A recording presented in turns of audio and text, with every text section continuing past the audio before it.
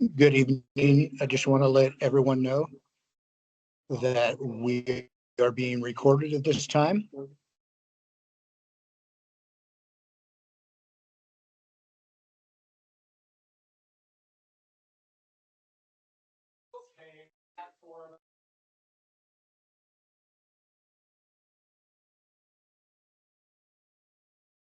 Okay, so we are going to begin our workshop, which is to review. This is a draft copy of our legislative policy review that the town is going to put in place, and it will help guide those of us who are going to be participating in the legislative process at the various levels of government in the state of Colorado. Correct. That was my opening. Oh, Good. sorry. Good evening, Mr. Mayor, members of the council. I'm Jennifer Phillips. And I have for you a working draft of a legislative platform for the year 2025. As I'm sure you're well aware, the legislative session at the state is about to begin. But throughout the year, there are a variety of initiatives or regulations, or it can be a variety of things that could impact the town. And so the opportunity to have a legislative platform allows the staff and anyone at those meetings to be much more nimble. So it gives us the opportunity, it gives you as the council the opportunity to go through and what are your priorities? What are you opposed to? What do you support? And then when you've adopted that, we're then able as staff or a representative at a certain meeting can then speak up on behalf of the town council, because then this has been voted on by the majority of the council. And so it's a much more expedient way to be able to deal with these kinds of quick matters that come up. But it's also an opportunity for staff to better understand some of your priorities. And so thank you for the overview, Mayor. You were provided a sample from another town a couple of weeks ago to kind of give you an idea of what this might be for. This one has been formed around that. This is by no means speaking for you. This is just providing you some thoughts, some categories. And this is an opportunity for the council to kind of look through these things and say, this is important to us or this isn't. There could very well be things here that need to be stricken. And there certainly could be things that needed to be added based on your discussion this evening. And so I am here to answer any questions you might have. They are listed here in categories. Generally, one of the big things that we always try to support is no unfunded mandates from the state. And to support local control. You'll see that right at the beginning. Those are generally overarching themes for local government. But again, this is a complete discretion of the town council. And then you'll see things categorized by category. If there's anything that I can answer, I'd be happy to do that. If you're able to give me direction this evening, I'll be able to finalize this and bring it to you at your next meeting on January 21st. The sooner we can get through this, the more effective we can be. And the mayor and the town manager are involved in a small group of small towns. So Woodland Park, Fountain, and Monument, and they meet weekly to address these kind of legislative matters. So the longer it takes to pass this, the less effective we can be. So I leave it to you, and I'm here if you have any questions. I want to say that this was awesome. I think this is the first time we've had one of these, right? So excellent job from you guys putting this together. Thank you. I really wish we would have had this a couple of years ago. That would have given me some insight, because I got thrown into it when the last mayor left and didn't get a lot of turnover as to what typically went on. But fortunately, Fountain staff and Mayor Thompson were easily to pick us up. But it is a lot of effort. I did have some things that I looked at, some concerns, and just a couple of language things. Personally, I am not a fan of supporting legislation that is going to allow municipal governments to become their own internet service provider. I've been against it for 4 years, since one of our council members tried to figure out a way for Monument to become an internet service provider. And not to say that municipalities shouldn't do it, but I think it really is dependent on the economics of the area that they're in. So if you're in a really small community where you don't have commercial companies available like Comcast, and you've got franchise agreements that are put in place for them to deliver services, maybe it makes sense.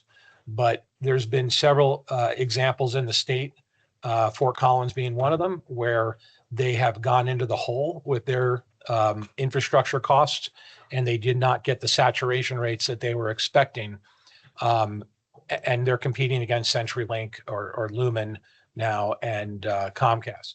So I am not in favor. All the rest of the council should have a say in it, but for Monument, I would not be supportive of our town to become a provider of telecommunication services. There was one area that I thought needed to be added, though, in one of the, put this, I think it's the second bullet under telecommunications. Ensuring equitable and affordable access to high-speed quality mobile broadband to underserved communities.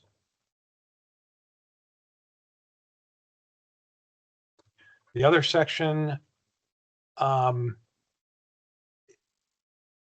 in IT, not everybody else is. I know Will has been doing his research into artificial intelligence and how AI is going to, have a role in our compute. I would really like it if we could get some sources cited or some documentation on where these bullet points came from. It's still scary and unregulated. I use it. I'm sure tons of other people use it, but before we start mandating its usage or not its usage in the town's technology systems, I think we need to have a better understanding of where these guidelines are coming from. And then the last thing I had was under the third bullet point for cybersecurity, that we should, this is to encourage collaboration on cybersecurity. We should have a statement in there that says that we are going to add state and federal agencies that are involved in the cybersecurity standards development. I don't expect that we're going to be developing our own standards. I'm going to guess that some of the standards are going to be pushed down from agencies depending on what technology they're allowing cybersecurity protect our water systems and what the police are doing and any other things that Will is finding out through the state agency. But I just want to make sure that we add a statement in there that incorporates some set of standards so that because if Will leaves tomorrow, whatever standards he sets could be different from the standards that the next person sets. And I'd like to have us have something that's, what's the acronym, NIST, like NIST. Right. So NIST is a big set of standards that, yeah, it's amongst other things, but I want to make sure that we've got some type of something that's being passed down to us.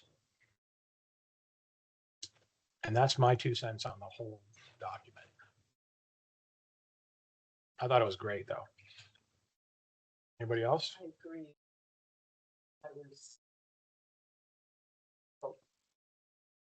Well, it gives us insight too. It helps us to be better focusing on what we're all saying, as opposed to what one vision. Kind of what he said. Yeah, the cyber thing is, I just had a question.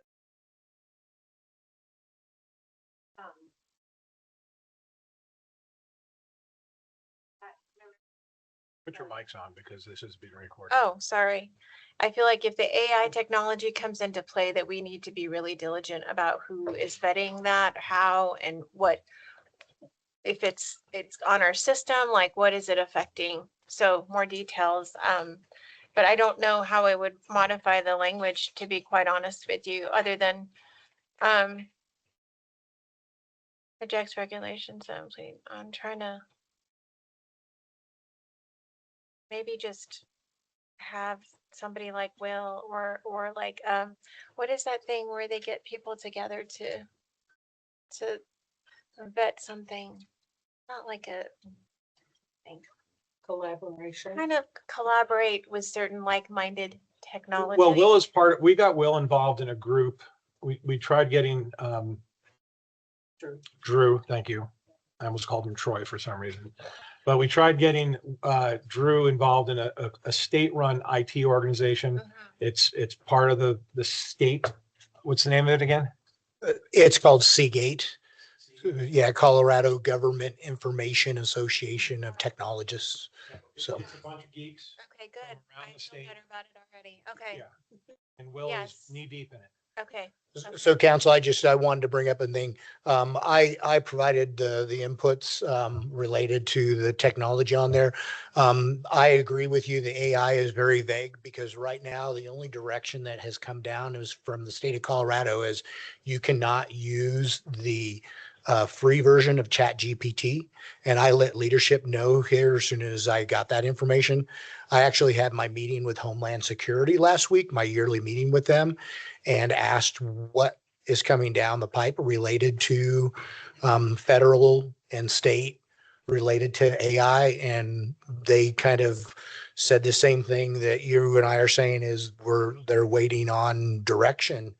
But the state has said you have to, as a municipality, you have to have the paid version of Chat GPT if you're going to use any makes type of sense. AI. I So would think, that's It the makes only sense, direction except that for we didn't come down. budget for it. right, and that's why It's it's not even a better cheap, is it?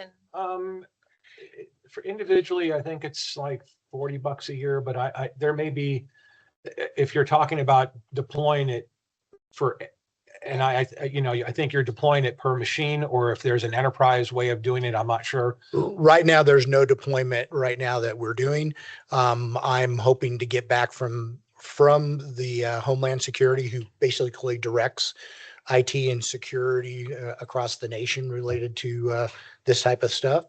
And I'm hoping to sit down and provide leadership and counsel with direction from them where the federal government is going with that. So you So- have Copilot disabled on all the machines? I do not have Copilot disabled. So then we do have a free version of GPT enabled on our system. Yes, in reality, yes.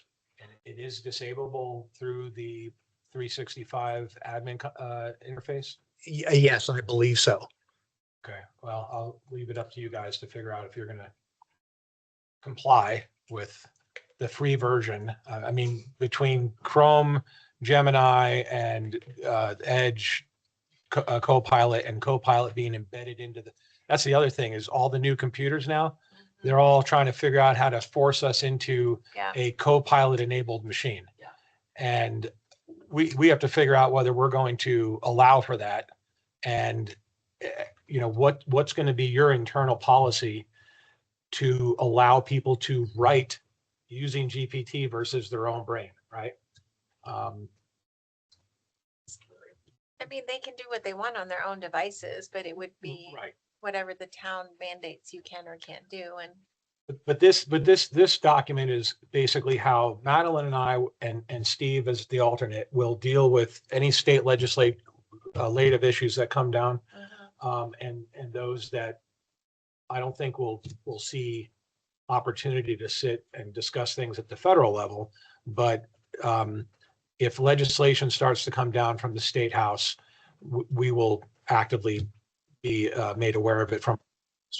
And so we do need to figure out what our positions are going to be as a council so that if any one of the three of us are sitting in that meeting, we've all determined the direction we want to vote. okay, Because we may be different from Fountain, yeah, and that's okay, or Woodland Park. We just have to make sure we know why we're speaking to it a certain way, for or against. yeah, I'm good with this. So it's a draft. Are we when is it gonna not be a draft, I guess is my question. So I would bring it back to you on January 21st at that meeting with these amendments and changes for your formal approval. And this wouldn't be, would this be adopted via resolution? Yes. Okay, so because we're missing, Jim's not online yet, right? Yeah, I am, but I don't know. This is your wheelhouse, man, but what do you need me for? Oh, well, hi, Jim. Hi. If there's anything in this document you'd like to see modified as a position statement that myself or Mayor Pro Tem King or Madeline would take up at one of the legislative meetings, can you provide your feedback to Jennifer and Madeline? Oh, yeah, sure. Yeah, I don't have anything to comment on right now, but yeah, I'd be glad to do that as we move forward. Yeah. Is Marco online? I don't know where I've not heard if Marco or Ken are. They both might speak to the cyber piece, so yeah, it would be good to get their feedback, if any. Yeah, so Okay. maybe follow up with an email to blind copy the council and find out if they have any input to this. Okay. And make sure they understand why we're going through the document. Oh, Oh, okay. there, speak of one of the devils. Thank you, though. This looks good so far. Good. Just a couple of tweaks, maybe. And when I bring it back, you can still make adjustments Sure. and we would finalize it in a final document. So there's still an opportunity on the 21st to make changes. Right, and I don't know, I've heard of a couple bills that are already making the news. And I'm sure they're gonna, when is our first meeting, Madam? Did we set a time? No, actually,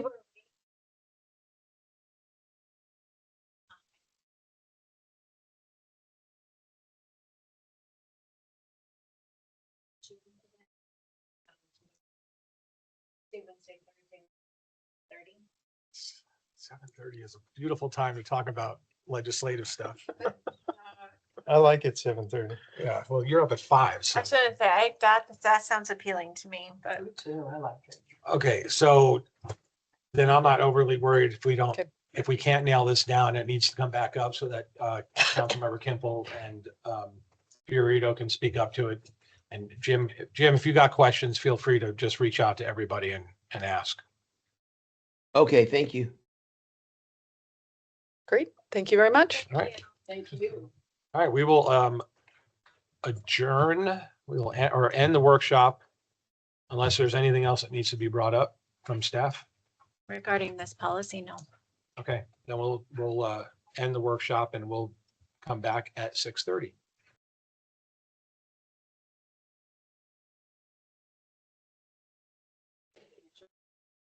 I call to order this meeting of the Monument Town Council, Monday, January 6, 2025. Please rise for the pledge.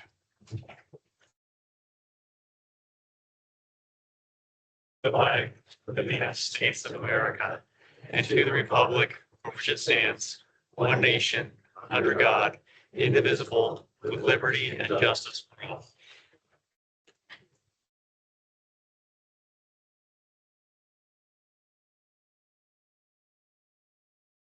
Ms. Erickson, will you take roll, please? Councilmember Chronic, Here. Councilmember Romanella, Here. Mayor Pro Tem King, Here. Councilmember Abbott, Here. Councilmember Fiorito, Here. Mayor LaKind, Here? Councilmember Kimple. Here. All right, first up, disclosures of conflicts of interest. Mr. Cole, have you received any conflicts of interest statements from members? I have not. Before we get to the agenda, we have a lot of shifting of things on the agenda. So if you all just bear with us real quick. Based on the weather conditions, we are going to be canceling 7A. And moving that to a future meeting, correct? Okay.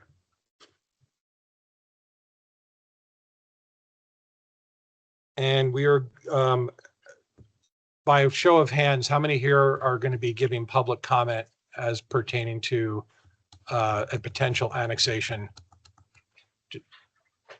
Just three? Okay. Four? Okay, so we are going to move public comment and council comment below 7B. So 12 and number 14 will become 8 and 9.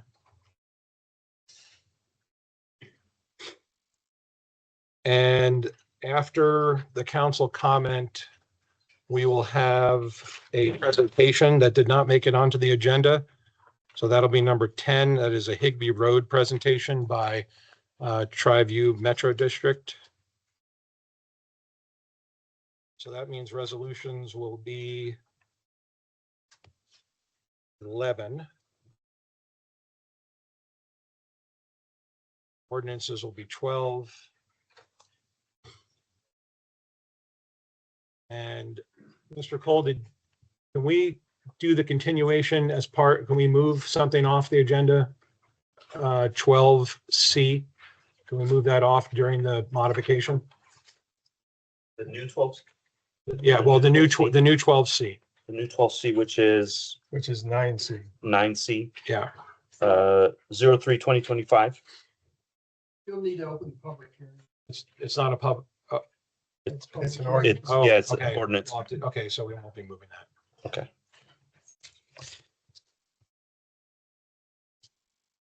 All right, any, I thought that wasn't. So this is the new 12.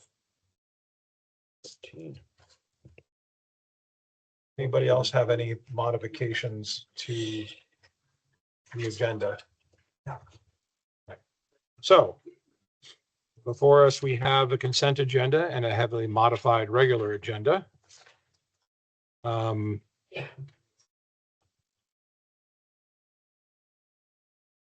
Anything? No. Oh.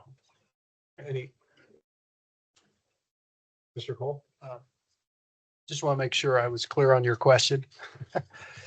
The old 8C, The old 9C. okay, the old 9C,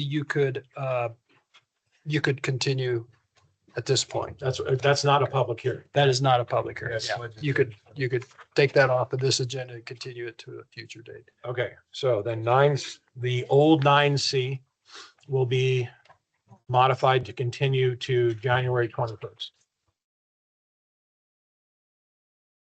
That'll hopefully, February. January.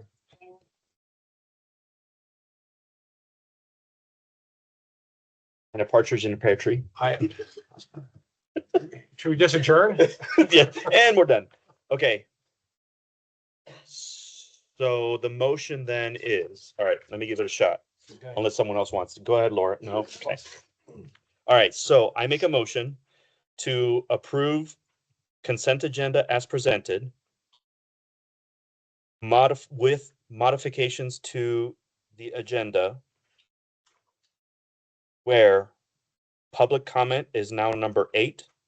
Council comment is number 9. Resolution is number 10. Correct? No, Oh, Higbee, thank you. That's what I was missing. Higbee Road presentation is number 10. Resolution is number 11. Ordinances is number 12 with the modification of new 12C is continued to January 21st. Ratification of budget resolutions is now 13. Discussion items is number 14. Future agenda item is number 15. Executive session is number 16. Other action items is 17. Adjournment is 18. And I'm done. We're canceling And- 7A. And we're canceling 7 Alpha. I'll second. And now I'm done. Well, we're moving it to a future meeting. Yes. But for tonight, we're canceling. All right. Okay. I'll second. All right, we have a motion and a second. Ms. Erickson, did you capture all of that? Oh, and I forgot partridge in a pear tree. Sorry.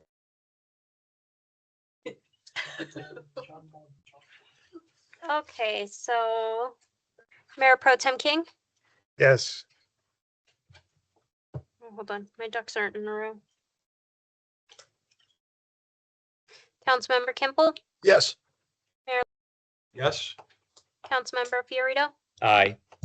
Councilmember Abbott, Yes. Councilmember Chronic, Yes. Councilmember Romanello. Yes. Okay, that motion passes 7-0. Before we get to oaths of office, did Councilmember Romanello come in and take his oath? He can do it online? As long as he's what? Oh, okay, so he knows this to turn his camera on? Let's all stare at Jim. We gotta look at them. Well, it's on the first tab. Okay, then the first thing up is oaths of office for our re-elected council members. Ms. Erickson, you're going to be doing this?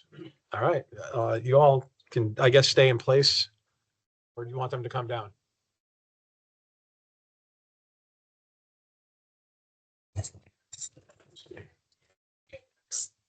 Can you stand? Yes.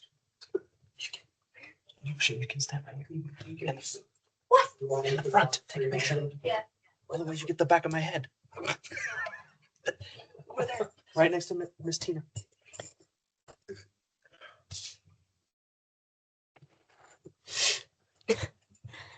Hi, Jim. Are you able to hear me?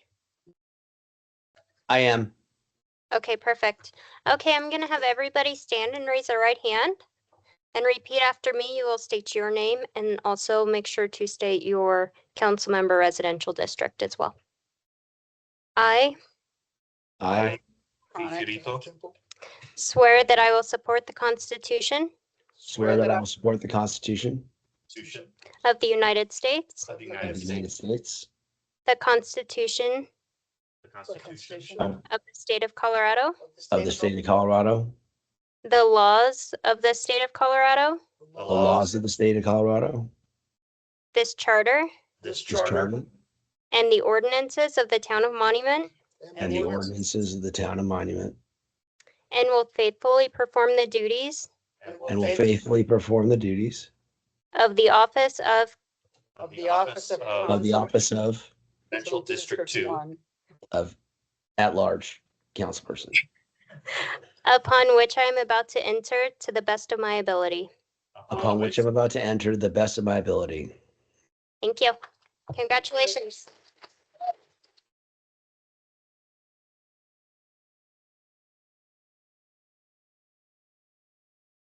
Okay. Yep.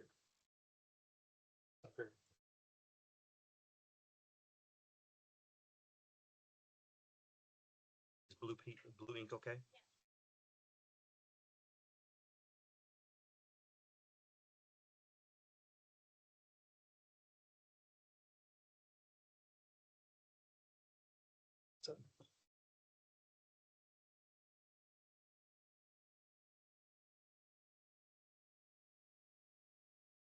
Councilmember Kimple, you know what Navy stands for, right? Never again volunteer yourself. 4 more years, my friend. I did it for 30 and I would have went longer, but the Admiral said no. ComNav Life Pack said no. ComNav White Pack. Is she in the audience? There She she is. All right, next up, we have our selection of Mayor Pro Tem. How are we proceeding with, we doing it the same way we did 2 years ago? Or we just point to the person? Can they volunteer and everybody just says aye? What's, Can we make a motion? we can make a motion? I mean, what, Bob?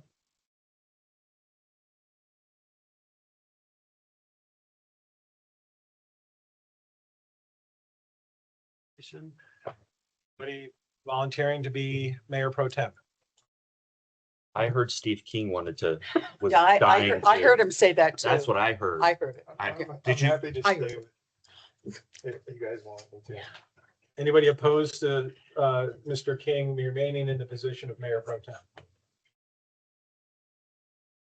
Speak now or forever hold your peace. All right, I think, Mr. Mayor, if there's only one nominee, then I do think you need a motion and a vote. Okay. because the I charter. make a motion to appoint Steve King as mayor pro tem. Second. We have a motion and everybody seconded.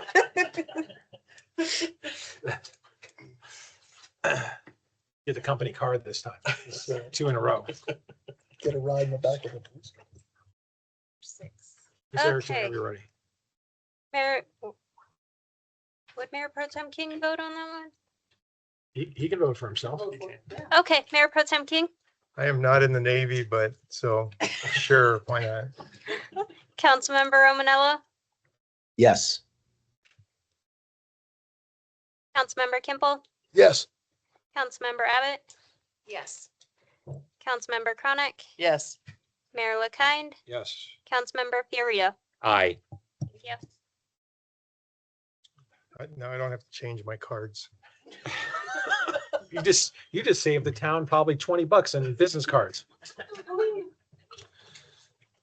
All right, next up, 7B, we were going to do recognition of one of our esteemed commanders of our Monument Police Department for the completion of the FBI Academy. Are you recognizing yourself or? I'll let the town manager introduce me. Okay, Well, I'm sorry. Unfortunately, Chief Regan was not able to be here tonight, so I'm going to recognize Commander Lupton. Do you want to stand up here? Sure. Not behind me. So this past fall, Commander Lupton was honored as one of the 4 law enforcement leaders from the Rocky Mountain region that was selected to attend the prestigious FBI National Academy. This renowned 11-week program was held at the FBI Academy in Quantico, Virginia, and focuses on enhancing the leadership skills of the U.S. and international law enforcement officers. Participants engage in advanced coursework covering leadership, investigative techniques, legal issues, physical fitness, with an emphasis on elevating standards and fostering global collaboration within the law enforcement community. It is widely regarded as the premier law enforcement leadership program in the world, and graduating from the FBI National Academy is a remarkable achievement. Please join me in congratulating Commander John Lupton on this well-deserved recognition. Congratulations.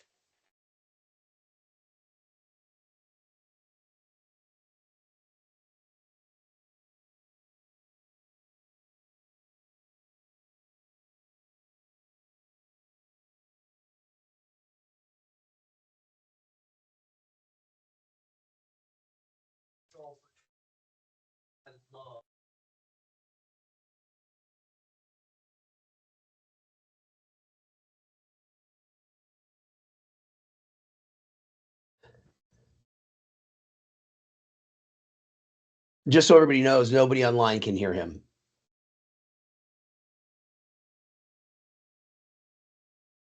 Can you Love hear you, me mean now, it. sir? Yes, sir. All And right, it- brother. I have an incredible group at Monument to work with, and I've got to tell you, the best decision this town has made in my time here was hiring the chief of police you hired. He is an incredible leader. He is taking us to where we need to be, and he is absolutely a police leader who cares about his people, and it shows in everything that he does, right? I was gone for 11 weeks, and I want to tell you, between the Commander Johnson, Lieutenant Owens, and having Beth, the chief, and Monica, they have had to pick up all of that slack so that I could go do something to bring that back and help bring Monument to where we think we want to be in that 10-year law enforcement plan. And that is absolutely my goal, is to help us get to that spot because of the way you invest in the people here. So I just wanted to thank you, the council, especially to Madeline, for giving me the time to go and do this so that I could bring it back. And I promise it will not come back void. Appreciate the time. I appreciate the support of this community, because this community is incredibly supportive of their law enforcement officers, and 28 years and all over the state of Colorado, there's no community that loves their cops like Monument does. Thank you very much.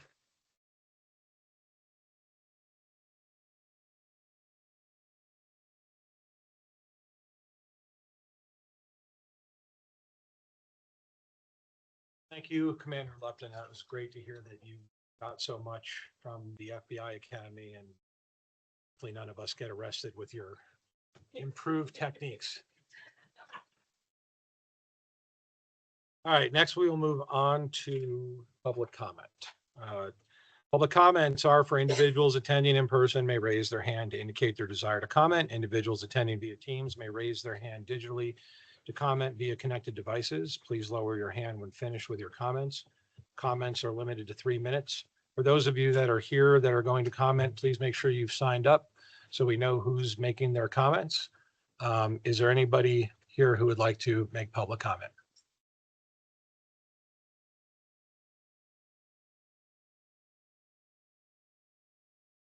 Well, there's a sheet.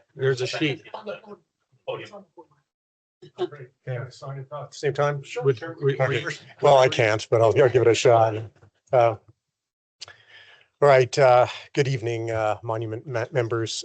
Just one, I appreciate your public service. One, I'm new to this, and I've recently been aware of some of the things that you all have to deal with, and it's quite a challenge, I'm sure, especially given the broad consensus of folks and their different opinions on different matters. I'm here to talk about an unreasonable commercial development at Buc-ee's. The Buc-ee's based on Monument Hill that it is anticipated to annex a portion really on the southwest side between County Line and I-25. I'll talk about unreasonable development because that's a legal term. And if we define unreasonable, it's defined as any action or result that exceeds a reasonable expectation, or anything beyond that would be considered common sense. So I'm going to talk about some facts about what we think unreasonable is and why Buc-ee's is unreasonable for this area, this culture, and doesn't meet the values of either this town or Palmer Lake. First, the Buc-ee's convenience store is 2.6 times larger than some of its competitors, such as Flying J and Love's, which you're probably familiar with as both gas stations and truck stations. It's 30 times larger than your average convenience store. As an example, an average, Flying J on a recent web search shows 25,000 square feet. A Buc-ee's at County Line will be 64,000 to 75,000 square feet. Second, the Buc-ee's water consumption will be a staggering 10,200,000 gallons per year. If you do a quick consensus based on the 2020 census, even compared to Palmer Lake homes, that's somewhere between 5 and 10% of their total water consumption a year. That water is our precious resource. Water is life. Water is our resource too. And there's no county line drawn for the aquifers. There's no county lines drawn from one side or another. This is our water as well. When you consider the overall size of the gas station, according to a 2024 June report by Newsweek, Buc-ee's is considered the world's largest gas station by record. Again, excessive. In doing a quick research on other communities that have fought Buc-ee's, the pattern of behavior to slinking across county lines despite overwhelming public resistance is evident. If you look at other folks like North Carolina, who's competing right now to keep the Buc-ee's from destroying what they consider their neighborhoods and their small town values. If you look at those numbers, Buc-ee's plans to put in 110 gas pumps at County Line Road and I-25. Well, I've done a gas pump count myself. Between Baptist Road and Monument Hill, Buc-ee's will exceed all 8 gas stations combined within a 1,500 feet distance from off I-25. That's all the way from Baptist Road to Monument Hill. There are 8 gas stations for a total of 110 pumps. Buc-ee's plans to put in 120 pumps. Other studies and environmental concerns from this community says that Buc-ee's themselves says there will be 8,000 vehicles that pass through County Line and I-25 a day. From a clean air analysis, just 200 running vehicles can create harmful conditions in that area. That's some of our cleanest air at the top at 7,200 feet above sea level. I'm sorry. Oh, well, thank you for.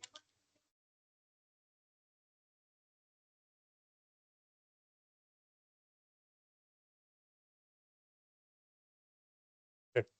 Again, I implore you guys to consider helping us fight.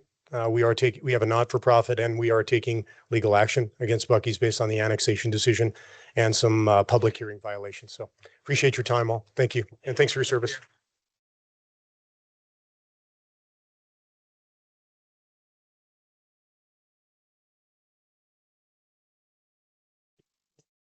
What's your name? So we know, besides filling out the form, so it's on record who's speaking. Good evening, Mayor LaKine, Board of Trustees. My name is Roy Martinez, and I live in the High Pines development east of I-25 and County Line. I want to speak to the concerns that I and many other residents in the Tri-Lakes region have with the proposed development of Buc-ee's at I-25 and County Line. While there are many concerns, my time here will speak to the water topic associated with this development. We all understand that water is life, as we just heard from Sean. And without it, a person cannot live more than 3 days without it. Water is a precious resource, whether that be from surface water or groundwater, especially in a semi-arid region that we live in. The Denver groundwater basin that many of the agencies in the Tri-Lake region rely upon is a finite resource that is generally not non-replenishable and certainly not sustainable long-term, especially in the deeper groundwater basins. As a result of the unsustainability of the precious groundwater source, many agencies are looking for options. And the very reason that Tri-View Metropolitan District built the recent Northern Delivery System to deliver a sustainable water supply to the region and their customers, including the Loop Water Authority that will also deliver in the future the sustainable water loop system to the region as well.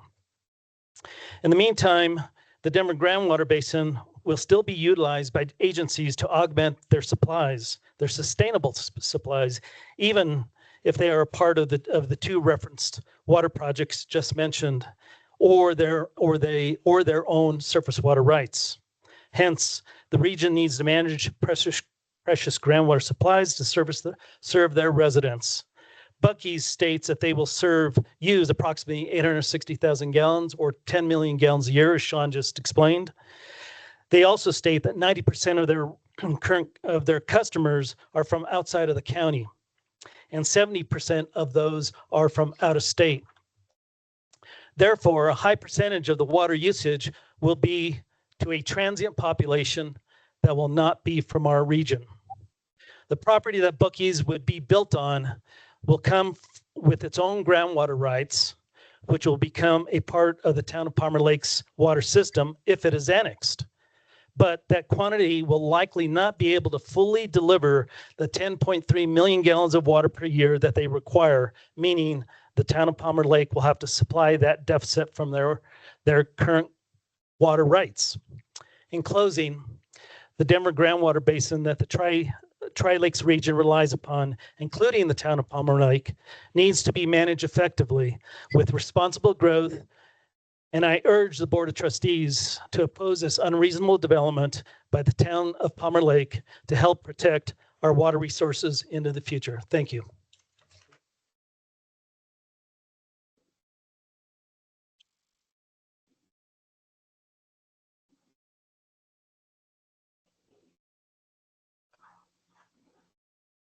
Just has to mute on her side. Swearingen, do you want to proceed? Yes, can you hear me? Good evening, council members. Welcome to the new year. I've got a couple of things. First of all, I live over on Trailhead and 4th, and the new water pump station is up and running. When that was being built, had a meeting with Mr. Tharnish, and anybody in town was invited to come, and we were able to pick out the designs and everything. But at that point in time, I had specifically asked that the light that's at the front door be put on a motion sensor. That does not seem to have happened. That light is on as soon as it gets dark, and it stays on until it gets light in the morning. That's an unnecessary waste of electricity, even if you're using an LED. But honestly, the light just doesn't need to be on. And I'm hoping that Mr. Tharnish will get that corrected as promised at the meeting. The second thing is in regards to the construction that went on there. It makes it look like 4th Street goes all the way through now. And I have repeatedly seen people in town driving through there as if it was a through street now on 4th when it is not. It's a dead end. I've got the sign sitting on my property saying it's a dead end. I've seen people whip through there at pretty excessive speeds. And the other thing too is that people on the trail are not expecting to see traffic come through there. And so when somebody drives across there with their car, it's kind of a hazardous situation. And I'm hoping that something can be done to make sure that people in town realize that is not a thoroughfare. In regards to the Buc-ee's, I would like to say that all of these people there are unhappy about the Buc-ee's. I would like the town council to remember 2 words: unintended consequences. The developer came to the town of Monument quite a while ago and wanted to put in, I believe, multifamily, single family attached, etc. And the town council turned them down, saying that, quote, they didn't want those types of projects going in up there. I'm just going to say those types of projects look pretty nice compared to the complaint of the Buc-ee's. So if you want the town council to fight for you, you probably should have been here at the first meetings and trying to get in some other type of building going on. Whoever owns that property and whoever's development, they weren't going to turn that into a wildlife sanctuary or anything like that. It was going to be developed. When the town did not annex that and take control of it, this is what we live with. Thank you. Thank you. Anybody else online, Will? Just want to make sure there's nobody else.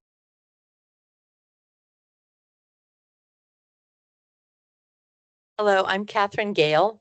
I'm the Chief Legal Counsel for Integrity Matters, and we've been asked by Palmer Lake citizens and Monument citizens and other citizens in the area to come in and join the fight against Palmer Lake. This is not that we're taking legal action against Buc-ee's. I want to clarify that. We're taking legal action against the town of Palmer Lake for not following proper procedure for Colorado Sunshine Laws, for Americans with Disabilities Act, and also with other legal matters of annexing, doing an island annexation versus a flagpole annexation. But I'm here primarily to talk to you about how we are seeking the help or cooperation, participation of the town of Monument in this fight. As elected officials of Monument, you represent the residents and business owners of Monument, Colorado. I grew up in Loveland, Colorado, about 100 miles north of here, which is where the other Buc-ee's is. What makes it different is that Buc-ee's is in the middle of nowhere. But even being in the middle of nowhere, you can see the direct economic impact of the Little Loaf and Jug gas station across the street. We now, through fields where we used to get up to no good in my youth, have 4 lanes in each direction, massive traffic circles, and you look down to the north and there's Loaf and Jug, and there's one car there and it's dark, and that car is the one employee of that Loaf and Jug. But this is Monument. What makes Monument such a treasure is the small town community, the shops, the bookstores, the restaurants, independently owned. Monument is America. It's the America that we look at overseas and want to persist and persevere. Buc-ee's is not just a gas station. You don't go in, get gas, get a Coke with crushed ice, and get a little pine tree to hang on your mirror. Buc-ee's is a destination gas station. You go in and you hear a voice, brisket on the slab, and people from all over will come and get the brisket. Maybe it's not the best brisket in the world, but it's right there. And what's that going to do to the barbecue restaurant here in Monument? What's that going to do to all the restaurants in Monument? Also, it's actual gift shops. You can buy not just Buc-ee t-shirts and paraphernalia like you get in Orlando for Disney.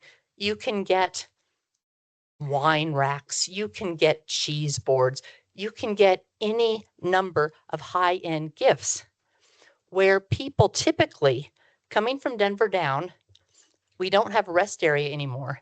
Monument is a terrific place to get out and stretch your legs and poke around in shops as you eat. Let your kids get out of the car so they stop fighting with each other. With Buc-ee's there, that's not going to happen. It's one-stop shopping.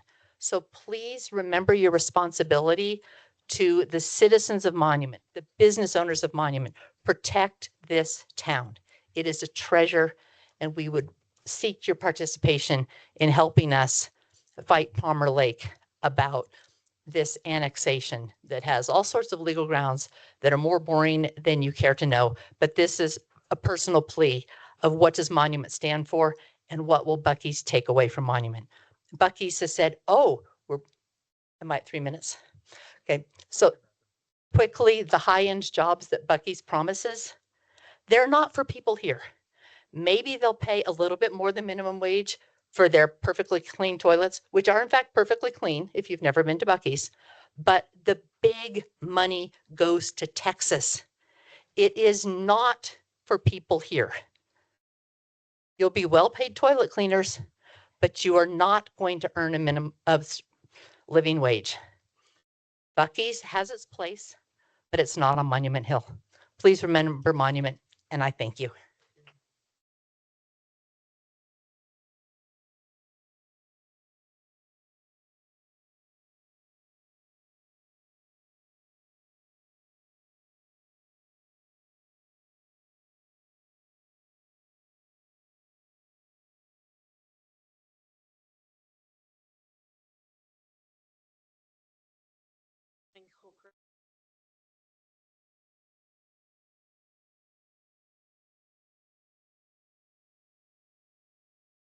As I the impact of bug. So, talk to you for. There's a quote that's often attributed to Albert Einstein, and that is, I think, appropriate. And it says that intellectuals solve problems and geniuses prevent them. Let your inner genius come out and prevent this. I won't try to duplicate all the things that others have said. I was asked to detail a conversation that I had with Mr. Steve Orcutt, and he is the director of Palmer Lake Water. And with his permission, he said that I could share it. And I called him on January the 2nd, and I'm like, Mr. Orcutt, I know you've been here for years. What is your opinion on the ability of the Arapahoe and Denver basins and Palmer Lake specifically to provide over $10 million gallons worth of water annually? And he said, I have told everyone that this is not sustainable. I asked for some documentation, some written documentation.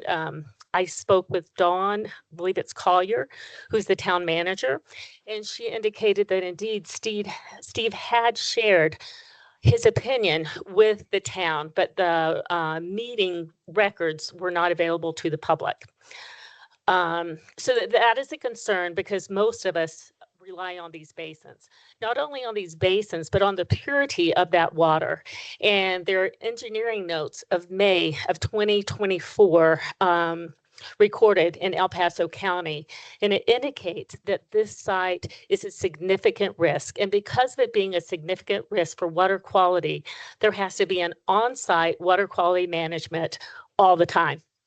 And we are all at risk of with our water supply not only being used, but contaminated. And I want to speak to one thing that we haven't spoken to yet, and that is about the wildlife.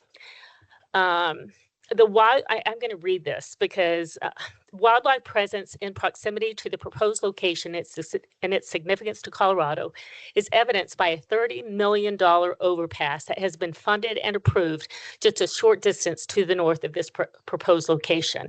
The overpass will serve to preserve the life of both humans and wildlife. The Buc-ee's location will disrupt all forms of life. Wildlife is essential. According to the Douglas County News, October 22, 2021, wildlife is essential to Colorado's outdoor recreation, economy, and landscape heritage. Surrounding the I-25 South Cap between the towns of Monument and Castle Rock is open space and the largest continuous wildlife habitat along Colorado's Front Range. Let's don't spoil that. And I'm done, right? Thank you so much.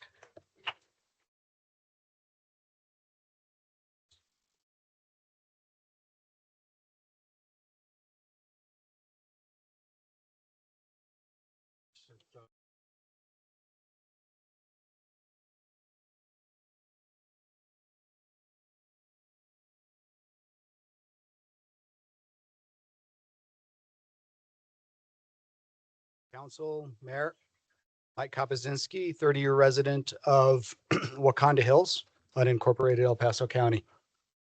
Just a few quick points on top of the other comments that these folks made. One, light pollution.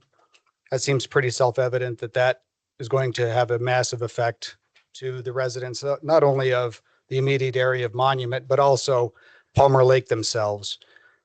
Palmer Lake says that it's not going to have an impact to them, the residents of that town, which speaks volumes to their lack of consideration of their surrounding community, in my opinion. Light pollution being one of them. Number two is Beacon Light is the only egress point for many neighborhoods in that area. And if there's a problem like a fire, we have a year of drought, a stray cigarette goes flying out of the Buc-ee's parking lot into that, not only the fire danger by itself, but it is a huge danger to the residents in being able to escape that fire because of the increased traffic that's going to exist on Beacon Light because of Buc-ee's. Last point I'll make is home values.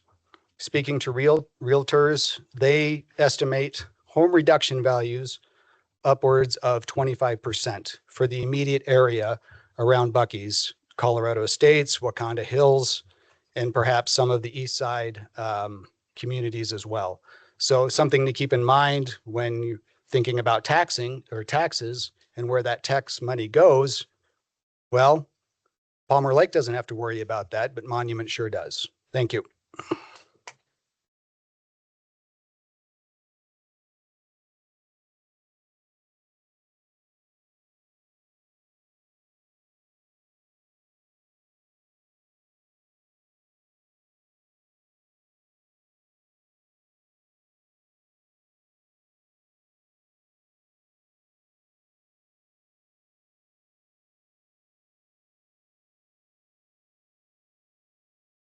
Good evening, Mayor LaKind and council members.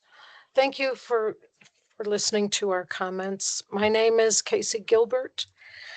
I live in Elk Creek Ranches, which is 8 miles east of I-25. When we built our house 20 years ago, there were no lights anywhere around, no light pollution, that is. And it was wonderful. We could see all the stars and the Milky Way. Now, of course, with a lot of development all around us, there are lights all around us. Light pollution.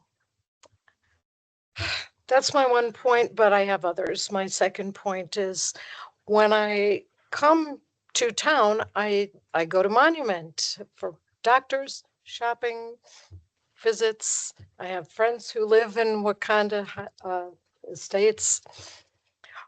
And I drive County Line Road to Beacon Light. And take Beacon Light right down to Safeway. I've seen on that road deer, elk, rabbits, foxes, coyotes, and a moose. And I'm concerned that all that wildlife will be chased away with any new construction, including the Buc-ee's, just like in every other place that big construction happens. And my third concern is also, as with like many people, with the traffic. That route to town is beautiful and easy and quick. And I can't see having to go through all kinds of traffic just to get from I-25 to Beacon Light Road. It sounds like a horrible idea. It sounds like an obscenity to our community. And I can see that south of Colorado Springs along I-25 is all kinds of open land where there is, 50 miles between the Flying J south of the Springs and Pueblo. That's a place where a truck stop could be of utility, could be of use, could be very useful. And I think they should build it there. Not to push our problems onto anybody else's community, but if they want a truck stop, this is not the place. The people have said no, our community has said no, and no means no. That's all there is with that. So thank you very much for listening to my comment.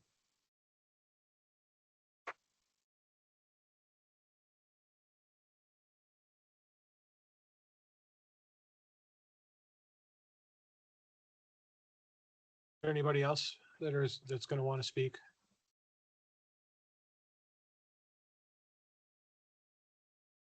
Yeah.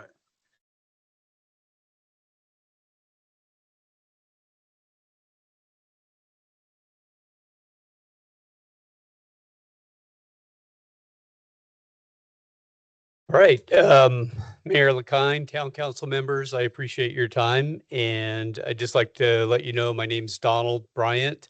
I've lived here for 25 years in the same house, directly across from where the proposed Buc-ee's is going to be built. I'm here as a concerned resident of unincorporated El Paso County. And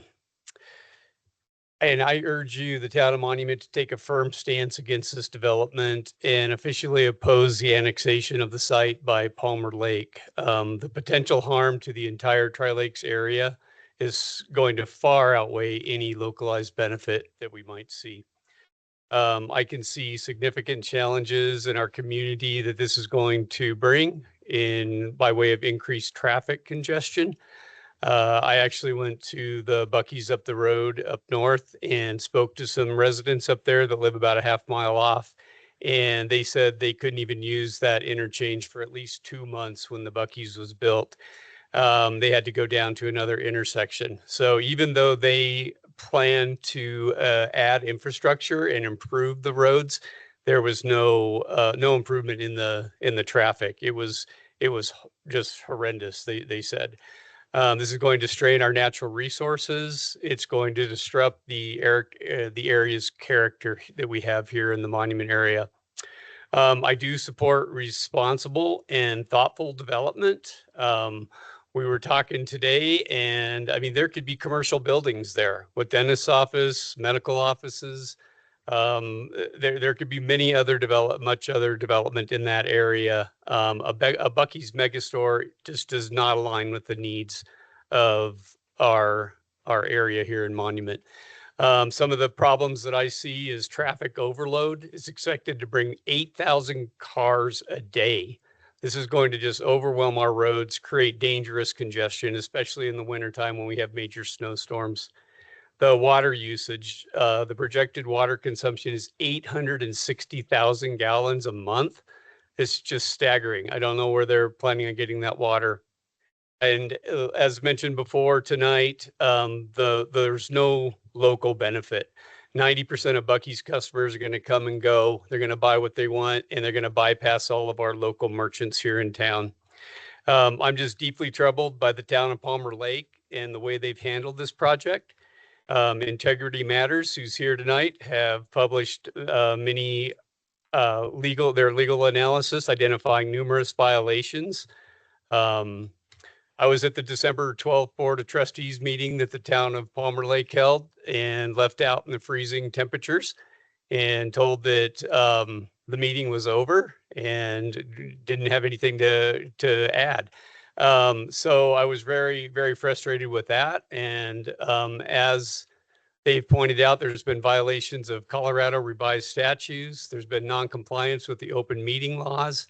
There's a complete disregard for public input from the the trustees in Palmer Lake. Is it 3 minutes up? Okay. I just want to say I did email the Colorado AG today and I let them know of our concerns. And I really want to request your help in the lawsuit against Palmer Lake and any help that you can be in helping us fight this horrible idea for a Buc-ee's on I-25. Okay, thank you.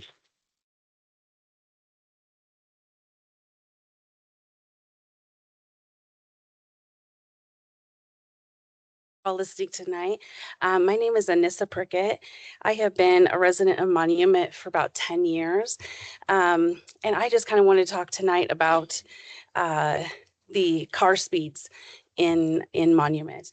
I've watched them over the last couple of years just progressively get worse. And I live in Promontory Point and I take my kids to the school bus every day. And we've had some real close near misses with high-speed vehicles. I've talked to Monument PD and they're being very helpful of parking in our neighborhood and pulling people over. My son did get hit. It was a hit and run. He is okay, but the only person who helped him was another vehicle. And it was unnecessary, of course. People are just, I'm not sure what's happening. People are just not slowing down. Our bus drivers are extremely frustrated. We don't have funding yet for cameras on our bus. And so it's up to pedestrians and the bus driver. People are saying that we should all video it and the bus driver has a job, and that's to get our kids safely on and off the bus and not videoing people who are breaking the law. He's even said, what is wrong with people around here? And I don't know, because they are not only going, my guesstimation, and we have a sign in the neighborhood that will tell you how fast they're going, but it's a 25 and in some places it's a 35. They're going 50. And I talked with a retired officer and he said in his trained eye, they're probably going more 60 in a 25. That's highway speeds in a residential neighborhood. And I'm terrified. I have told the police I'm terrified. And then of course, as you guys have seen, we've had some terribly tragic accidents lately. My daughter and I almost got hit before Christmas. She was probably 10 feet away from, we were both probably about 10 feet away from a car. I was also encouraged to wear a vest, get a stop sign and a foghorn to just get across Glen Eagle. That's unnecessary. But indeed, that's what I have had to do. I also just now stay on the same side of the road and we go to a bus stop quite a ways away up the road. I appreciate the monitoring in our neighborhood, but what I would propose is on Lion's Tail at the north end of the park, if we could put 2 stop signs in on Glen Eagle, that would make it a 3-way stop that I think would slow people down getting closer to the bottom of the hill. They are going 50 to 60 miles per hour and I'm terrified of kids getting hit. So that's all I have. Thank you. Thank you.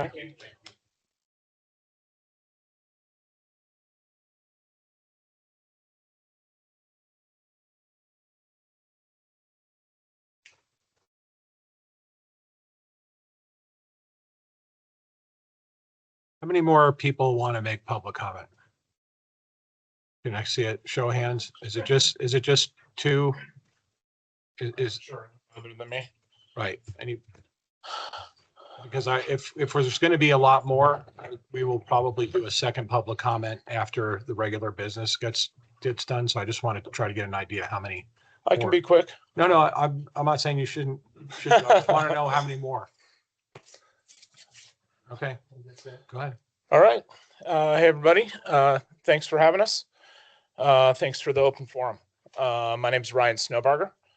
Live on Indy Drive. I'm 2 clicks south of County Line on the west side of Indy Drive. So we've got 2 kids at Palmer Lake Elementary, one at Lewis Palmer Middle, one at Palmer Ridge. We're very in tune with the community because I have a small business out of my house as well.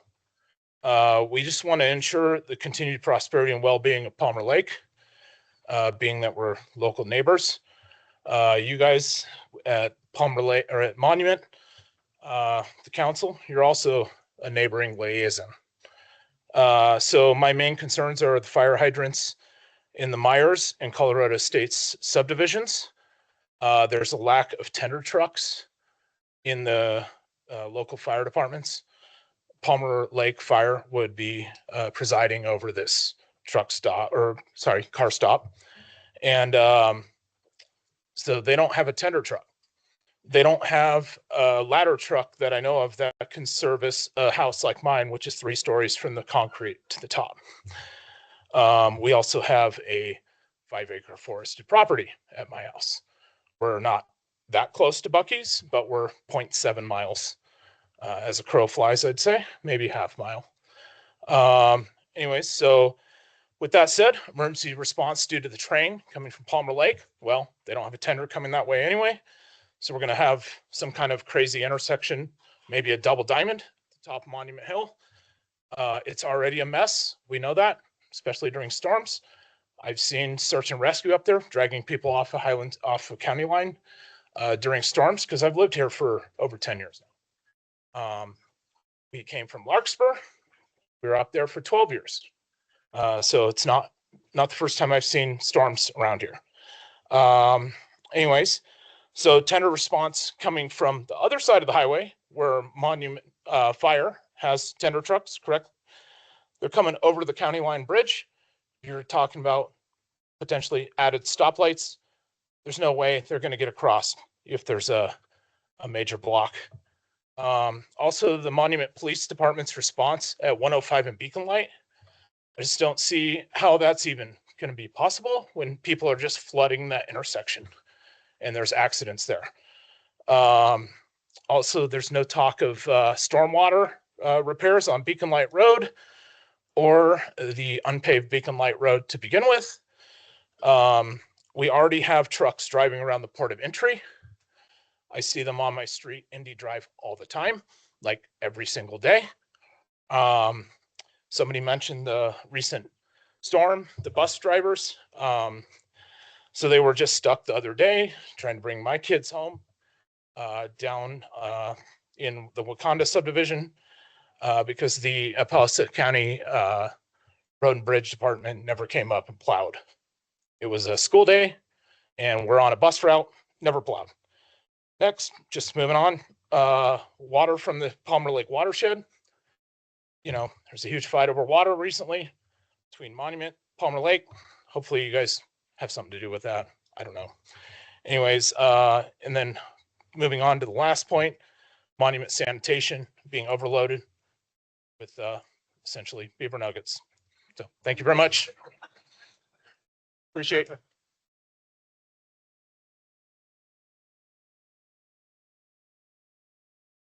Okay. Okay.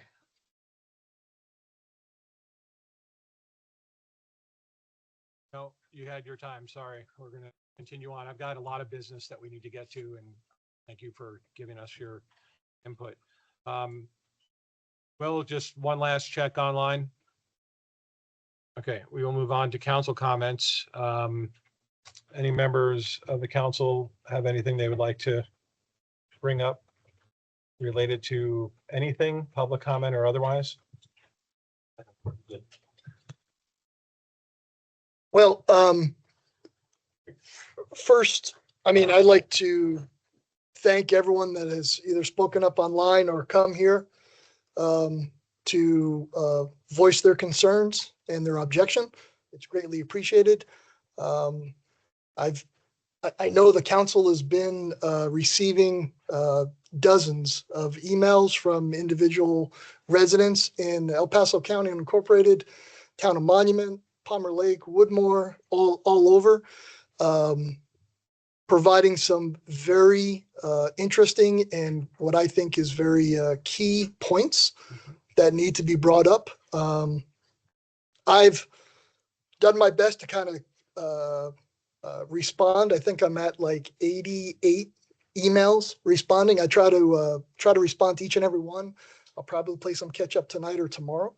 But I thank everyone for that. And in my emails, I've said that the board is going to discuss this and look at all avenues available to the town of Monument and that the council can take to present a united front opposing the annexation proposal.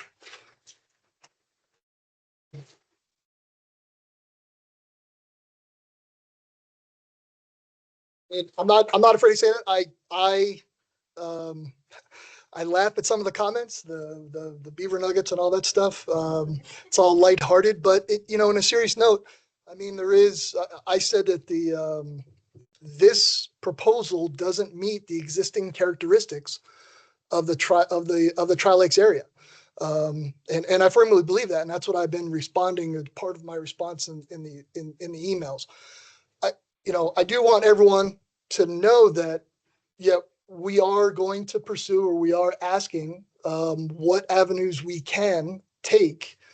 But I've also been asking every resident that's emailed me to email and each and every board member of Palmer Lake and not only ask for an explanation, but ask for a response.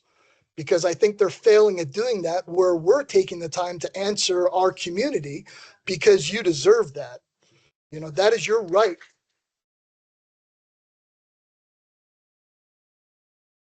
So I don't have any hardship or bad feeling or ill will towards Palmer Lake, but I want them to be good stewards of the process and what they're doing and listening to the surrounding community. So hopefully you keep attending those meetings that they have and keep emailing them and asking for a response. And hopefully they're going to be what you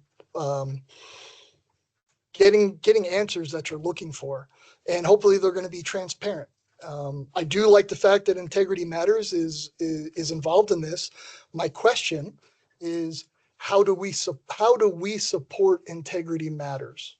How does the town of Monument, besides the residents, meaning the council, support Integrity Matters in this process? I think that's the one thing that I was hoping to hear you say, and I don't know if we can ask that question now or discuss that. I think that there's going to be certain things that our attorney is going to want us to stay away from. Yeah. And things that we would be discussing in executive session as it pertains to legal matters before it becomes public. Mr. Cole, is there anything you would like to add as far as? That's sufficient.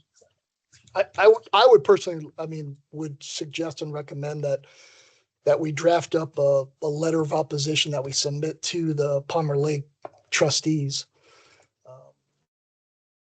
I think we're all in a concurrence on this, and I think that's the first step that the council could take. I know that I think we'll have a discussion in executive session about what our options are going forward. Okay.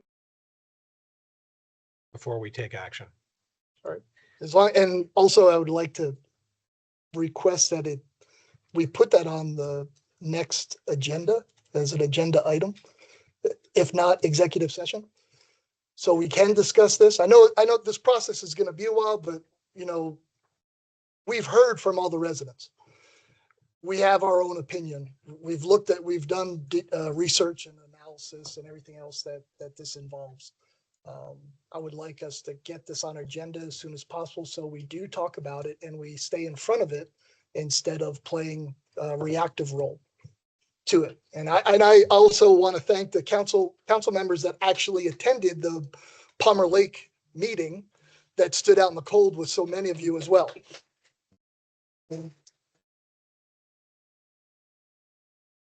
I was disappointed. I was online until it got shut off after about an hour and a half because the batteries ran out from the camera crew. But I was listening to what was being said and actions that were being taken. But I appreciate the council members that actually went there that night. So thank you. It was brisk. It was brisk. I would like to also. This is not, I'm sorry, but it's not a dialogue. This is for us to communicate, and then we're moving on to the next step. So I'd like to thank everybody too. And I probably didn't respond to everybody's email. I tried to, but it's overwhelming at the moment, to be honest. But you see, what coming together as a community can do. And, you know, this is your own grassroots movement. I would tell you that that's the best opposition to stuff like this, is to get numbers of people with a common goal and go directly to the decision makers and state your case. I mean, I think probably half the people in this room were probably at the Connexus church meeting, and you see what that does. So I would like to encourage you to continue with what you're doing. We will obviously probably have some kind of executive session to discuss, but that doesn't mean that you don't continue your mission. So that's all I have. I would like to echo all of the comments that have just been made, in addition to which, and expand the area a little bit. We've heard from Glen Eagle, we've heard from Colorado Springs, we've heard from Larkspur. I spent 24 years in Larkspur before I moved here, so I'm with you. And they're a neighbor too. Yeah. So what we're trying to do, I think, is something that I really wish we could hear from Palmer Lake, and that is address your neighbors, address what's around you and who's around you and how you're affecting them. Their master plan states that that's what they're going to do and that's what they do. Well, this is an instance where that's not really being followed, and I think Integrity Matters is probably going to be addressing that as well. We're in the process of doing a new comp plan, but our comp plan is going to state the same sorts of things that we've said in the past: the small town feel, the residential, the community. And I would encourage everybody, I'm 110% with Steve. You know, your attendance matters, your letters matter, it all matters. Please don't stop. Thank you.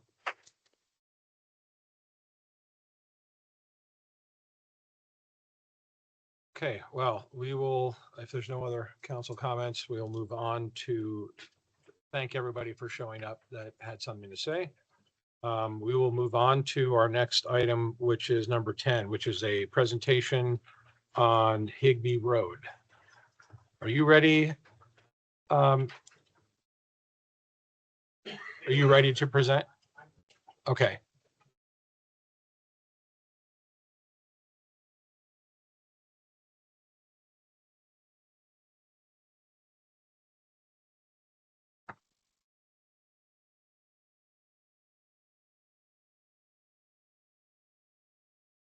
Will this presentation be on our screens? Okay.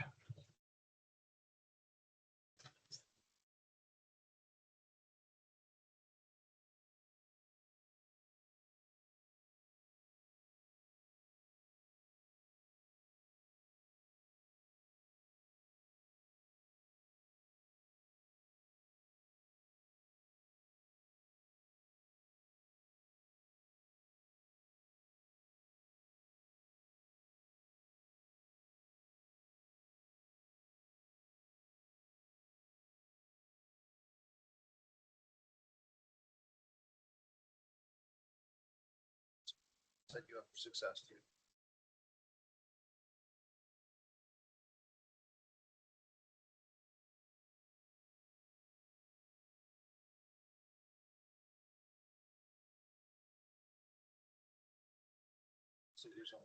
All right, sounds good.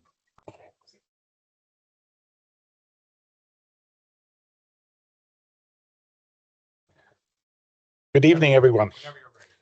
Yep, my name is Jim McGrady. I'm the district manager for Triview, and I just wanted to come and talk to the council a little bit.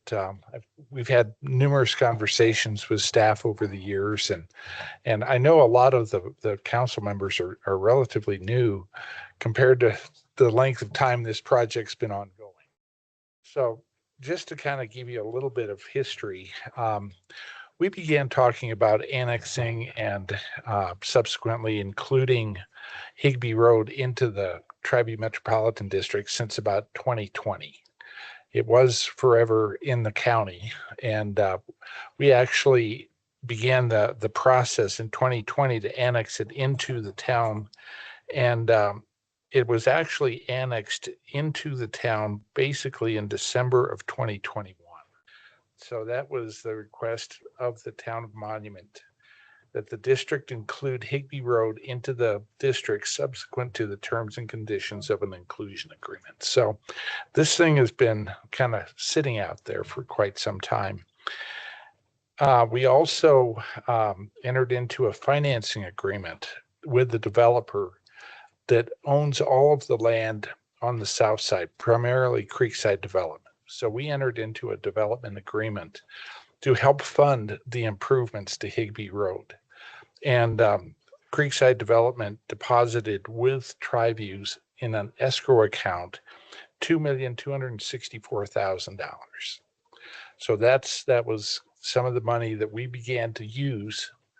Oops, thank you, Marco. So that was some of the money that we began to use as it related to the design. So we've spent about $1 million with Kimley Horn to design Higbee Road. And what I'd like to do today is to kind of show you the results of some of those, the design, and then how I think we can move forward on this project.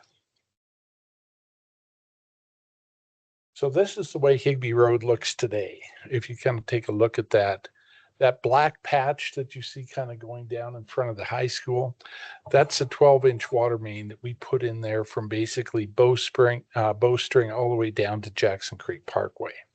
So that area, we've been working on putting utilities in. There's also, as you'll look at this, you can see that Jackson Creek Parkway was extended north to that intersection. And from that intersection there at Jackson Creek Parkway and Higbee, north of that is within the town of Monument. So our proposal, and part of the reason why we did the annexation, was to kind of clear up this intersection. Back in the day, that was a county road. So you had basically a situation where you had Tri-View being responsible, you had the town, and you had the county all coming together, kind of converging there. And quite frankly, it was gridlock. Nobody did anything to Higbee Road. The Higbee Road was kind of a god-awful road that nobody really did much with. The county didn't maintain it very well. It's narrow, and you obviously have a lot of development that occurred on the north side of Higbee Road that was done many, many years ago.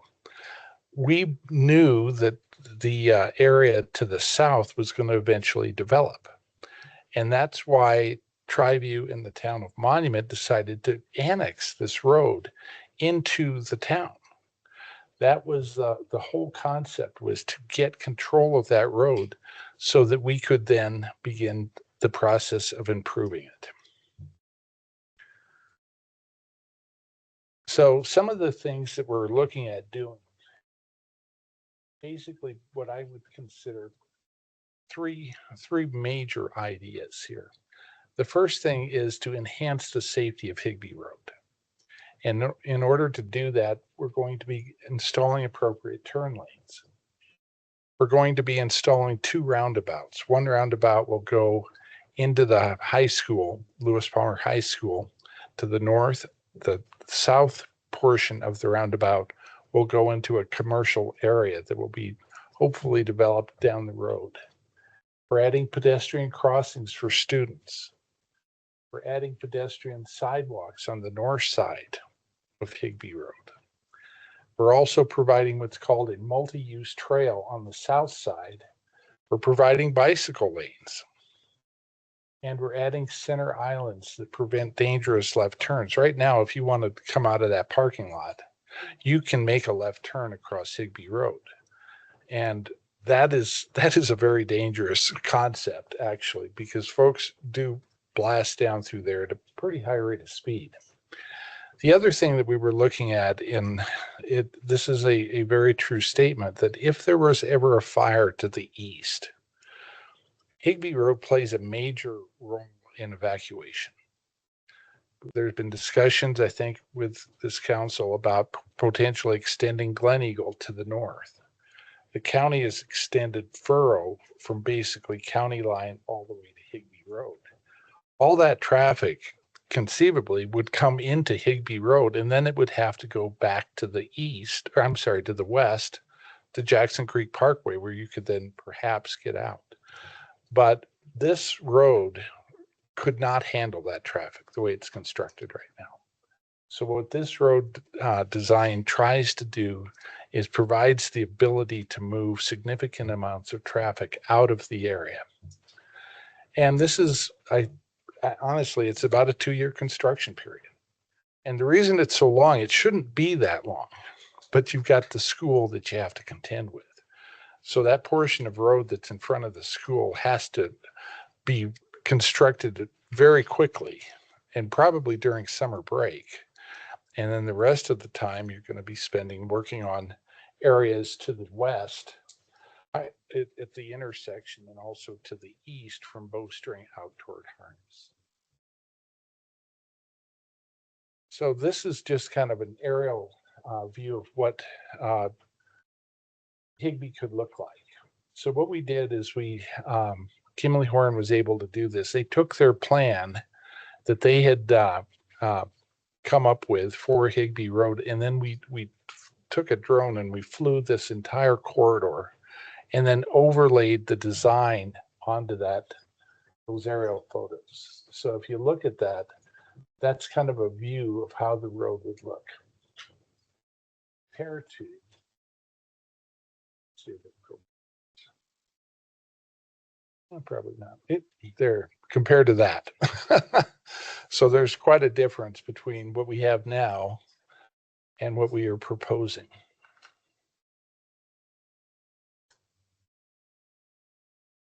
Some of the key elements of Higbee, like I was just speaking of, it widens to provide turn lanes, improves existing traffic signal at Higbee Road, construction of roundabouts to provide full movement access to Lewis Palmer High School.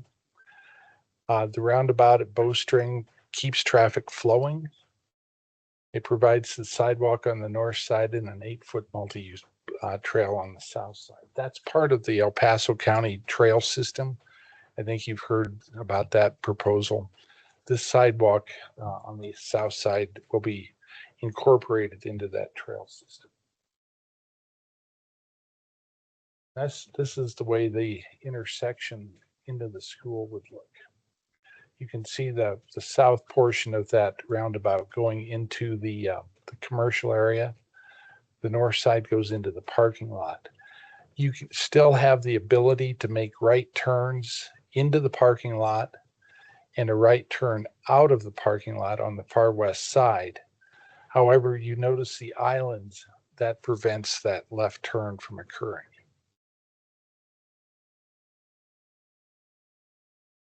So this just kind of talks a little bit about multi-use pathways on the south side of Higbee Road. It's designed to accommodate both pedestrians and bicyclists. And, you know, Sean Hayes is on the call, and he can speak to this a little bit more eloquently if we need to. But basically what we tried to do is we tried to look at how fast is the traffic moving across Higbee Road, and if it's a good idea to even have bike lanes. And the determination is that the multi-use trail is really the best way to move bicyclists through there. You don't want to be out there pedaling along, especially in this part of the road. So this is how Bowstring looks. And once again, you can see the roundabout looking from the roundabout looking west. And this is the area near where the Zeal for Living is in the south, the lower left-hand corner of this skull.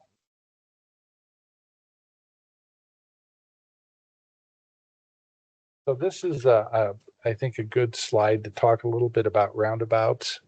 Roundabouts are extremely efficient in the way they can move traffic through. And if you look at the traffic flow through a standard cross intersection with a traffic light, an intersection, a roundabout will probably move 5 times that many cars.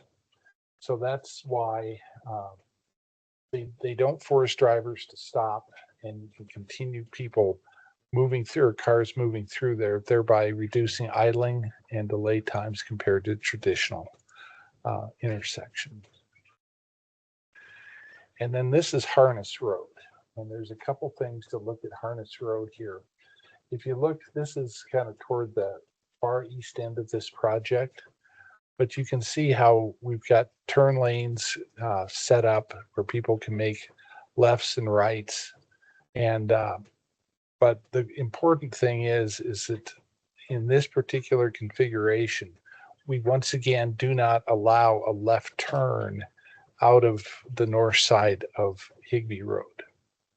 So this kind of keeps people from making that dangerous turn, because that's kind of more or less toward the top of a hill in that area. So basically what this slide shows is that most of the flow through here are at or above design standards.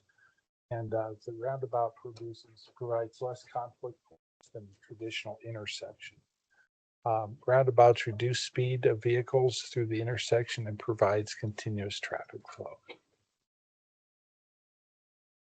So basically, this is the last slide that I wanted to present to you, is the project cost of this road. We brought on Keywood Construction to provide construction CMGC services. And they've been on board for about the last 2.5, 3 years working with us, providing us cost estimates, providing us, value engineering ideas of how to build this project. They were also the prime contractor on Jackson Creek Parkway from basically Baptist Road all the way to Higbee. So they have experience working in this region.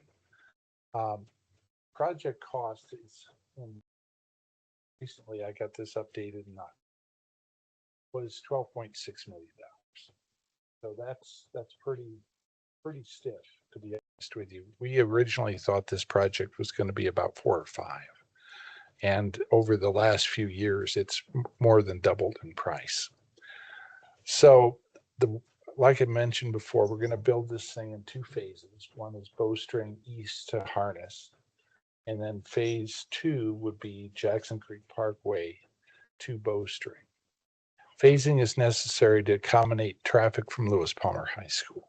We just can't be working on that during school hours. So the way we're looking at funding this is basically the general obligation bond with a ballot initiative to approve the issuance of those bonds and the subsequent repayment. To repay it, we believe we have 3 revenue streams that we can use. More revenue streams you can bring to bear, the lower your interest rates are going to be. So we believe that developer payments under the terms of the existing Higbee Road reimbursement agreement, that's actual cash that we can tap into. Secondly, a portion of the district's O&M mill levy and sales tax revenue will be used. So we have the ability to basically impose up to 7 mills of O&M mill levy. We'd like to channel some of those 7 mills into the repayment of debt. And we're also looking at some of our sales tax revenue. We get sales tax revenue through our cost sharing agreement with the town. We would be using some of those sales tax revenues to also pay the debt service. All in, we'd be looking at probably about 3 or 4, maybe 4.5 mills to make the payments on the $12.6 million. Our interest rates on that, even in today's market, is about 4.5%. So it's not horrendously awful. It's not as good as we had a few years ago, but not as bad as it could be. And last but not least, as the development occurs within the Jackson Creek area, we will be getting road and bridge fees at the time of building construction. So as building permits are pulled, we get a road and bridge fee that we would also be used to offset some of these debt service. So that's basically the project. Happy to answer any questions the council may have, and feel free. Any questions from council? Can we go back to slide 12?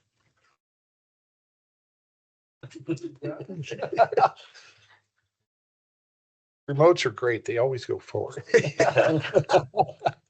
that the one, Ken? Yes. Yes, sir. That's the one. We talked about the right turn only out of Harness. Yeah. Right. So in the middle of that picture, you have that one island where the white car is turning left.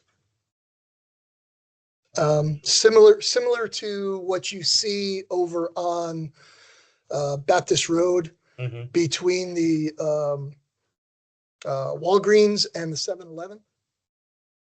Right? That looks like the same size and length of that island. Is there, what I see on Baptist is I see cars cheating the system by circumnavigating it all the time. So how do we, with the traffic on Higbee and Harness, how do we, how do we mitigate that better than what's being done on Baptist Road? Because I've seen near misses multiple times, and I know Higbee is a higher speed. It's a sporty road. I'll say that. And I've also seen that on Jackson Creek Parkway at the car wash. Right. Yeah. No, that just happens, and that's a concern. Obviously, I think there's a couple things you can do. The fact of the matter that one's longer than the normal one, especially the ones on Jackson Creek. The ones on Jackson Creek, I watch that all the time, right out my office window, as a matter of fact. And I think having that longer island probably helps, but you can't fix stupid sometimes. and that's really, but that's what happens. People do cheat. I'm asking the question because I'm sure that people that are much smarter than myself, either watching it online or here in the room, are probably recognizing and seeing that same pattern of conduct that's going on. So I just and it's our main intention was to just try to control that as much as we could. The fire department was also interested in how we dealt with that, because obviously they'll want to be able to get a little bit more free movement through there. And that's the second part of my question is, what was the fire department's input on they egress and we ingress on? we did talk to them about that, and they were generally in favor of this design. And then obviously, what does Triview need from the council regarding this? I don't think anything really. I think we've got the agreements in place. We have a funding mechanism. We've got the design is basically at 100%. We're ready to go to construction, to be honest with you. I'd like to get this, other than, we've got to go through the election in May in order to get the funding. I think it looks favorable. And if we can get the funding in place, then there's not much stopping us, I don't believe. And you also said that phase 2 was down by Jackson Creek and the high school. When potentially would phase 2 begin? Yeah, ideally, we'd be looking at probably, I don't think we can start construction during this summer's, if we get approval in May, by the time we issue the bonds, get contracts in place, I don't see us being able to start construction in front of the high school until probably 26. But we could potentially start construction from Bowstring east over to Harness. We could start that probably late summer into fall and really work through the winter and get that section of road completed. So then phase two would probably be the summer of 2026 because That's correct. after the school year is That out. is Okay. correct. All right, just want to. That's kind of the way I think. Yeah. It's just with it. If we didn't have to. you If know, the stars go- align. Yeah, yeah. And we have to go through the election process. Yeah. And Okay. If we didn't have to do that, we could be under construction, but there's no way. Okay, thank you. So while you're staying on the slide before somebody has to get off of it, on the north side of Harness there, what do they do if they need to make a left turn on Higbee? Where do they have to go? To the west over toward Fairplay, or I'm sorry, toward the east over toward Fairplay. They can also come out and go that way to the west down to the roundabout and come back if they had to. So if there's no other way out, they're going down to the roundabout. I believe I've looked at that. That's one of the concerns that I had is what happens. It's not that far over to Fairplay. So how many, what are we talking about as far as distance and time? Because this seems that I realize that the road has to have a certain design structure, but this is an inconvenience to county residents. So what are we talking about? Are we getting their input at all as to whether they're favorable for this? Yes, we've had some discussions with, to be honest with you, hasn't been a lot of comment about that. There has been very little comment about length of time.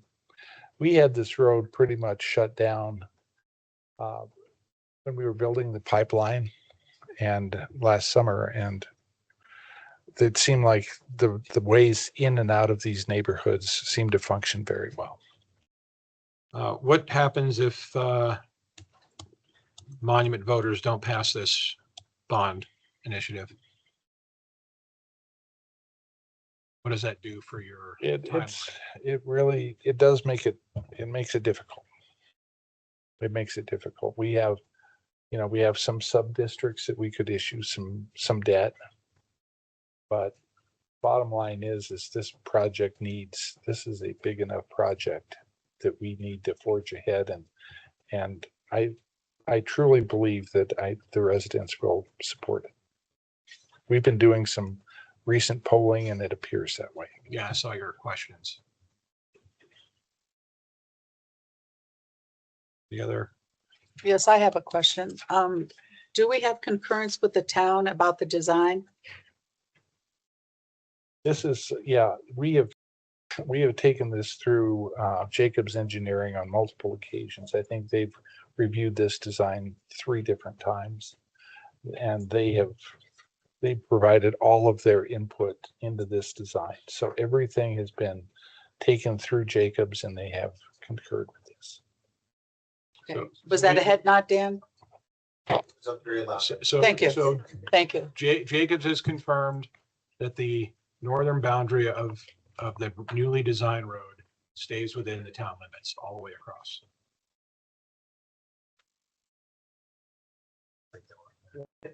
No, that's not what they've confirmed. They've confirmed the design of the road, that it meets engineering standards for a road of this type. They did not look at the legal ramifications of improvements being outside of municipal boundaries or outside of right of way. That's not in their purview. They only looked at it as an engineer would. Who's going to be looking at it from that perspective? That'll be discussed between our attorney, myself, and you.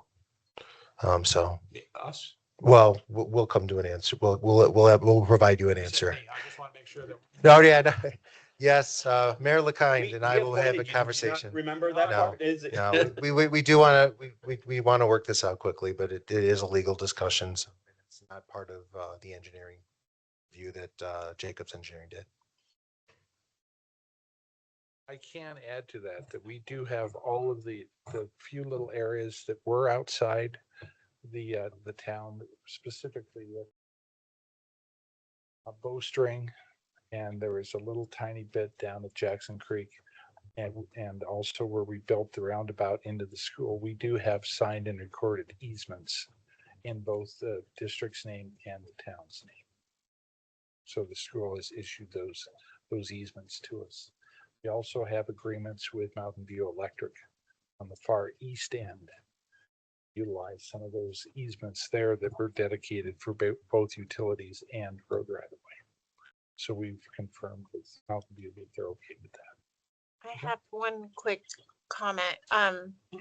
So this, what's on the screen up there is after the second roundabout, correct? That is correct. Okay.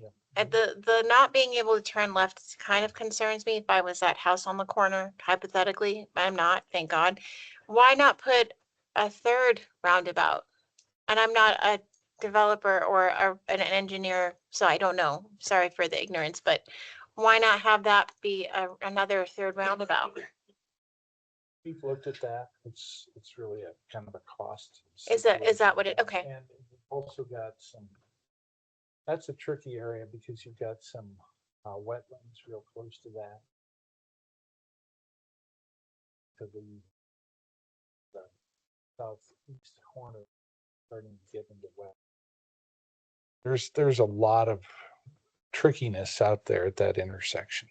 And with that in mind, just another out of left field kind of question with this intersection right here, with all the development that's occurring and going to happen, whether it's to the south, to the north, or to the east, would this specific intersection ever warrant a traffic signal in lieu of left turn or right turn only? I'm not sure. Well, okay, let him answer the question, but I'm not sure if Jim is the one to make that assessment. Well, Sean Hayes is on the phone, so maybe he can help us out on that. Yes. Good Okay. evening. Sean Hayes with Kimley Horn. As Jim mentioned, I've been working on the design of this roadway for a few years now. As to the question about development needing potential left turns out of Harness at this location, we did evaluate this intersection and look at projected traffic volumes in 2045. So that would be with homes built out in this area. And there's not a large demand for left turn that would warrant needing a traffic signal or a roundabout at this point. There may be some volume traveling along Harness south of this intersection from some of those new homes that are kind of built close to this, but not a lot needing to come out and make a left onto Higbee.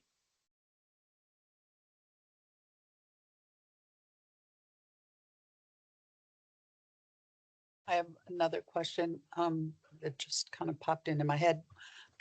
Can we do just a minor timeline? What if the funding doesn't happen?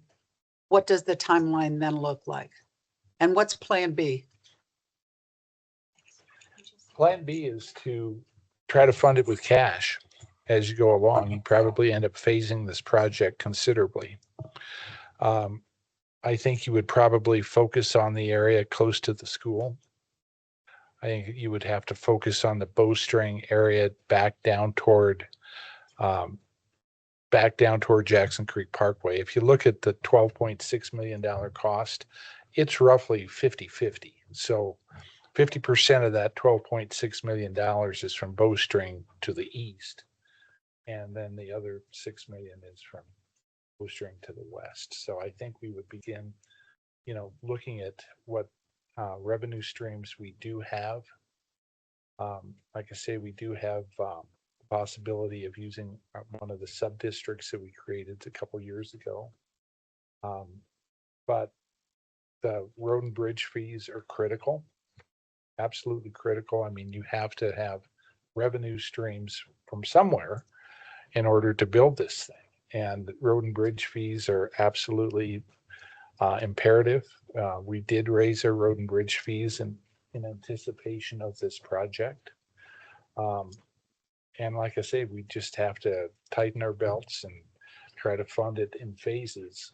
But you're probably looking at a 5-year project. It's 5 to 7 year project compared to 2. And then, do we know the distance between Jackson Creek and where this project would end? It's about 50. Sean, you can tell me, Sean. I think it's 5,500 feet. It is 1.1 miles. So that's a little bit more than 5,500 feet, but pretty close, Jim. And if it pushes the project out to be a 5-year project, how does that affect your dollars? Well, that's the unknown. Right. I mean, that is really the unknown. I mean, we were ready to build this thing probably 2 or 3 years ago. And then COVID happened, and then inflation went crazy after COVID, and construction costs just went through the roof. And that's the problem, is the more it's like, when are you going to buy a house? Yeah. If you can finance the house and get into the house now rather than continuing to try to save, sometimes you can't save enough to keep up ahead of inflation. That's my fear. Be good? All Thank right. you, Mr. McGrady. Well, thank you for the opportunity. Do appreciate it. We'll take 5 minutes real quick before we move on to resolutions.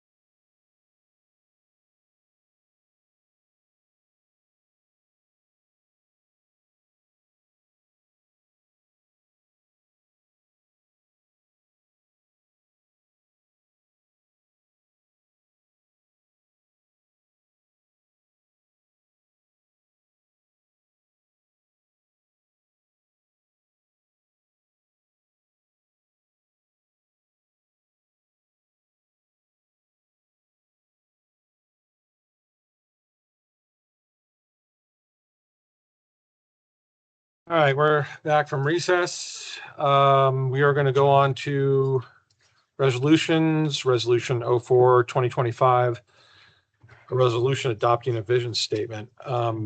Is that going to be you?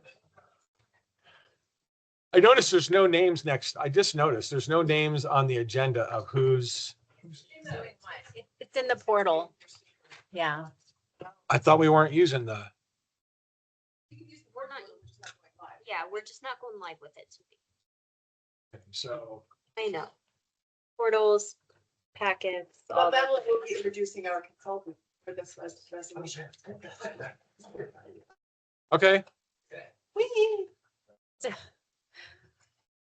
This is John Trelch, who has been working with us on our strategic plan. So he is here to present the vision statement that we all worked on in October. So thank you, John, for joining us. Oh, it's my pleasure. Thank you very much. Good evening, Mayor and Council.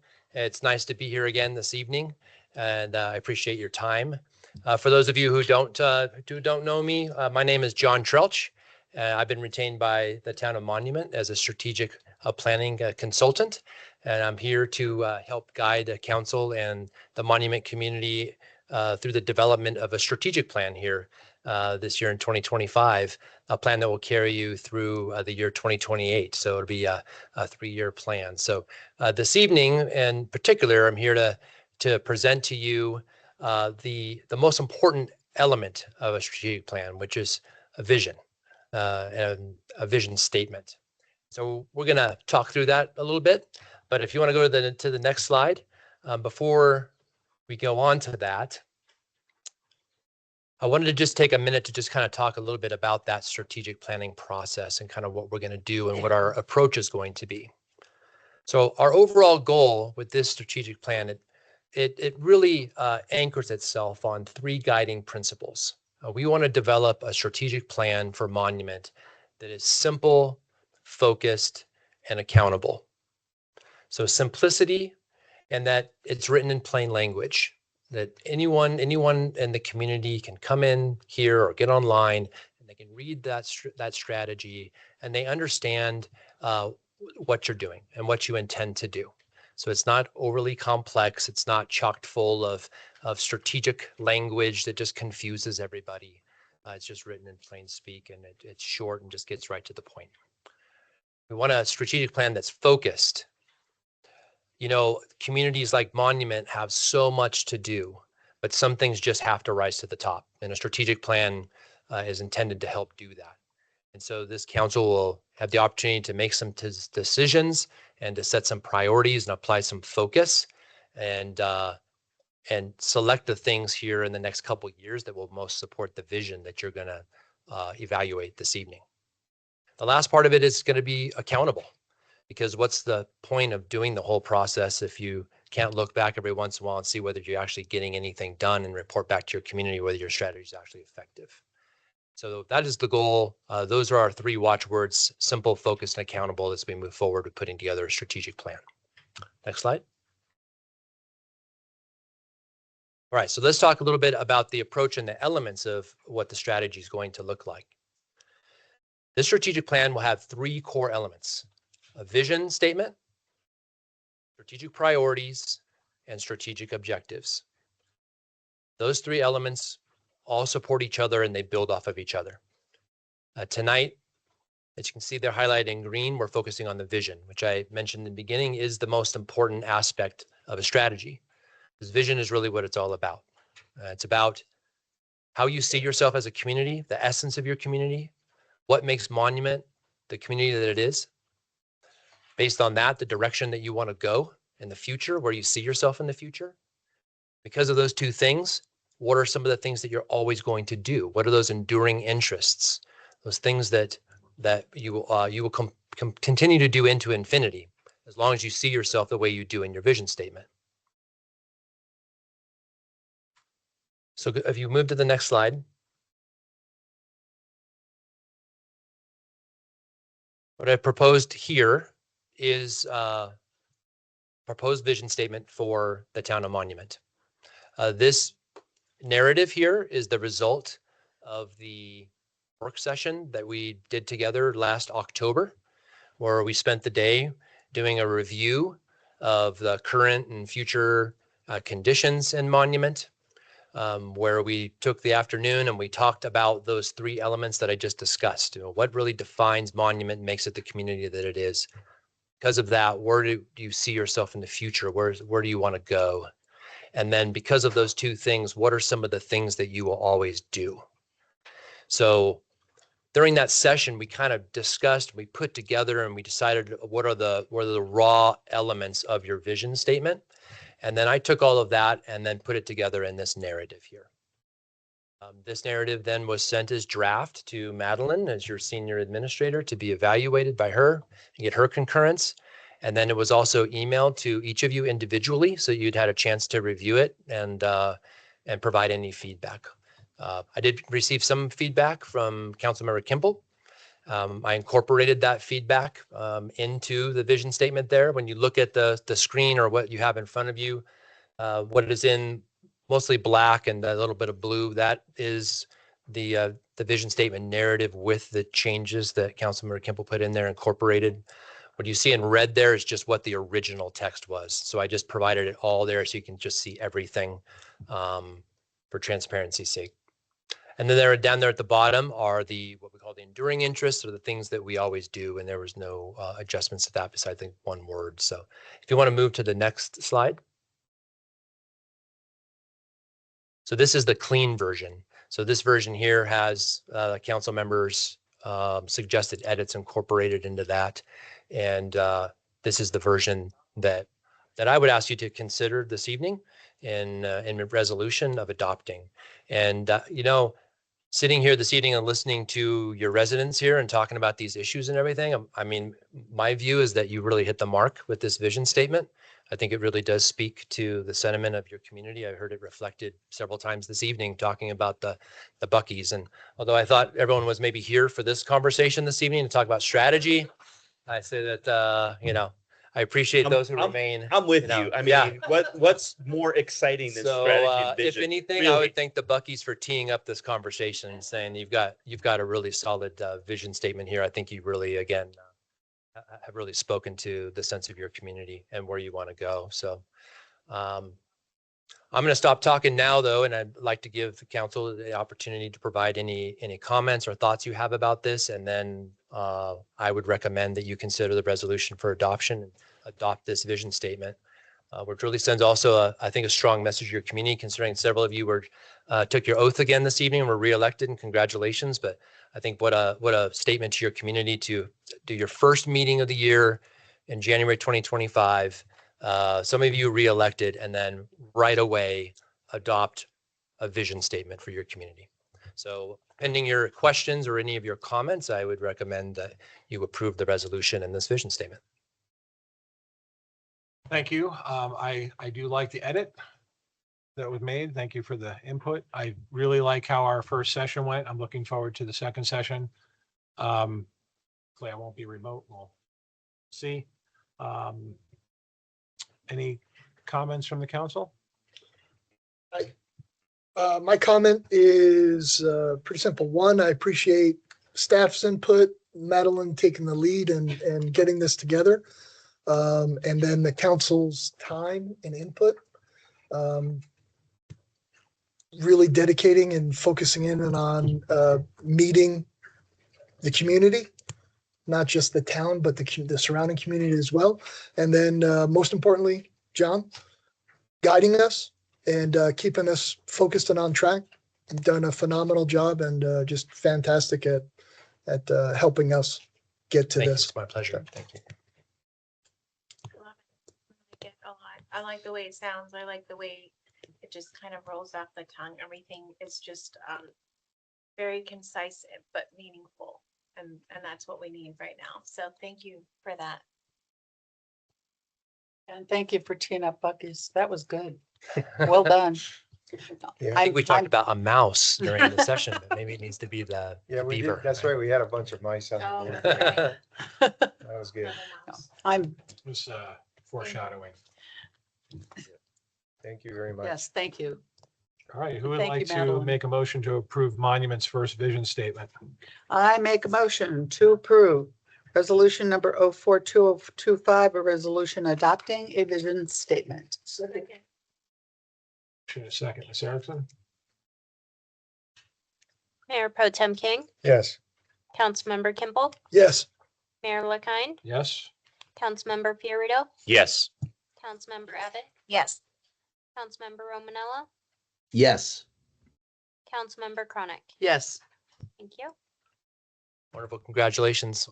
I would like to just, I've got one last slide here and just wanted to take just a moment. We can pull it up. Oh, I thought you were done. So- I am going to be done. Oh, okay. But I wanted to give you a little teaser for what's coming next. So, okay, so you've seen this before. When you look at this slide here with the arrow and this process here, you can see there the green highlights. We've accomplished all of that. So tonight with your vision statement, you're making some real progress. The next piece of this is what's in yellow there, which is developing your strategic priorities. And that's where the focus will come in. And we're going to do that on February 14th from 9 to noon in that work session. And it'll be similar to what we did in October. And I'm really looking forward to it. And thank you again for the opportunity and have a good evening. Thank you. Thank you.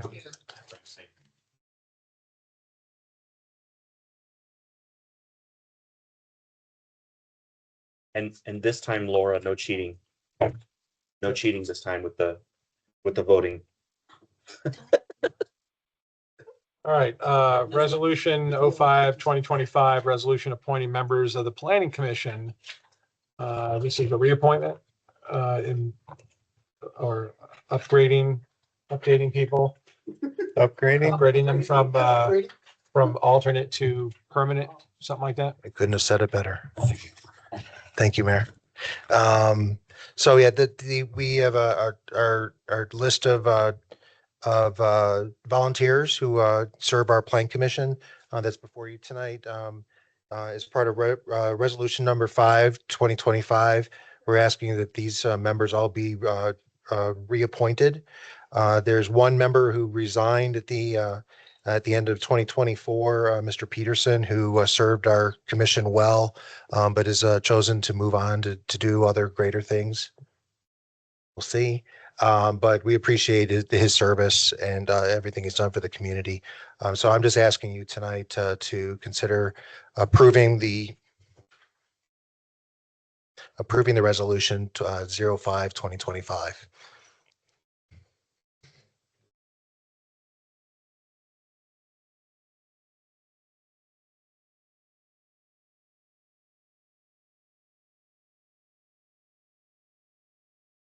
Right now. I make a motion to approve resolution 05-2025, a resolution appointing members of the Planning Commission, Martin Trujillo, Danny Howers, Ray Egley, and Donna Hatch. Second. Motion and a couple, something else? I was just going to mention there are two vacancies. We have two alternate member vacancies. We are entering an incredibly fun, busy Plan Commission session over the next 12 to 16 months, working on the comprehensive plan. And I would love to see residents offer their time to be a member of the Plan Commission as an alternate member. No one is ignored in those meetings. Even the alternates participate in the conversation. So I would hope that if you know any friends who would like to put in that time, please ask them to apply, and I'll bring those applications forward to the council for consideration.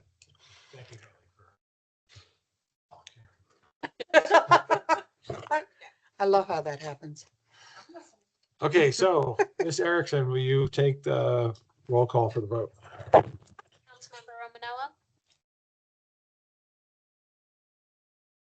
Yes. Mayor Pro Tem King, Yes. Councilmember Fiorito, Aye. Councilmember Abbott, Yes. Councilmember Chronic, Yes. Mayor LaKind, Yes, Councilmember Kimball. Yes. Thank you. the motion passes 7-0. Thank you. He's got to. You're not done with me yet. Oh. All right. Up next. You want to get a chair, stool or something? Next up is a public hearing item on resolution 55/2024, resolution approving the preliminary and final plat subdivision for Jackson Creek North PMD filing number 1. Well, good evening again. So this is Resolution 55. It's for a final plat for Jackson Creek North PMD filing number 1, as the mayor stated. The applicant and property owner is sitting behind me with a CSI Development. The property itself is at the southwest corner of Higbee and Bowstring Roads. And they're seeking a final approval of a final plat of subdivision for Jackson Creek North. Just a very brief history, because this has been going on for quite a bit of time. The applicant made this request for a preliminary and final plat of, for Jackson Creek North PMD filing 1, which is a 25.63 acre piece of property. They were subdividing this property from a unplatted property of 1 lot into one lot with 2 tracks. And again, it's located at the southwest corner of Higbee and Bowstring. On September 11th, the Planning Commission conducted a public hearing and ended up continuing that hearing till October 9th, asking staff to confirm that the planned Higbee Road improvements would be in fact located within the expanded 100-foot right-of-way width.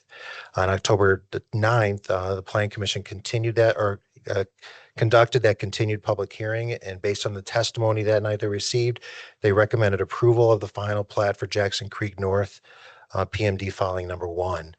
It was then their transmittal was given to you on November 26th, due to the same concerns about elements of the traffic circle, actually not the same concerns, but similar concerns of the traffic circle exceeding the right-of-way and corporate limits, Town Council continued that public hearing to December 2nd. Again, because of, I think, just a combination of holiday schedules and so on, we ended up asking you to continue that meeting to December 16th.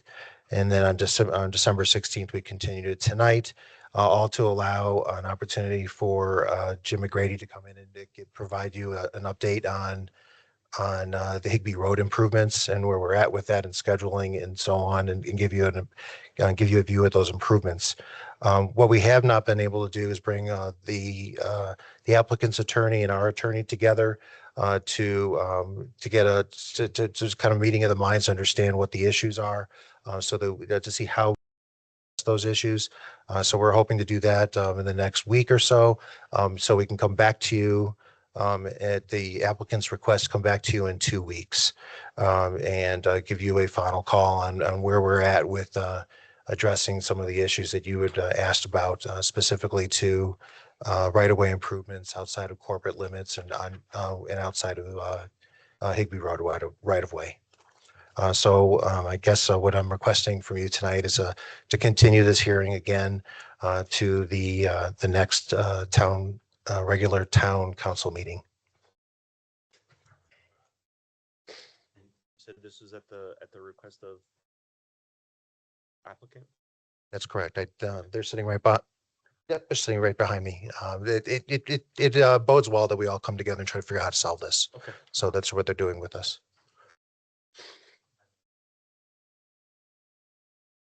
This is a public hearing item, is it not? But do we, you're asking for No, the, it says it's a public hearing the on next- resolution. Well, yeah, this is a public hearing. So it was originally posted, and at each meeting you open and then you continue it to a date certain, so that the public is aware of when you'll be coming back together to talk about the subject. And unfortunately, this has taken a while, but we hope to be able to come back to you at the next meeting with a solution or direction. I guess what I'm asking is the assurances of the lawyers getting together within the next couple of weeks to Yeah, put it on the agenda. We have been speaking and Okay. yes, we are committed to trying to bring this back with a resolution, hopefully. And I appreciate the applicants, you guys' patience and working through all this stuff too. So I appreciate that. Thank you. So I'm looking all over the place for this one. It's missing because we're continuing. Oh, well, Right? that's why you make the big bucks. Okay, well, since it's a public hearing item, we'll open the public, if there's nothing, Dan, if you have nothing else, we'll officially open public hearing for the public to speak to it.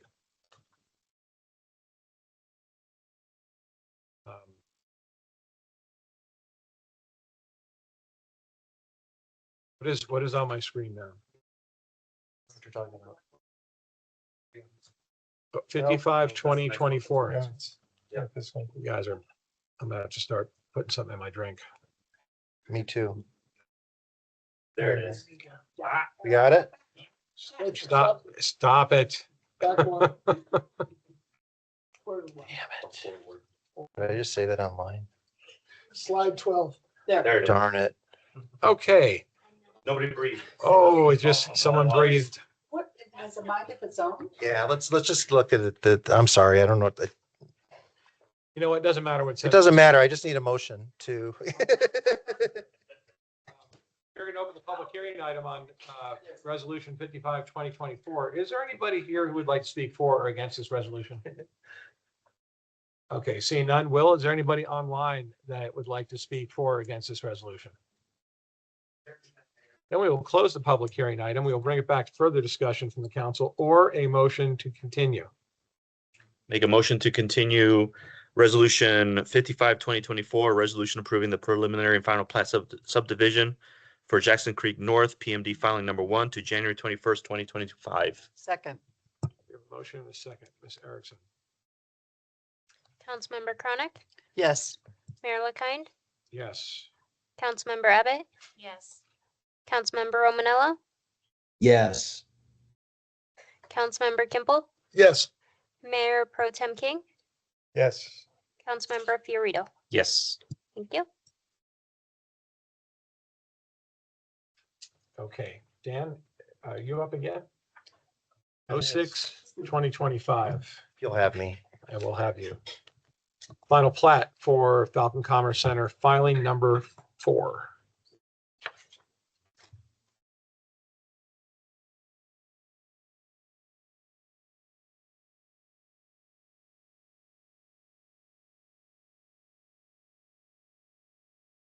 Turning into my father.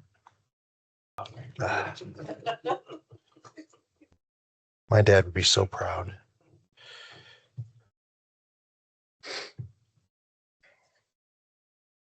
That's what we were talking about. Hi, I'm going to start over. My name's Dan Ungerleider. I'm lucky to work for you guys here at the Town of Monument. This is resolution number 6, 2025. It's a request for a final plat for Falcon Commerce Center, filing number 4.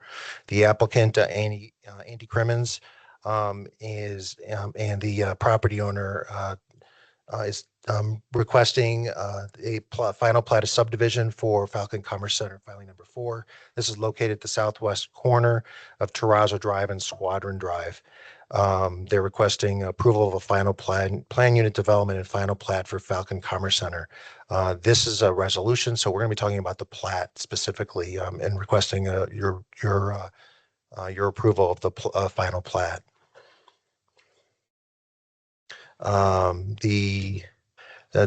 It's important to note that this project is part of a grander project, Falcon Commerce Center, it was reviewed by the Plan Commission on December 11th, 2024, where they conducted a public hearing and recommended approval of the final plat and for this property. But I wanted to make sure that I showed this, and the applicant Andrew Barlow, representing the applicant, will be getting up and giving you a little bit more background, as she did at the Plan Commission. The final plat is a 23.1 acre property within the Falcon Commerce Center master development.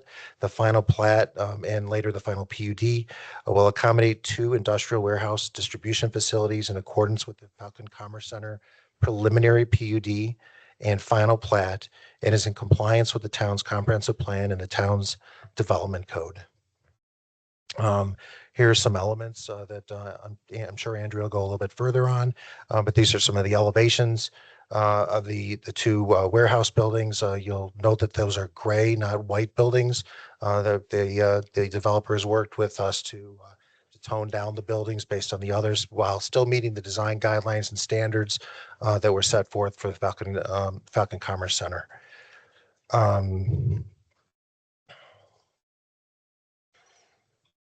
I also want to note that there are a lot of supporting documents. I think that sometimes we fail to really highlight all the work that the developer has gone through in showing how they comply with our code and our codes and their previous entitlements.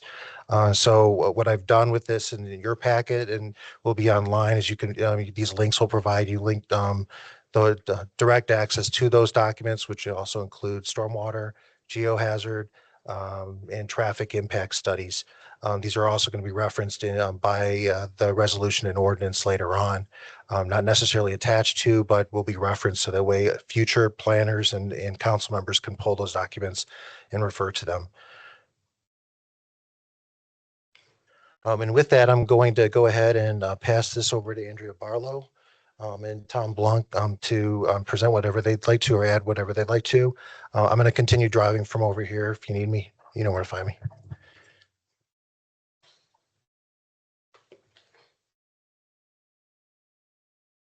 So hi, my name's Tom Blanc. It's been about a year since I've been before you guys.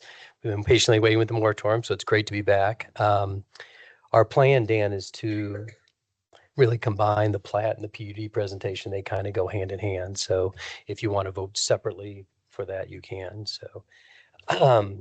So again, just to refresh your memory, my name is Tom Blanc. I'm with CP Real Estate Capital. I represent and partner with the family that's owned the Falcon Commerce Center land for about 30 years now. Tonight, I'm joined online. They were supposed to be here, but the Kansas City airport was closed due to the Midwestern snowstorm.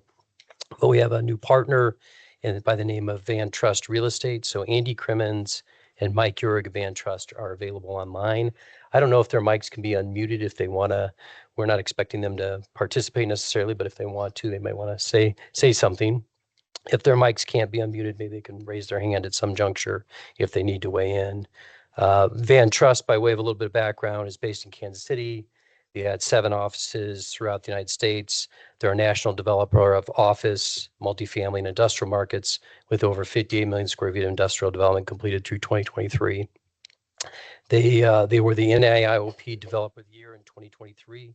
It's a great accolade. That's the National Association of Industrial and Office Professionals in Real Estate. It's an important group that gets together, and so you can look online. But it's a really wonderful accolade.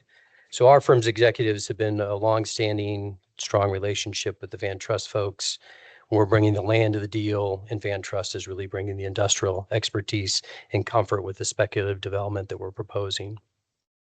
So tonight I'm also joined by Andrea Barlow, who'll get up and do the bulk of the presentation. You guys are all familiar with Andrea. Matt Erickson of Kiowa Engineering is also here tonight. He's sitting next to Andrea, and he can speak to any questions about stormwater management. The town staff asked us to have him present.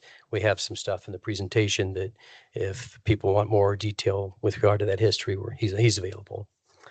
Before I turn it over to Andrea, who'll cover the history of the preliminary PUD, I did want to note a few things. First is the function of the PUD is to establish standards for the commercial park as a whole, so that final PUDs like we're bringing forward tonight for individual lot development are simply compliance-based, nothing discretionary. So all the hard work gets done at the preliminary PUD level. That's where we set up everything and we write the standards, and so we have to live up to those. Our filing number 4 tonight that we'll be presenting, that Andrea will show you, we have met the terms of that preliminary PUD, which was a negotiated document with the town and Save Monument at the time back in 2022. So 2 particular items of note. One is that, as I started to reference, the preliminary PUD is a governing document. It's already been sufficiently deemed to comply with the comprehensive plan, which is a guiding document. So I only bring this up because at the planning commission level, 2 planning commissioners voted against, or 2 or 3 voted against our project because citing it didn't comply sufficiently in their mind with the comprehensive plan, but that's already been voted on, and the governing document again is the preliminary PUD. So we weren't sure why they did that. They actually, 2 of those planning commissioners actually voted for the preliminary PUD, so it was a little confusing. Nonetheless, we got the approval at the planning commission level. So I'm happy to expand on that if anybody has any questions about the governing nature of the PUD. Second is, and this came up at the planning commission as well, there was a concern about some potential trailer parking that we'll show you on the plan tonight. As a speculative development, we don't have tenants. We're building the building. We expect those tenants to come. We've already established a marketplace within Falcon Commerce Center with UPS in Eagle Rock. And so we believe that those tenants will come. We're not sure of the nature of them. We can give examples of what they might be if people have questions, but some of them may need truck trailer stalls based on their operations. So we have an area in back that's 30 to 50 stuff that's available for 35 to 50 stalls, depending on how wide those stalls go. So the Planning Commission got comfortable with this topic once they realized their concern was, people who are illegally parking when they can't get into the pilot truck stop. And they wanted to make sure that we could secure the lot if we needed to. We obviously don't want any illegal parkers. I was happy. I drove by last night when I got in late.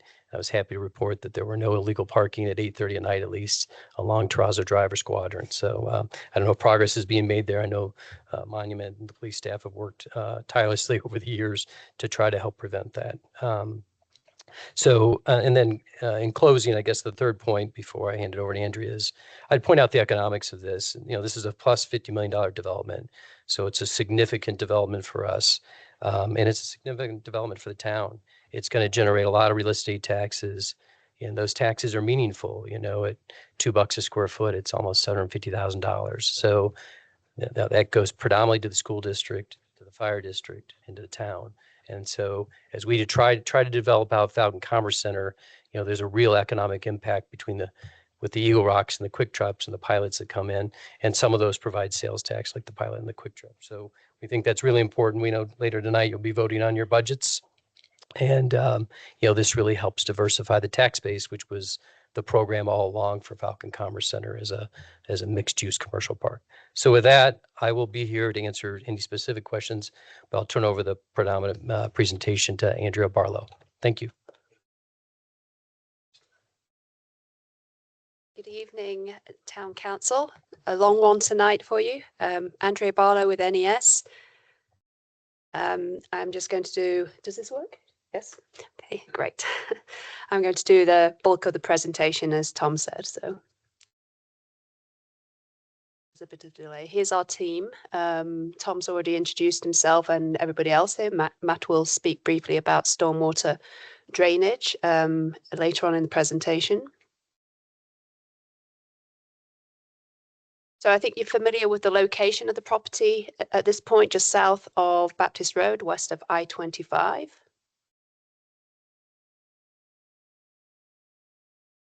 So this shows the yellow area is a phase 2 preliminary plan. So the whole area is identified in yellow outline. The areas that are blank were just pursued through separate individual preliminary final PUDs. The area that is yellow was subject to the preliminary phase 2 PUD plan approval, which included this area for filing for in red. So just a brief history of how we got to where we are today. Went through a multiple stage process where we got the zoning and sketch plan approved in August 2020. That was for the PD at the time. It had previously been zone PID, planned industrial development, but we changed it to a PD to introduce some more variety in the range of uses that were allowed on the property. The phase 1 preliminary PD site plan, which included the area of the UPS and Quick Trip, was approved back in 2020 as well. And then moving forward, we have the various site development plans, the final PD site plans for UPS and Quick Trip and Eagle Rock, which were approved in 2021 through 2022. And then in July 2022, we had the phase 2 preliminary PUD plan approval, which this is part of. That covered the remainder of the original sketch plan area. And then since then, we've had approval of a filing 2 final plat, which is for the extension of Terrazzo Drive up to Jackson Creek Parkway. And then more recently, in May last year, we received approval of the filing 3 final plat, which provided for the extension of Terrazzo over Jackson Creek Parkway to serve the southern part of the property. So just as a recap, this is the approved sketch plan from 2020. It covered a total of 214 acres. 10 additional acres is for the pilot. So the whole area is 224 acres. And that approved a mix of uses, including industrial, but also expanding, as I said, to provide a more mix of uses for the entire area. Sorry. On this slide, what area are we specifically talking about? So this site is part of Area C. So it's just because of the orientation, north is to the left. So it's just south of the black line, which is Squadron Drive. So it's in that corner, in that quadrant. Thank you. And then moving on to the phase 2 preliminary PUD plan, that became a lot more nuanced, and we made a lot of concessions and changes following discussions with the Save Monument Group and the town staff. And primarily those resulted in a reduction of the total industrial floor space in the development, a removal of industrial uses from Area B, which is the kind of bluey grey area next to I-25, keeping that primarily commercial oriented. And then limiting the maximum industrial building size to 250 square feet. These changes were made in response to concerns about having too many large distribution warehouse type developments. And there was a concession made that we would only have one cross-dock building in phase 2. And that's a building where you have obviously loading docks on both sides. So we'd only have one in phase 2. Reduced height from 100 feet to 70 feet. Originally, the sketch plan proposed a height of 100 feet, which was consistent with the original zoning on the property, but we brought that down to 70 feet as maximum height. And then we added some specific industrial standards, which were really in response to, at the time, there were discussions ongoing regarding introducing new industrial standards, and they were subsequently adopted for the town. But this plan superseded that and introduced and has approved its own industrial standards.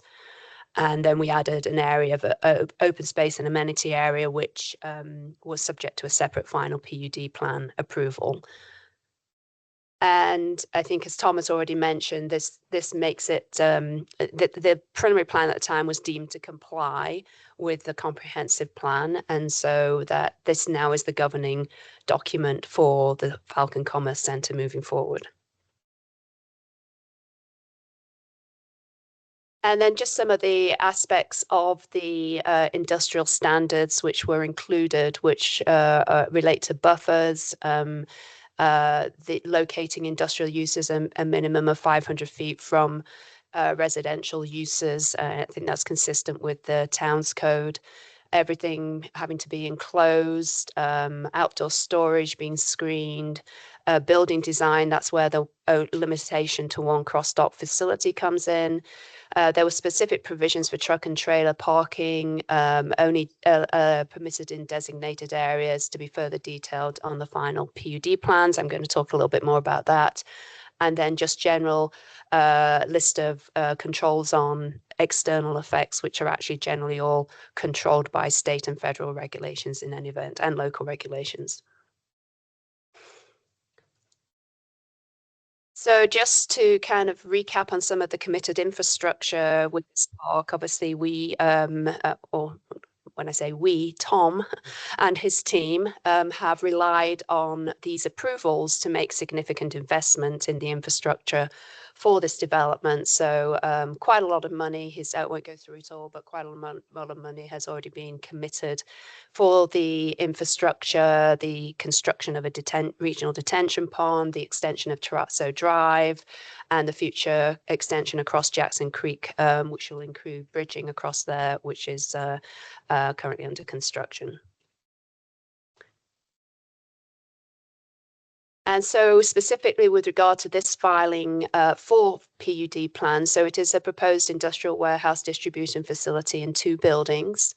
Building A is just under that 250,000 square foot single story single building limitation, and it's a single story building. That's on the south part of the property. Building B is just under 115,000 square feet. The building A is proposed as a cross docks facility, so that will be it in terms of the rest of Falcon Commerce Centre Phase 2, which is the remainder of the development. This is the cross dock facility that was allowed in the preliminary PUD. Building B is rear loaded and with the loading docks facing on the west side of the building, so they're facing towards UPS loading docks, so not visible from the main road going through the development. As noted, we're proposing to plat the property into 2 lots to allow the project to be phased. And the lots, building A will be on lot 1 and building B will be on lot 2. So just more specifics, we've got 3 access drives proposed off Terrazzo Drive and 1 off Squadron. The central one there on Terrazzo will be a shared driveway. And the stormwater runoff from this development will all go into the regional detention pond, which is to the south of Eagle Rock. So that's already been constructed. It's about 9 acres. It's a substantial facility. As was discussed, the area to the rear of building A on lot 1, it's shown green here because we don't actually know whether we'll be utilizing it, is potential for trailer parking. I think Tom has estimated about between 35 and 50, depending on the size or the need, the demand for them. As I noted before, it was anticipated on the preliminary PUD plan that there would be parking there, potentially parking there, and that it was made very clear that it was the PUD provisions that govern this zoning, and it wouldn't be superseded by any new code.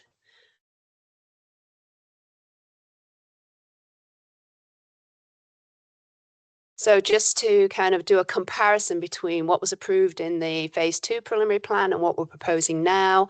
So the range of uses that were allowed in the preliminary PUD plan were matching that in terms of being one of the uses that, or 2 of the uses that are allowed industrial/warehouse distribution facility. The maximum height is much less than is actually anticipated by the preliminary plan, and that's fairly consistent with warehouse type buildings, but there are obviously other types of uses in that category which could have required taller buildings. The setbacks are all met. The lot coverage is less than provided for in the preliminary plan. The maximum square footage we're proposing is 364,160.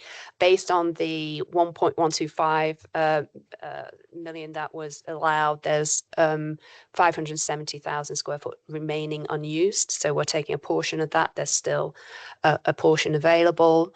We are utilizing that maximum building size, and the cross-dock facility is permitted, and all the other town standards are met in terms of parking and landscaping and so on.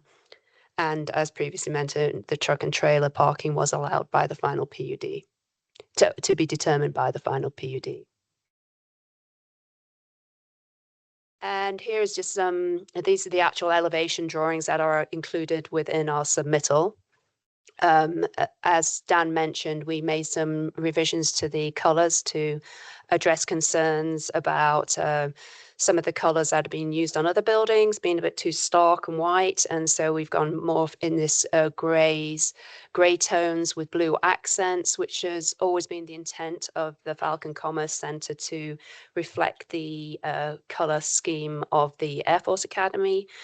So that was has always been the proposed building architectural colors to reflect that. It's in the design guidelines, which have been approved for many years. And so that this gives an impression of that, but we also have some That's building B. You can see there is a little bit, one thing I want to point out is there is a little bit of building articulation. It comes out a little bit clearer on the renderings, but the bump outs at the end of the buildings are areas where offices can be included. Kind of they square off a little bit at the ends. So building B, and then we've got some renderings. So that kind of shows how those entrances bump out and provide more of an entrance for the buildings, creating a bit more of a presence. And here are some more renderings of building B. And then with that, I'm going to ask Matt to come up and talk to you about the stormwater. We included these slides in the presentation for Planning Commission because they usually have a lot of questions about that. So we'll be fairly brief, but if you have any questions, Matt can answer them. Good evening. My name is Matt Erickson. I'm with Kiowa Engineering.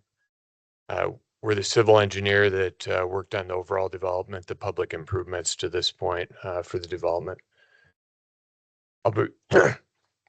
I'll be providing some history and background on the stormwater improvements for the overall Falcon Commerce Center development and able to take any questions that you guys may have. This slide shows the overall development. The shaded area, the blue shaded area, and other colors include the north portion of the development and the area that drains to the regional basin, which is shaded orange. In October 2020, the town approved the master development drainage plan and preliminary site plan for Falcon Commerce Center, filing number 1. Filing number 1 included construction of the regional detention basin, also known as the FSD1 or full spectrum detention, which was completed and initially accepted by the town in December of 2021.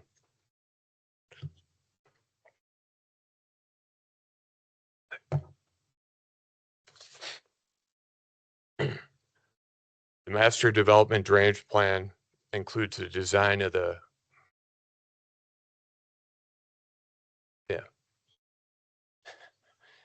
the master development drainage plan includes the design of the full spectrum detention basin 1, which provides stormwater quality and detention improvements for all of the Falcon Commerce Center development to the north of Jackson Creek.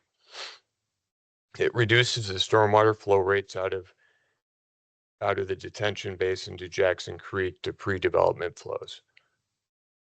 The design follows the Mile High Flood District procedures as required by the town and the county. The filing for development, including the future trailer parking area, will result in a lower percent impervious than assumed in the master development drainage plan, meaning there's less pavement and building area for this development than was originally assumed. This will result in a reduction in the peak flows leaving the site and volume required for the stormwater detention in comparison with MDDP. The regional detention basin has sufficient volume to accept and treat the stormwater from filing number 4 and the future developments to the north of Jackson Creek.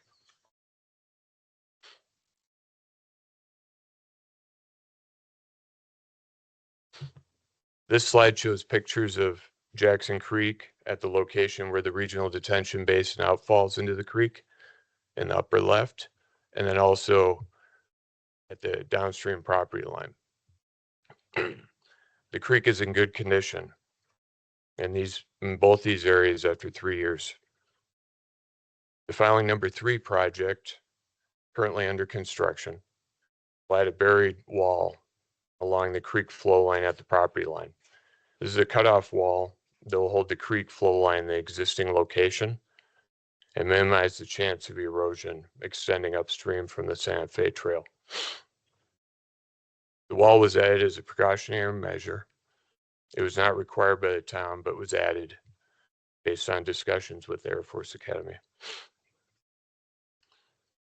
The developer understands the Air Force Academy's concerns with the condition of the existing creek downstream of the railroad bridge. and is interested in helping to determine a regional solution to address their concerns. We've had several meetings over the history of the development to discuss the creek and respond to their concerns. Their concerns are mainly regional concerns associated with Jackson Creek and relate to the impact from the full watershed. The Falcon Commerce Center development is a small percentage of the total Jackson Creek watershed.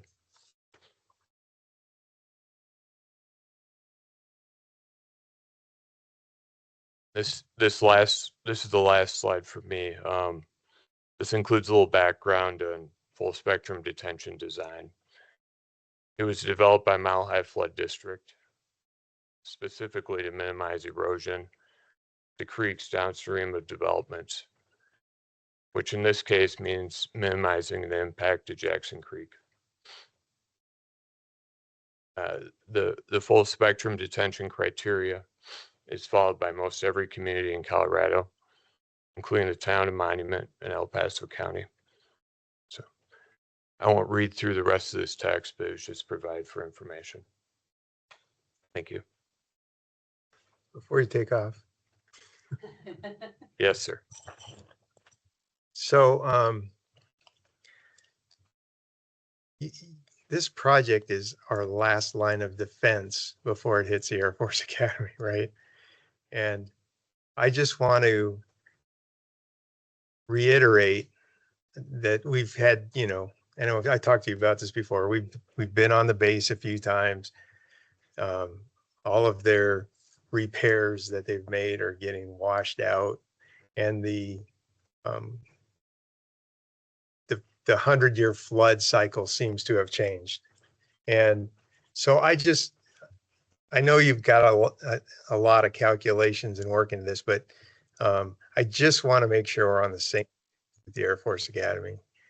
We can't afford to create more problems for them. So stormwater has become a big deal for us, as you probably know, because we have talked about this before. So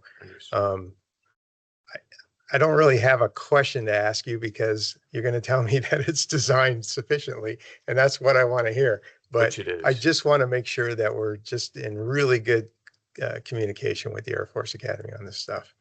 I think we are. We've had several meetings, like I said, and trying to keep involved with them.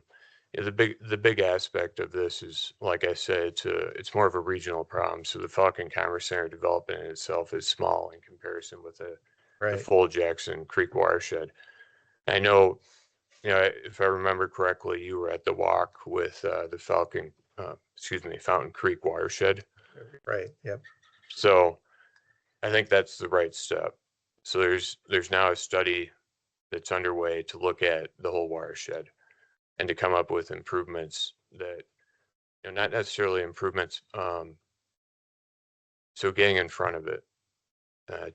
One, they're looking at repairing the erosion that's occurred downstream of the railroad bridge, which it's not in good condition. No, for sure. not at all. But upstream of there, through this development, the creek is, in my opinion, it's in good condition. And that's one of the reasons why the main defense that we have is putting in a check structure, the buried wall that we're talking about. So if any erosion comes upstream from Santa Fe Trail, that'll stop it so it doesn't go up further. Now, you know, there's always a possibility of erosion occurring upstream, but I think that by looking at it regionally, you have the best chance to protect that creek going forward. Right.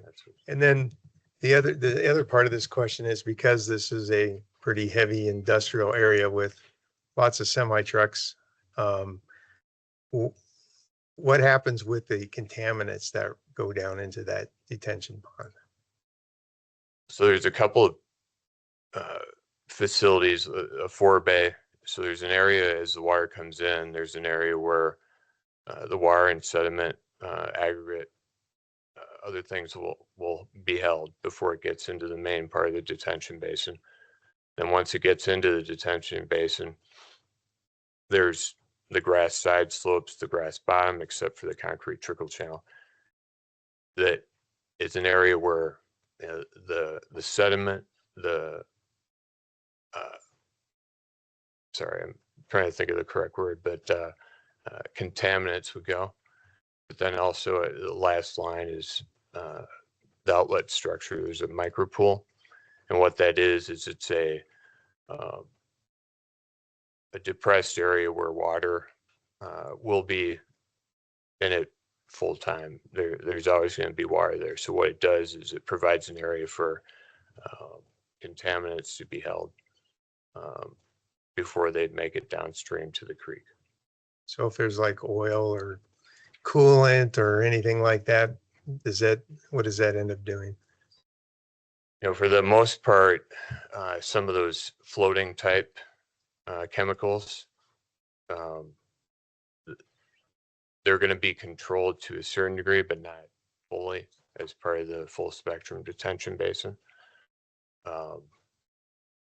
The granular stuff will be captured for the most part, but the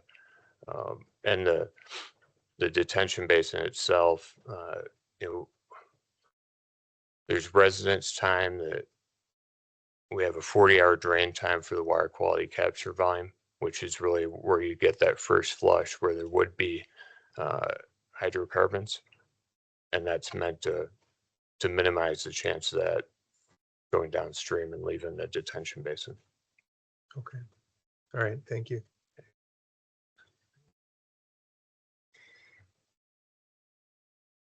I think I've just got one slide to wrap it up. There you go. This is just to kind of look at the review criteria for a final PUD. Consistency with the preliminary PUD plan. Obviously, we've gone through that in detail. We believe it is consistent with all aspects of the approved preliminary PUD plan, including the optional trailer parking. Adequate access. So we are providing 4 access points into this site from the surrounding road network, and sidewalk connections are being provided. The preliminary PUD plan included a small 1.9 acre park and also a larger 28 acre open space tract adjacent to Jackson Creek. So that addresses the functional parks and open space criteria. Variety of development and housing type. Obviously, this is a commercial industrial component of this development. And so there is no housing, but the overall Falcon Commerce plan is for a mix of uses. Don't really think the privacy component is relevant to this, as it's a non-residential use. Building design, we talked a little bit about the architecture and how the colors were chosen and the design, hoping that you feel that the design standards are consistent with what we've been trying to achieve at Falcon Commerce Center in terms of high quality design. All the landscaping is xeriscaped and consistent with the Commerce Centre's guidelines and aesthetic, and also consistent with the town's requirements.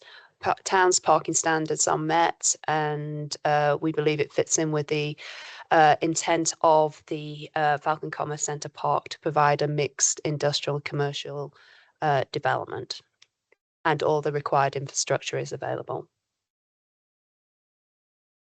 So with that, we're happy to answer any further questions.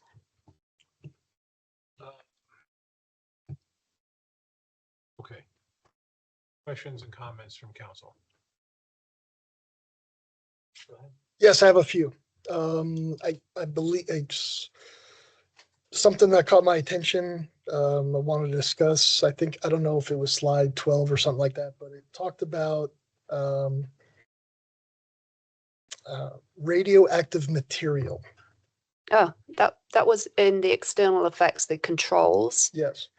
Yes, so that was part of the preliminary PUD plan, which includes a list of things that are controlled and prohibited on the site or subject to federal, state, and regulations. I just provided a summary here, but there is a detailed section on the preliminary PUD plan, as which at the time was consistent with the Monument Municipal Code standards for industrial development.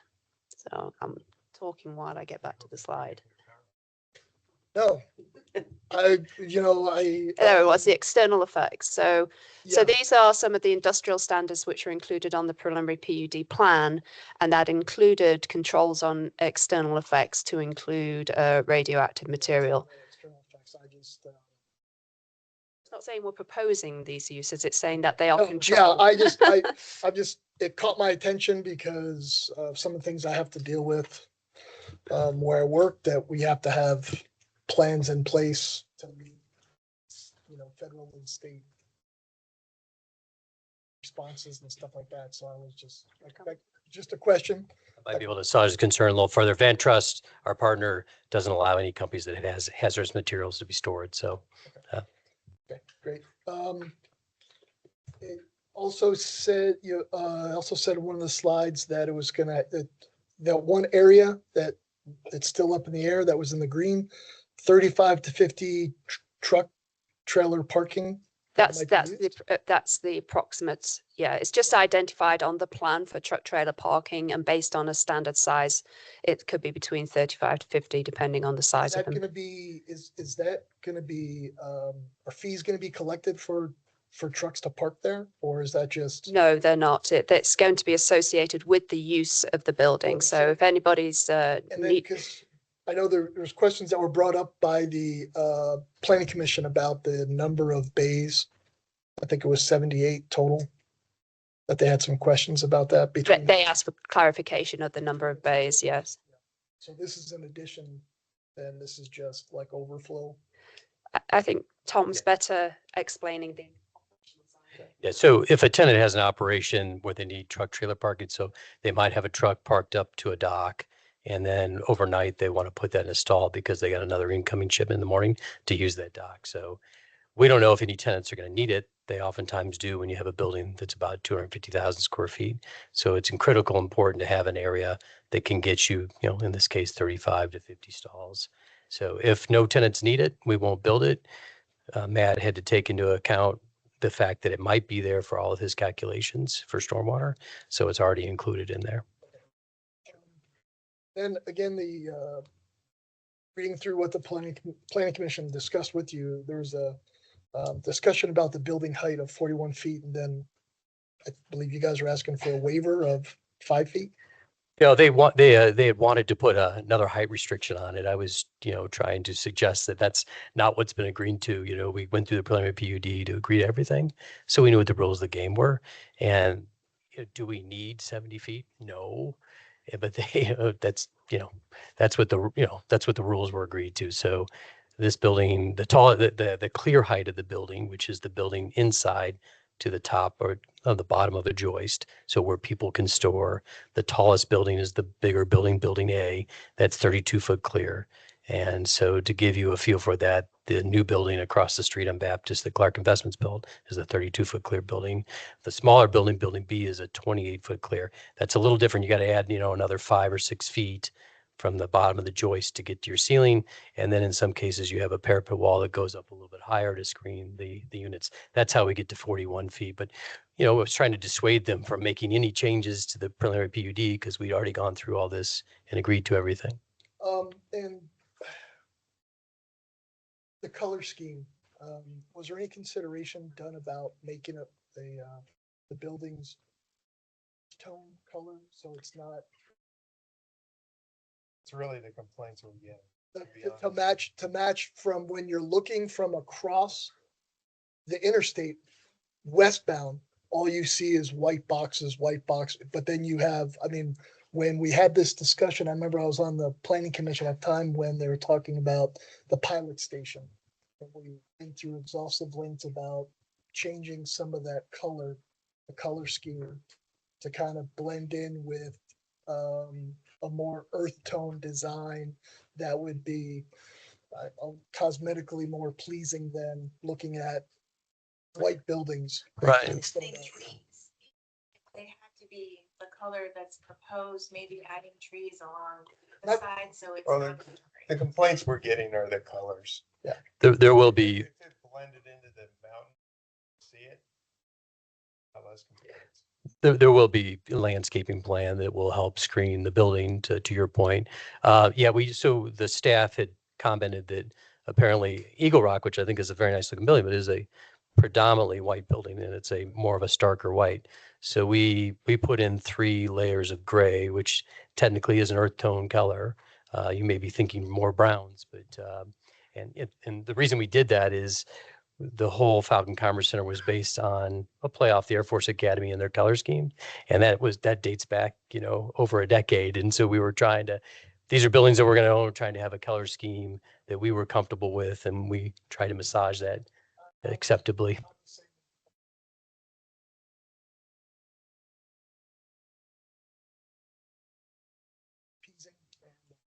Pleasing to the eye.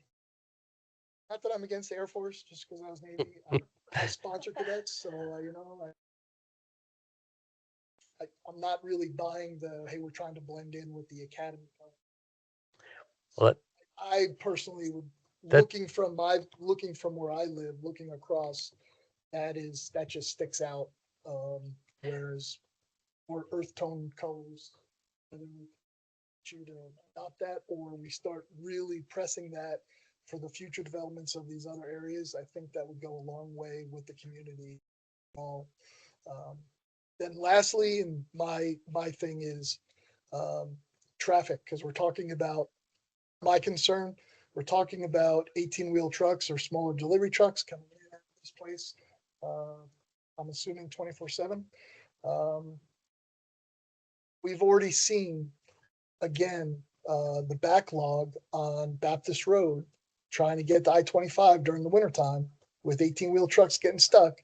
I've sat on the overpass for 90 minutes while they unscrew 18-wheel trucks getting stuck in this area. And that causes a great concern to me, especially when you start talking about a need for enhancing emergency ingress and egress for the area during any type of evacuation or wildfire, because that's a single point, like a choke point right there to get the Baptist Road, to get the I-25, when you deal with all the residents that are along Old Denver or the Forest Lakes area. We're creating a bottleneck, and then what's, you know, the priority is it going to be getting the residents out, and also the residents that live down in that area across the street from it. You know, there's that's one way in, one way out to get to Baptist Road to this area. And the traffic studies might say it fits, it accommodates, but let's talk reality of what really goes on there. We've seen since Quick Trip and Pilot and now UPS are in there during bad weather in the winter months. And we're getting, we see it firsthand, the problem, and then we're getting it from the residents, and then we're exhausting our police resources to try to go there and solve it as well. So that, I mean, that's a large concern as we continue to add in this areas especially with 18-wheel trucks that just. Snow days are really a nightmare. Yeah. They really are. What I've seen it even when it's perfect weather. It's just that there's not enough room for those rigs to get through. Even when it's ideal conditions, there's a line, and yeah, it's just. And they're driving over those roundabouts. Yeah, yeah. Those roundabouts that roundabout's not gonna last. Well, the two lanes, some people try to pass those trucks on the inside lane, and yeah, those trucks need both lanes plus the roundabout. So I'll try to speak to, I think, what I heard were the two topics in there. One is, you know, the volume of traffic has been factored in by SM Roca, the traffic engineer, and has gone through all the engineering reviews and all the background data. So in terms of volume of vehicles and things, that's acceptable. I think what's really jumping out is your concern during weather of a truck getting stuck on that ramp. With the CDOT roundabout that they put in, I don't know if that has lessened that or not. They did a lot of rework of that area. So I don't know if there's enough new data relative to weather down here to say. I would say this, I was not a fan of the roundabout. We contributed $480,000 to a traffic signal, because I don't believe that roundabouts work very well when they have a lot of truck traffic, which that intersection does. And it comes not just from our park, but the park to the north, and it gets directly on I-25. Good news, it doesn't go through the town, but it needs to get through there. But CDOT was hell bent on putting in a roundabout, and that's what we got at the end of the day. Doesn't necessarily go through the town, but it affects the town when you start talking people from Second Street that take Old Denver to get down to Baptist Road. We're adding to an already congested area with large vehicles, with trucks. Yeah, as far as CDOT goes, the trucks were queuing up on I-25 already because of not having the roundabout. They're actually roundabout helped quite a bit, but the bigger problem with traffic is that you have traffic engineers that say everything's fine, and then CDOT has to come in and put a $4 million roundabout in because it's not fine. So, I think CDOT, the reality is they put Terrazzo Road a little too close to the highway. If they could go back in time, they would have set that point further. It was actually on the property to the north, and that got set, and then that drove it. And that's really why they wanted to do the roundabout, my understanding is because that helps solve any sort of stacking issues onto the highway to have more free turn movement than a lighted intersection. well, to his point, I mean, when it's snowing down there, you can't almost get through. There's over 100 trucks sitting in Quick Trip and Pilot idling all night long. And then they stack up on all the roads everywhere else in there. And it's a catch-22 because they can only drive so far, and then they can go 5 miles an hour. And so there's almost nothing you can do with them, but they just keep piling in, and it's just a mess. It's a giant mess. And even Quick Trip isn't allowed to have overnight trucks, but they do. That's correct. They're not. That was brought to my attention by Dan. So I did reach out to the Quick Trip executives. I don't know if the town has talked to Quick Trip, but they agreed that those 14 stalls would be for your truck drivers to take their 2-hour break or whatever it is, but not overnight parking. Pilot's a different story. They have 72 stalls. It is allowed to have overnight parking. Right. And it's a difficult place because they need to stop somewhere, and this is where they're going to stop, and you can't kick them out because they can't go anywhere. They go 5 miles an hour.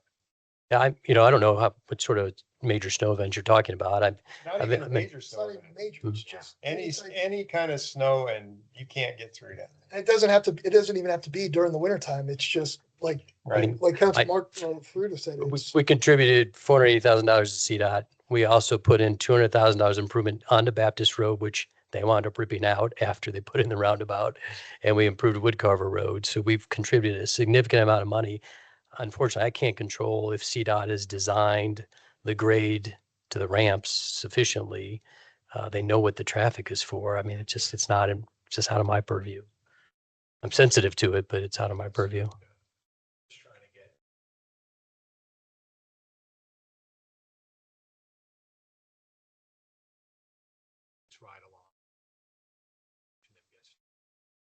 Either your mic's not on or you're not close enough to it.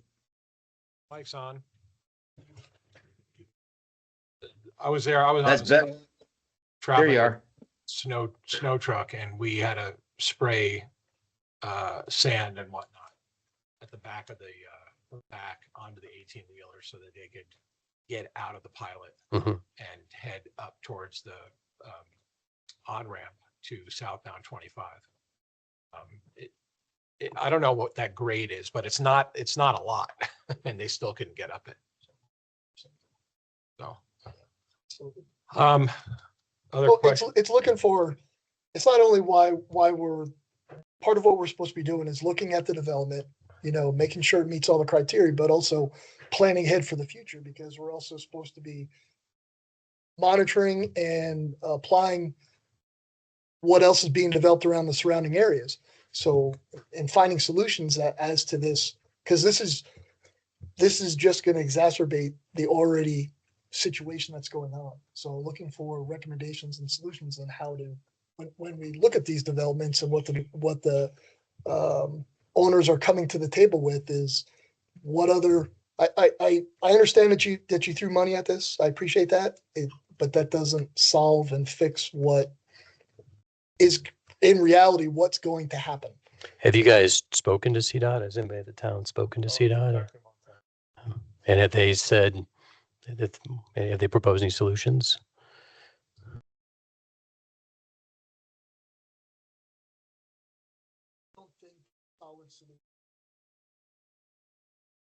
We'll take a look at it.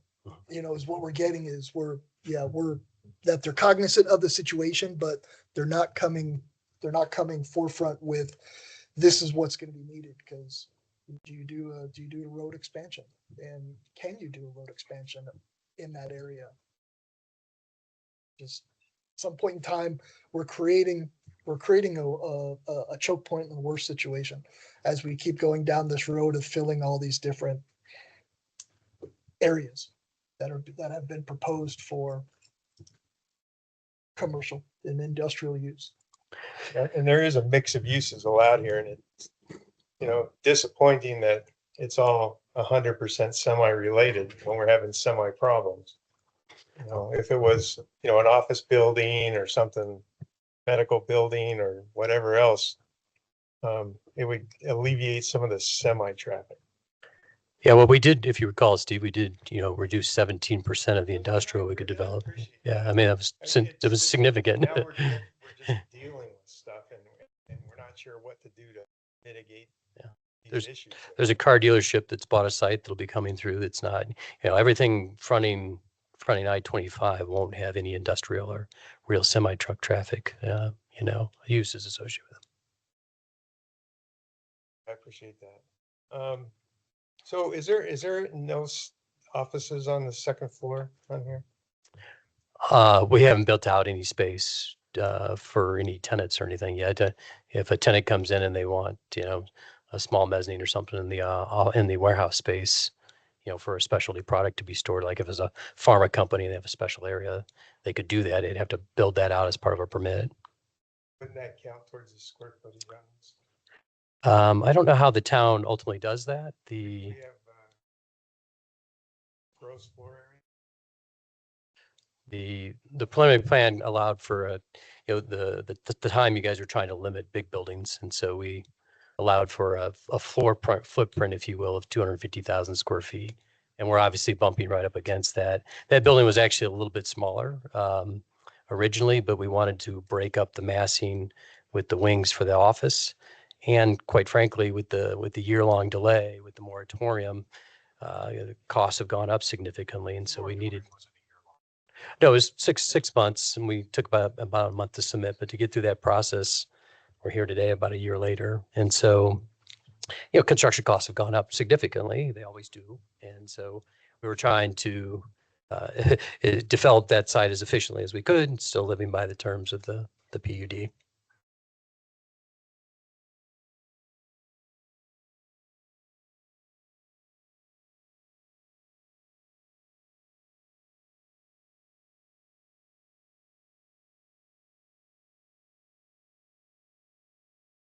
I hate to drop this on you, Bob, because I haven't talked to you about any of this stuff. But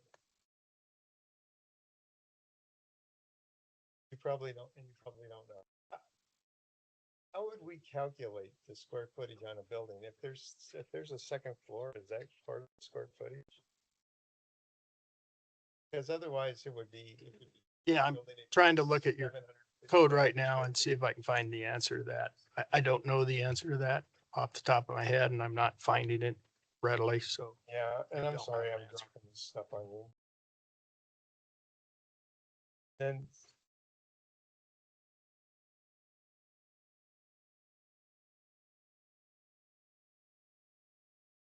I thought you were maybe looking at something.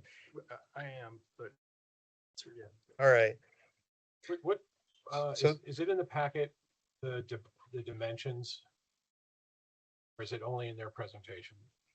'Cause there was a page that had a bunch of dimensions. No, the PUD is all included. The PUD documents are included in there. They include all dimensions and size. There's there's a site data page on the front page. You looking for the dimensions of the building? Well, I'm just getting stuck in the planning commission documents, and then when I get to the end of it, Oh, the trying to- pages don't load up because there's 400 pages in there. it's, Are you looking, I can tell you the dimensions of the well, building. the square footage of the building that you're proposing is how much? Is 249,000 square feet and a little bit more than that. And what's the limit that you? 250. So If it's determined that you've got 10,000 extra square feet, you would propose that on a second floor or a mezzanine? There's no, there's not 10,000, there's 300. we're not proposing that. You know, if a tenant comes in and says, you know, we would like to put in a small mezzanine, we would think they'd be able to do that. We'd think that the town would want to support, hopefully, a good company coming in that wants to. The PUD says that we were understanding that PUD says that it would be a footprint of 250,000 square feet. That's the building footprint. We didn't address any mezzanines or any of that nature. We're not looking to build a second story inside that building if that's the concern. That's not what is desired. I guess Correct. We would think they would be allowed to, based on how the PUD was allowed. And that could be 1,000 square feet or 500 square feet for a specialty storage area or something.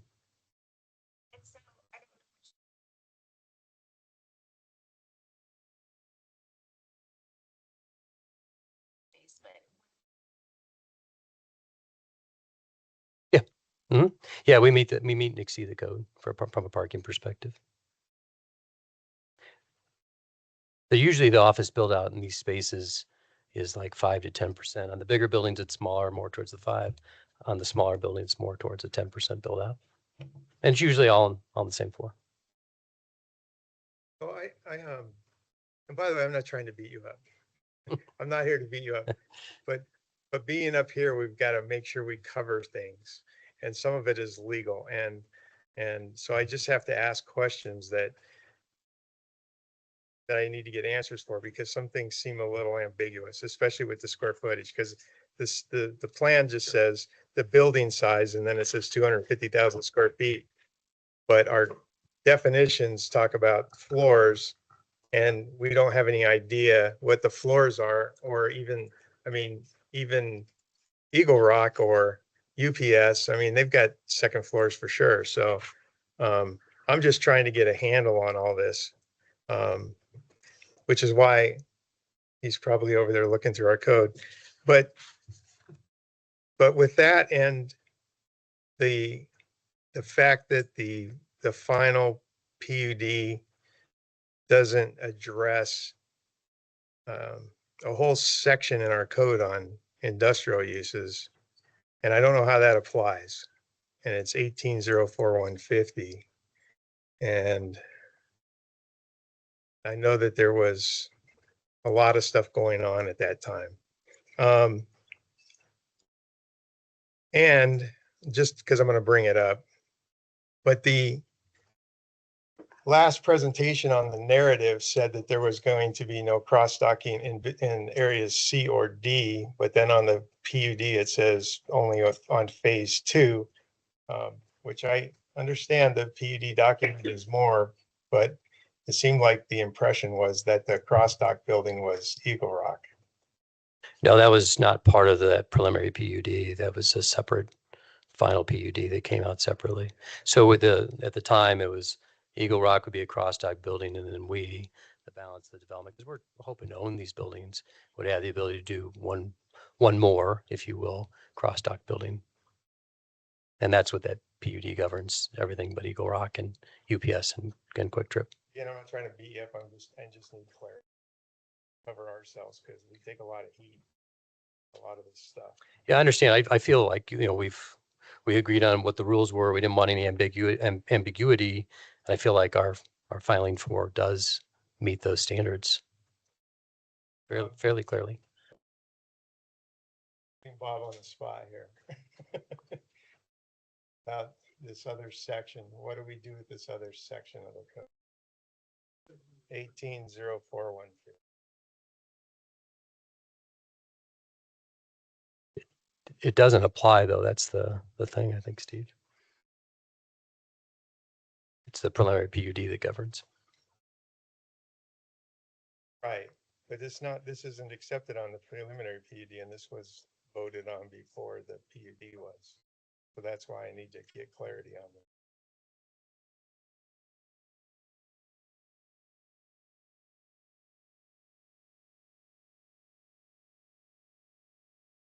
I had a little bit of text in there. So the preliminary PUD plan was approved before the new industrial standards were approved.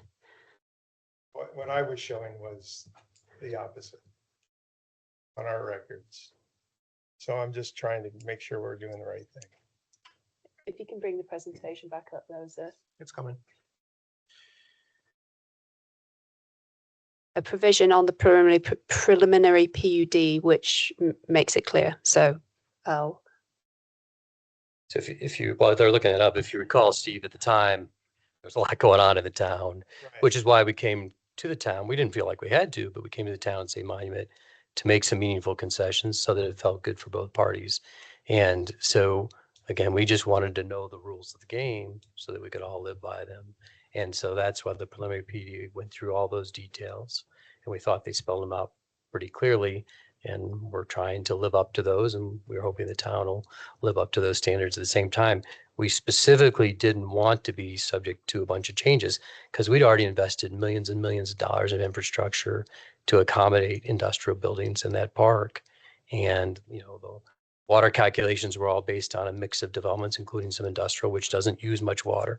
So there's all these decisions that have been made over decades that had real cost and real effect. And so we wanted to try to, again, put everything in concrete so that we would know what the rules of the game were, and you guys would know, so that hopefully these would be a little bit easier to go through. Again, it's just sort of compliance based. I just have to cover our end of it too. So that's all. That's why I'm asking, that's why I'm asking the questions. And I'd have to take time to review the preliminary PUD, I think, to answer your question.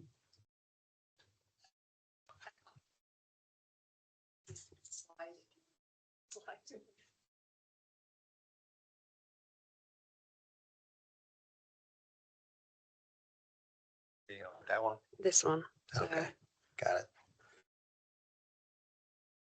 I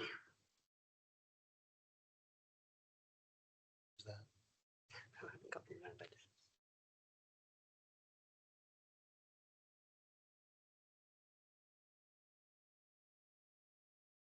No. Next one. Right, so it's a text in bold there in italics is taken directly from the preliminary PUD.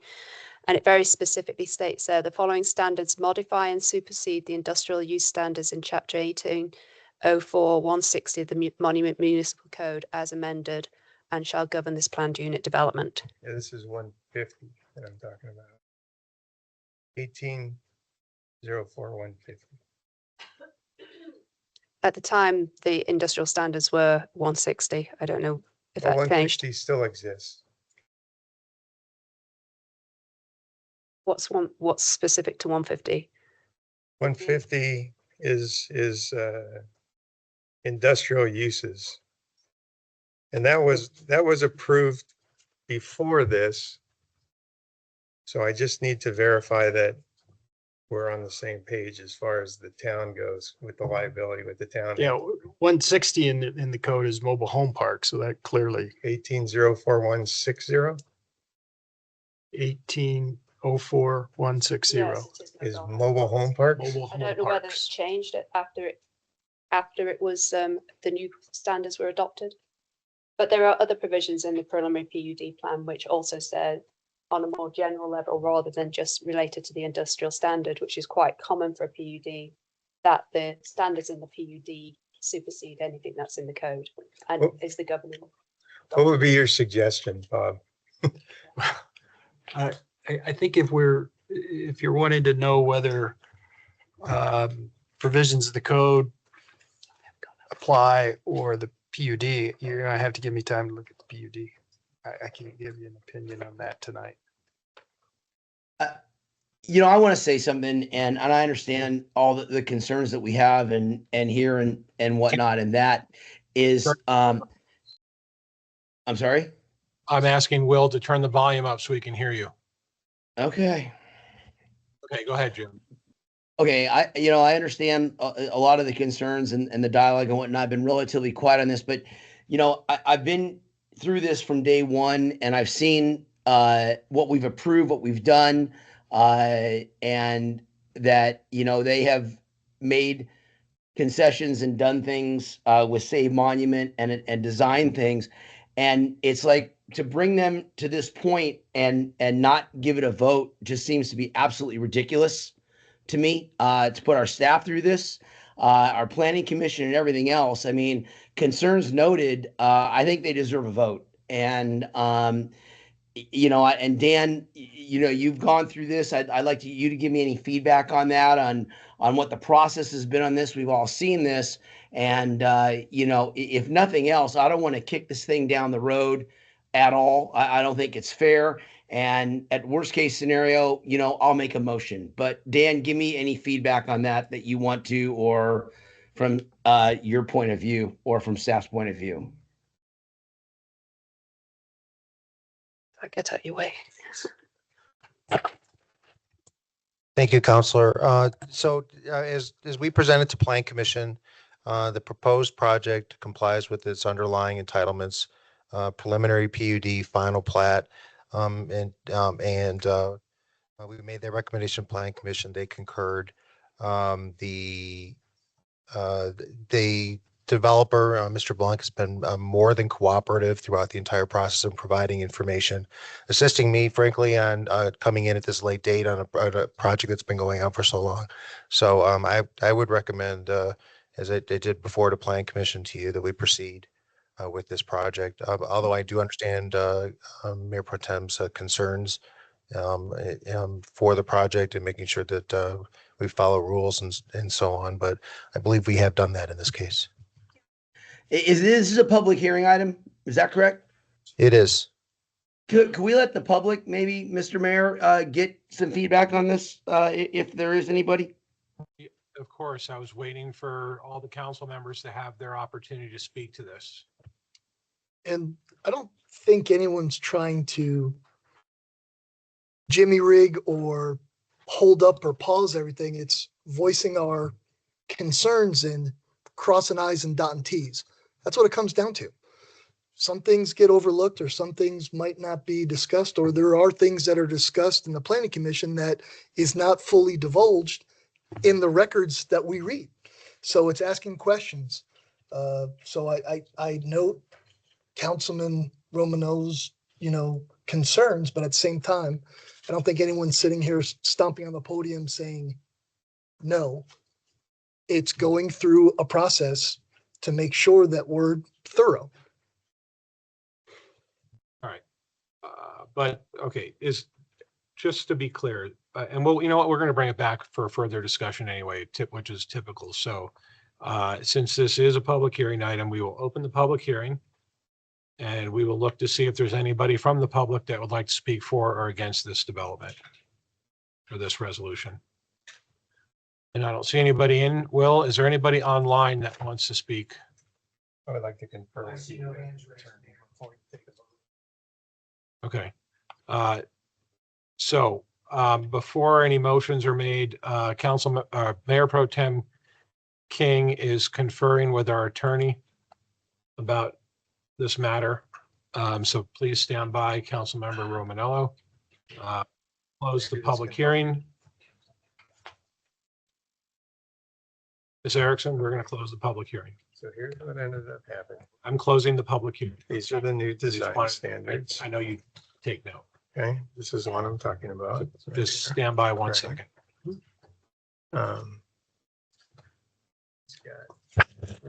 Here's where the hiccup is. This got approved.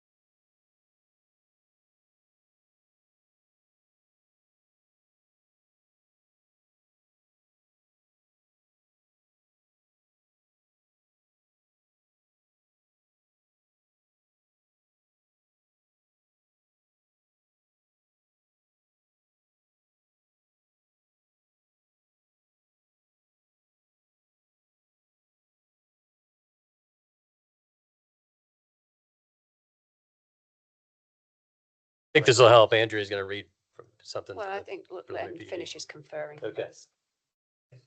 But this is.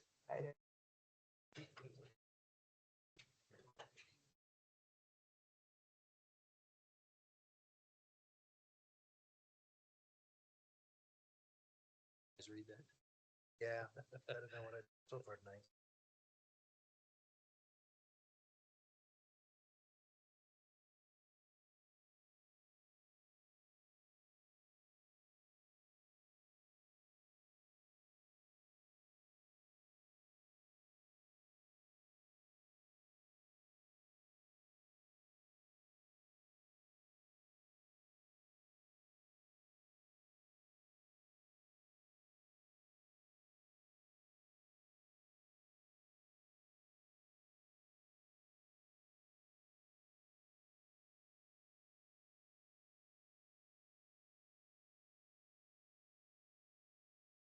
So this is a statement that's not everyone's here. Yeah, just I'll hold, please. give it a second.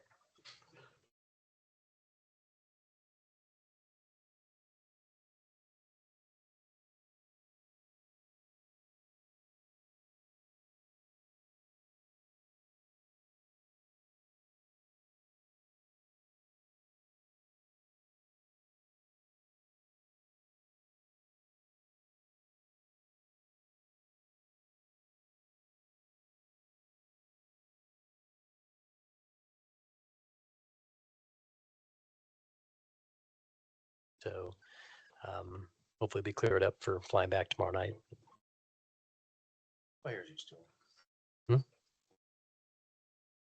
Oh, is it snowing now?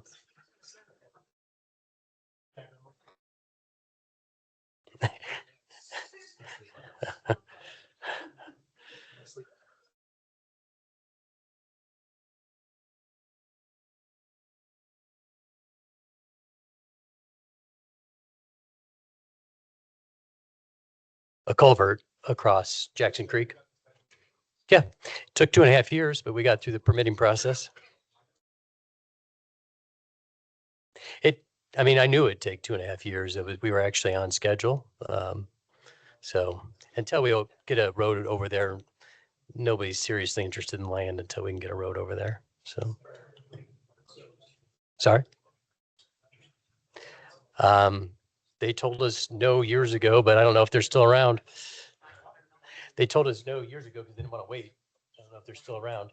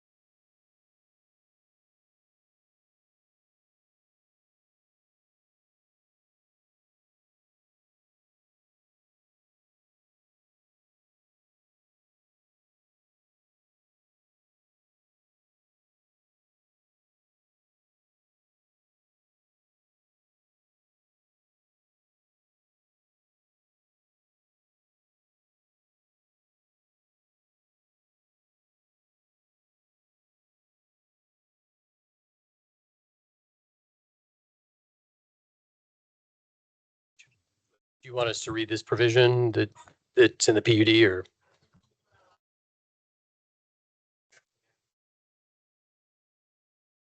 Okay, so we finished public hearing and we're bringing it back for council discussion, further discussion. Is there anything you want to add? No. Okay. Then I will look for a motion. I'll make a motion to approve resolution 062025, a resolution approving a final plat for Falcon Commerce Center filing 4. This is just for the plat. Okay. we Right? have- Am I on the right? That's what we're starting with, correct? We have a motion and a second. Ms. Erickson. Councilmember Chronic, Yes. Councilmember Romanella, Yes. Mayor Pro Tem King, Yes. Councilmember Abbott, Yes. Councilmember Fiorito, Yes. Mayor LaKind, Yes. Councilmember Kimple.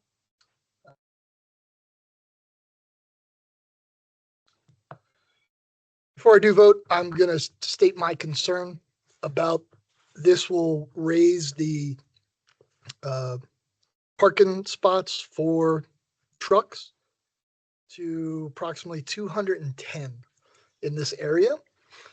So my concern is the further development in this area without recognizing and coming up with solid plans to fix this hazard. But I will say, because of the what we looked at and reviewed and how it meets the criteria, my vote is yes. That resolution passes 7-0. On to, Falcon Commerce Center, an ordinance. No, that's what we just did. No, we just No. did the Oh, resolution. just the plat. Right, now we are on the ordinance. Okay. So this is a public hearing again, Mayor. And I'm just looking for a requested action for that. It would be a motion to approve an ordinance, approve the ordinance listed in my memo to approving the final plan unit development for Falcon Commerce Center, filing number 4. I could certainly bring up the same illustrations and presentations for that public hearing, but I think we've covered that, but I could bring up anything you'd like. Apologize Mr. for Mayor? interrupting you, Mayor. I'd suggest that we just note for the record that the previous presentations are incorporated into the consideration of ordinance 01-2025. The presentations on resolution 06-2025. They're the same. Okay.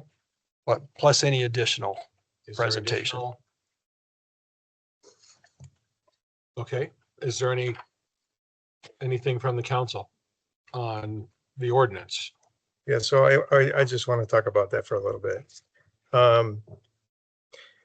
Because there's some overlap. And again, I want to say thanks for, when we had the meetings before and we, got together and went over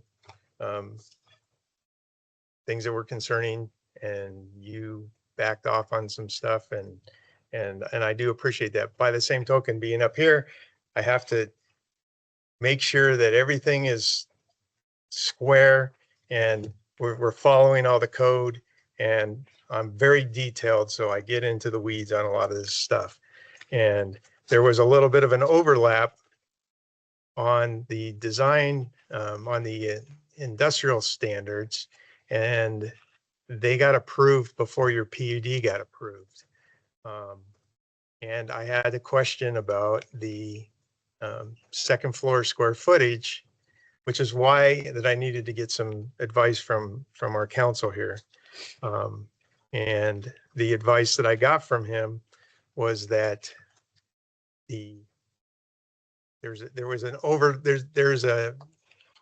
so it's like, it was like 2 weeks apart, right? So the industrial standards got approved, and then 2 weeks later you got approved. And but the industrial standards didn't take effect until 2 weeks after that. So that was what was confusing for me. I just wanted to make sure that we were all square. Our definitions on square footage are pretty vague, and at the time the gross floor area got approved along with those other resolutions. So clearly you were in before that. And I just, again, I have to verify this stuff. And I didn't have time to go over it with him earlier because really it just came up today. So I just needed to get myself clear on all that. So I'm not, like I said, I'm not trying to beat you up. I have a job to do up here. That's all I've got. We can throw snowballs at them out after the meeting. Yeah, we can throw snowballs at them. Right. All right. This is again a public hearing item. If there's no other questions or comments, we will open the public hearing. If anybody wants to speak for or against this ordinance, anybody online, Will? No, All right, so we'll come back and close the public hearing, and if there's no other concerns or comments or questions from the council, I'll look for a motion.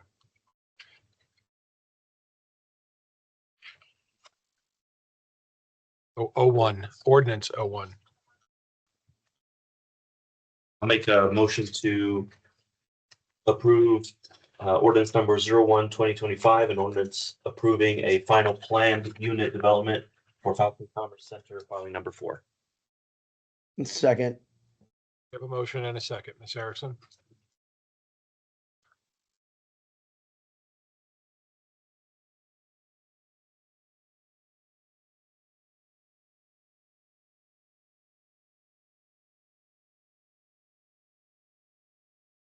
Councilmember Chronic, Yes. Councilmember Romanello, Yes. Mayor Pro Tem King, Yeah, I just want to make a statement before I vote. There's a lot of mixes of uses in this project. I wish that it wasn't another distribution center. I wish that we could eliminate some of these semi trucks. It's causing great harm to the town, to be honest. But I have rules that I have to follow, and there are rights involved. And so with the advice of the attorney, I will vote yes. Councilmember Abbott, I second everything Steve said, and glad we have council here, and I'll go ahead and vote yes. Councilmember Fiorito, I will also piggyback on what Mayor Pro Tem King mentioned. I get it. It's an industrial area piece. But at some point, big white buildings, there's a point where there's too many. I would love to see restaurants. I would love to see other things, but I vote yes. Mayor LaKine, Yes. Councilmember Kimball. I'll echo my comment before about we're now above 200 parking stalls for trucks in this area, specifically in this southwest area of Monument. I think there should be a real hard look at other utilization for these areas that the town needs and is asking for. In addition, I want staff to really take a hard look and work with the developers at the paint scheme on the west side for more earth tone color, vice white. And white is not really the Air Force colors as well. But that's, earth tone colors are more appeasing and to the eye. But with the I echo what the other council members have said about this, and with everything being reviewed and the legal part of this, my vote is yes. But it's going to become very difficult to start saying that here in the near future with other developments because of what we're compacting in there and the dangers and hazards with the traffic. 7-0, that passed. Okay. Thank you. Thank you. Safe travels. Yeah.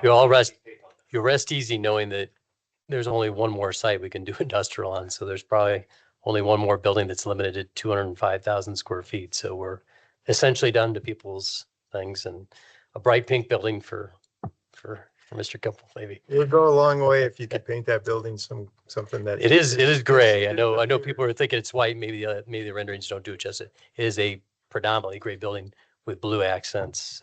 So anyway, thank you for your time. We appreciate it. Haze gray would say more. How about camo? No, haze If gray. you're gonna say pink, then you're gonna remind me of Tripler over in Hawaii. So that's not. Thank you all. All right. Thank you. Okay. safe out there. Let's move on to some food. Food? Ordinance number 02-2025 is an ordinance approving Panda Express, No. final PUD. Are you still up there, Dan?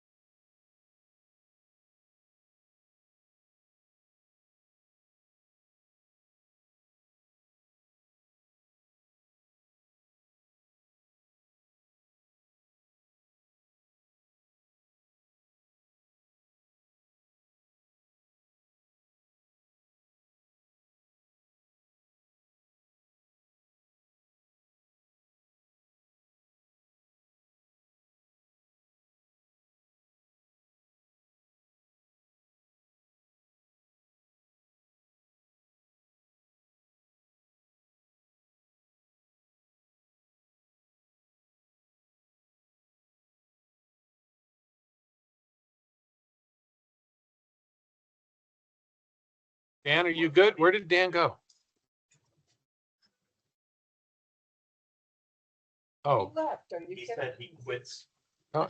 He's fed up. Said enough of this. we should really have some way of compute up there for presentations or something, not wireless.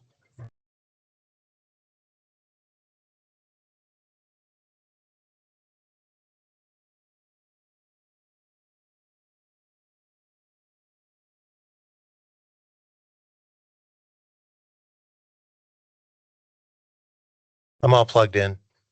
Okay, we're continuing. Go ahead. Okay, so this is a public hearing for ordinance number 2025, a final PUD for Panda Express at 16481 Cinematic View. The applicant is HC Clover Architect. Property owner is CFT, and I'm guessing NV is Nevada Development. The property is located at Cinematic View. I think everyone's familiar with Kentucky Fried Chicken. This property is 2 lots south of there.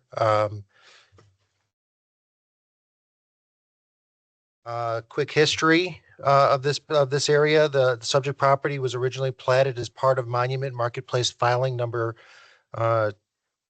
16, I believe that's 1, on November 19th, 2027 or 2007.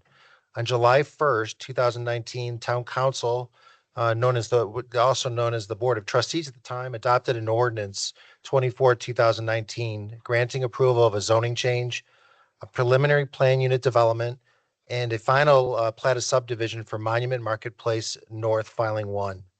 Each parcel within the Monument Marketplace North Filing 1 is required to obtain a final plan unit development approval prior to the issuance of land development and building permits. The applicant is coming forward to seek a final plan unit development for their lot 5A, for the construction and operation of a Panda Express. As proposed, Panda is a corporate owned fast food restaurant with a drive-through. I'll show images of the property later. On December 11th, 2024, the Planning Commission conducted a public hearing in consideration of this request to approve the final PUD for Panda Express at 16481 Cinematic View.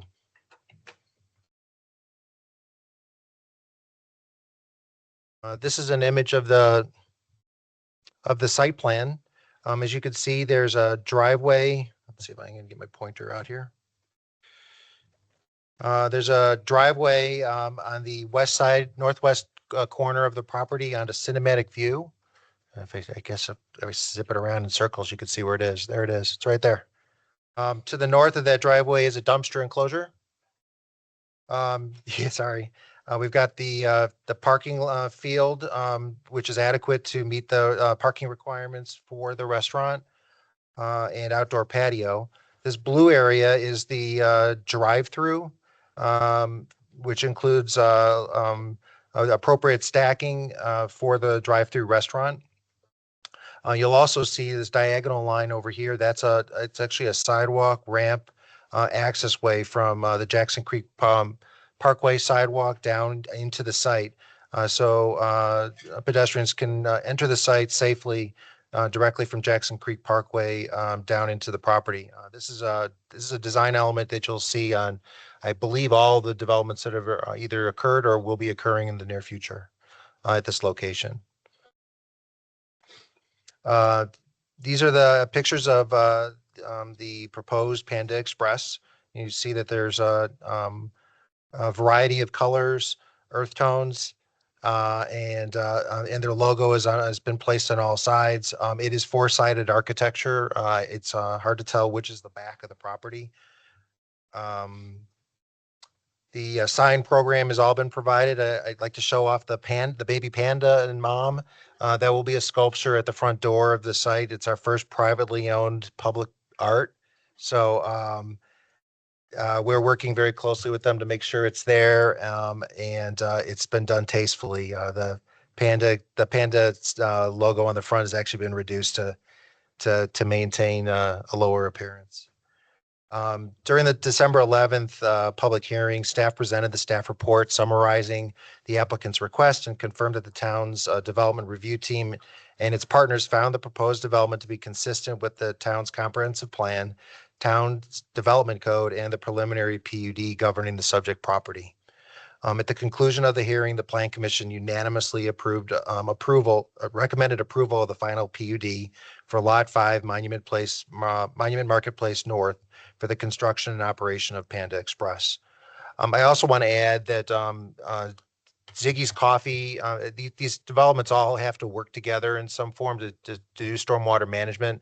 And Panda Express was actually very helpful in making sure that the stormwater can move from one property to the other without going into the streets and so on. And they signed appropriate easements with Ziggy's Coffee to support their development. And all the players down there have been working really well together. So you don't hear that too often, so I thought that I'd share that with you. This project is laid out in similar fashion to what you just saw with Ziggy's. It's very similar. It meets the same standards and requirements. And we're asking for you to make a motion to approve the plan unit development for this project. Okay, there's no other presentation. The applicant's not here.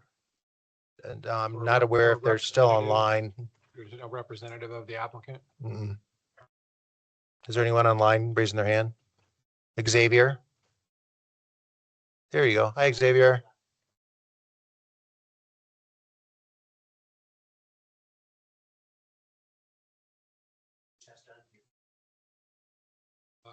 Xavier, if you want to unmute, you've been promoted.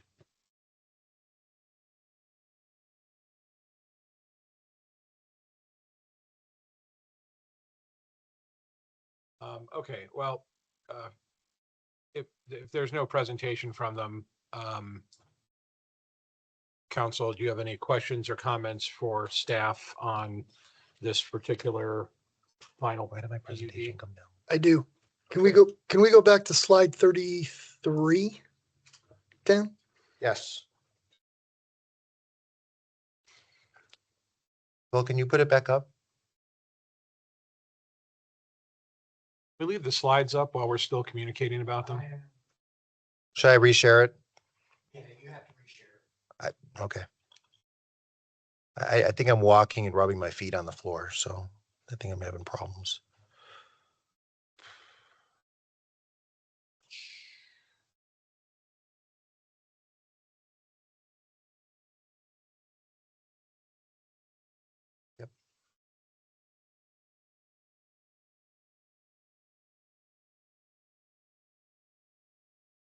Yep. At the correct slide? No, 33. Just a concern I have or a question. Once yeah, well, it's slow on mine. Where the, off of cinematic view, the in and out, entry and exit point. Just to the north of that, that's a trash enclosure. Does that create an issue with line of sight for people to enter and exit? Especially if they turn wide. What's the height of the enclosure? Well, it's going to be higher than your car no matter what. Unless you're in a lifted truck. So I'm just asking, is that, So can that not be moved to the north? Because you have a problem too, if you move it to the northeast, you have a problem with the vehicle traffic leaving the drive-through. You're gonna have a problem with the trash. Xavier, if you could please tune in here. I think that you're bringing up a really valid point. Counselor Kimball, I think you're bringing up a very good point, and if it's okay with them, to make a condition that they resubmit plans, moving the dumpster enclosure, trash enclosure to the northeast corner. Well, I mean, but you also have another, if you know. But it's quiet most of the time, so it's kind of But- like our enclosure outside. It Yeah, doesn't do what I'm much. getting at is if you move it to the northeast corner, how you position it for the truck to come in to pick up the dumpster and then exit without manipulating, because you have those two little islands. There's no great place for this here. Yeah, you have those two islands in the middle of all the parking spaces, and then you have to worry about the flow of traffic leaving the drive-through to turn westbound to get out as well. So my first primary concern is the line of sight issue in that northwest corner. Yeah, it's for sure obstructing. There's no doubt about it. I am not against this. I want to vote yes, but when I looked at the plan, I just kind of. Well, how about, since we're at Xavier's having difficulty getting on. Okay. Okay, Xavier, can you unmute your computer?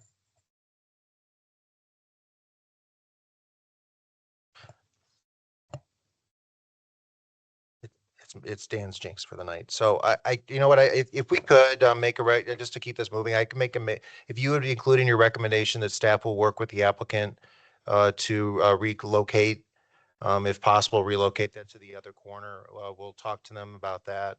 I think you bring up a valid point. It is in a site triangle out there, and if we can move it to another location on site, it would be a good move. So I really appreciate that. Thank you. That's a good call.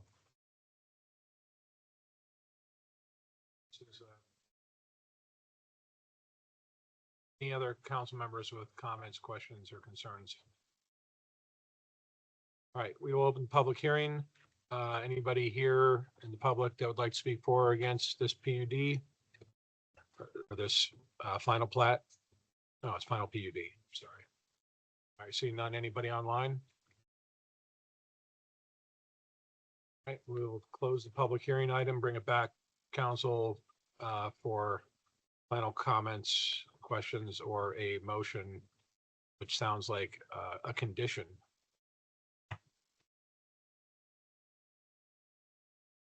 Make your motion with your condition. Yeah.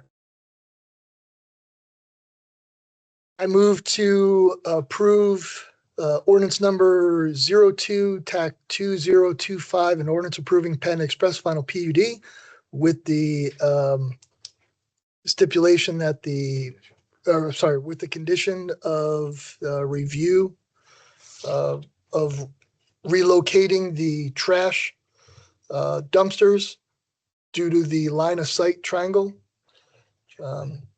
take into effect and report back from Dan to the panel. Second. Wait, I did make sure I understood that. I apologize. I wasn't, I The was, condition is that you're going to investigate moving the trash enclosure to a different location to avoid the site triangle Mhm. and report back to the council when it's. so you would like the ordinance to come back to you then, to approve this PUD. I was hoping that you do We're a approving condition, it so for I the could just let you know how it went. No, we're approving it. We just like an update of, does Absolutely. Okay, thank you. that make sense? Yeah, thank you for the clarification. We have a motion and a second.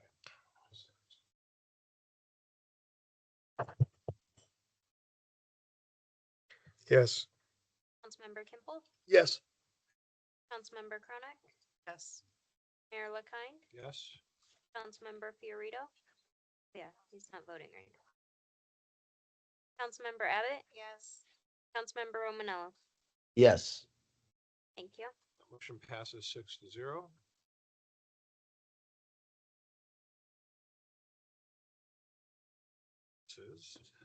Um,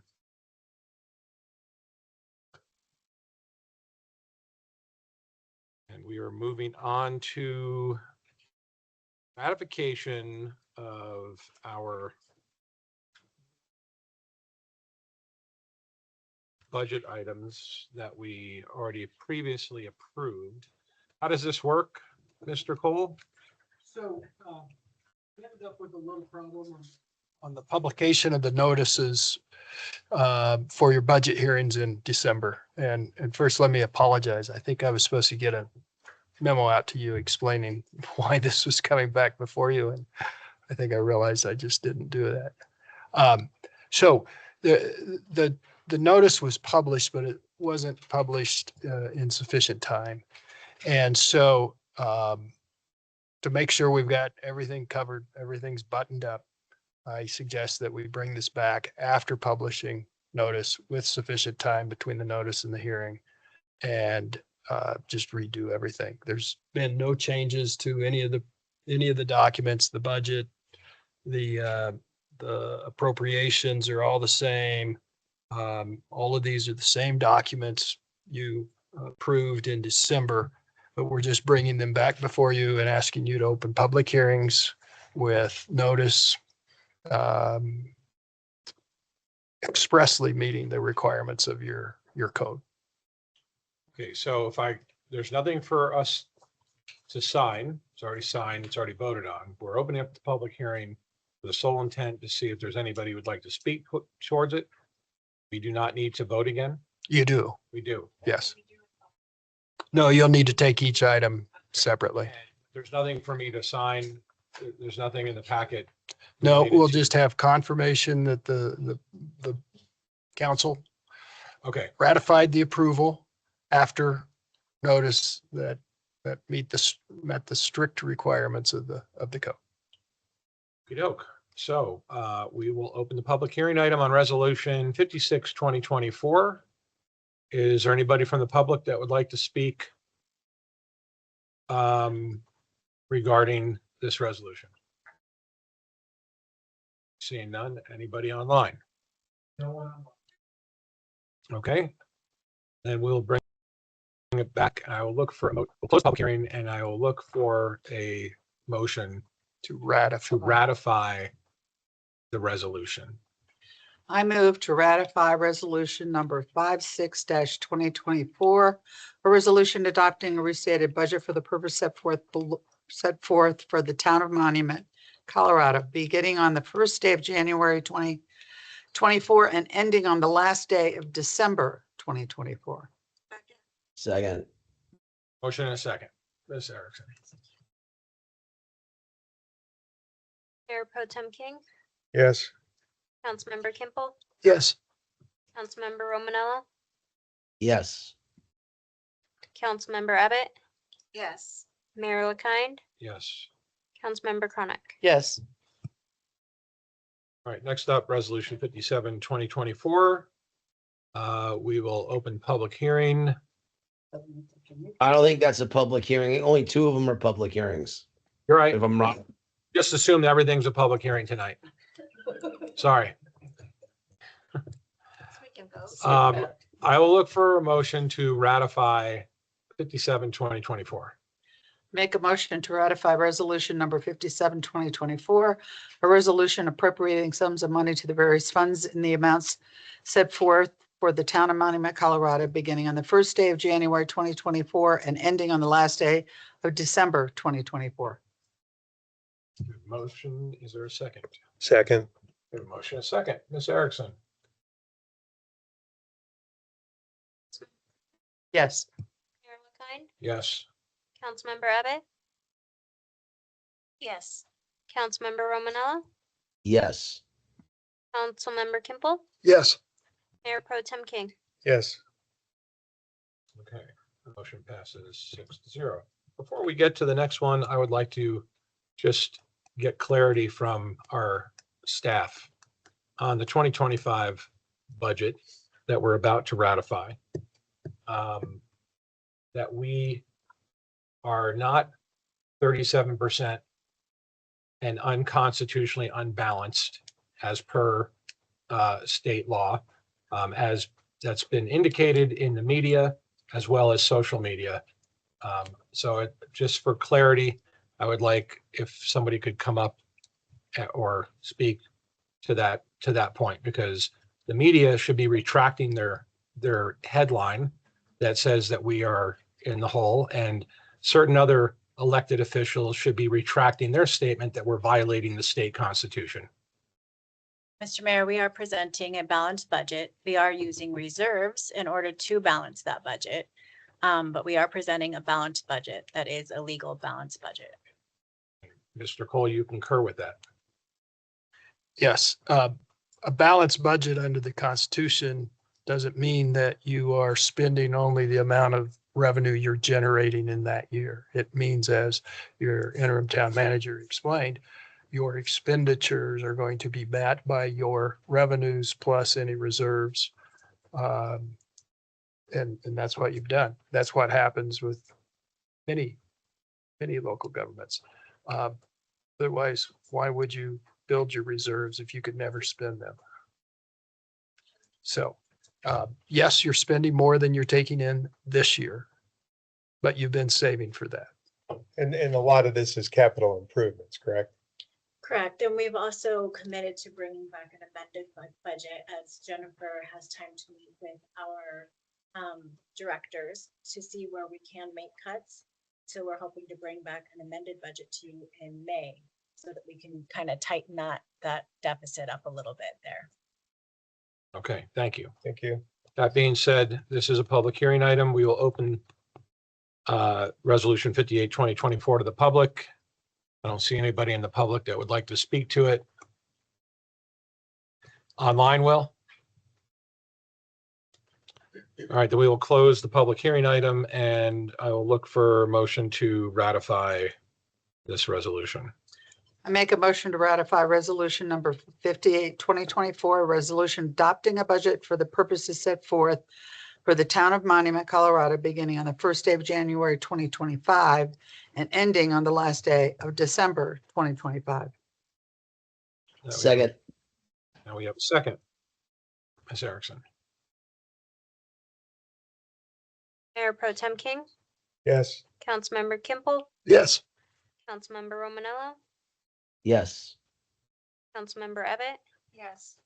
Mayor LaKine, Yes. Councilmember Chronic. Yes. That motion passes 6-0. Next up, Resolution 59, 2024. This is not a public hearing item, so I'll look for a motion to ratify that resolution.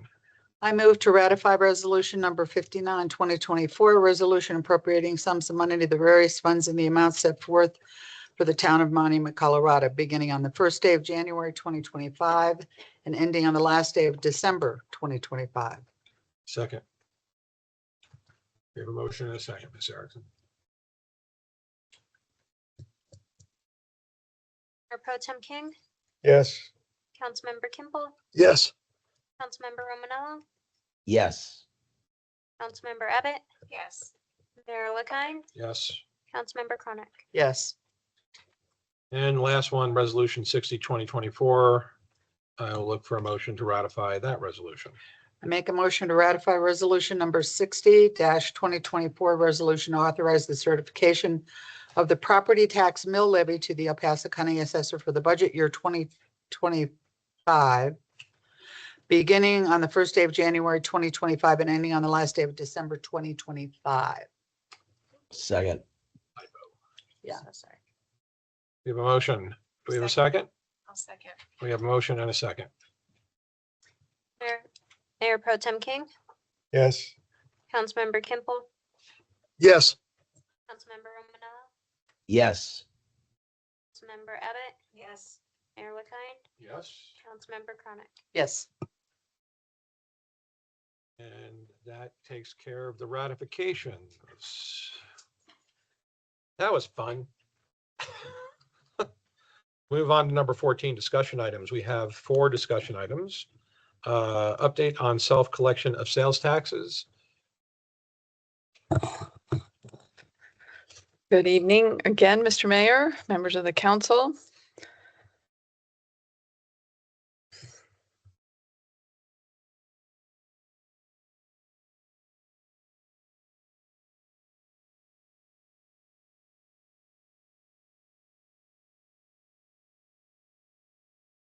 Jennifer Phillips, your finance director, wanted to provide you with a brief update on the sales tax self-collection. That's going to begin very, very soon. So an overview of what I'm quickly going to go over is just where we've been, what we're doing, and where we're going, and answer any questions that the council may have. So between October and December, the council passed an ordinance to move to self-collected sales tax for monument only.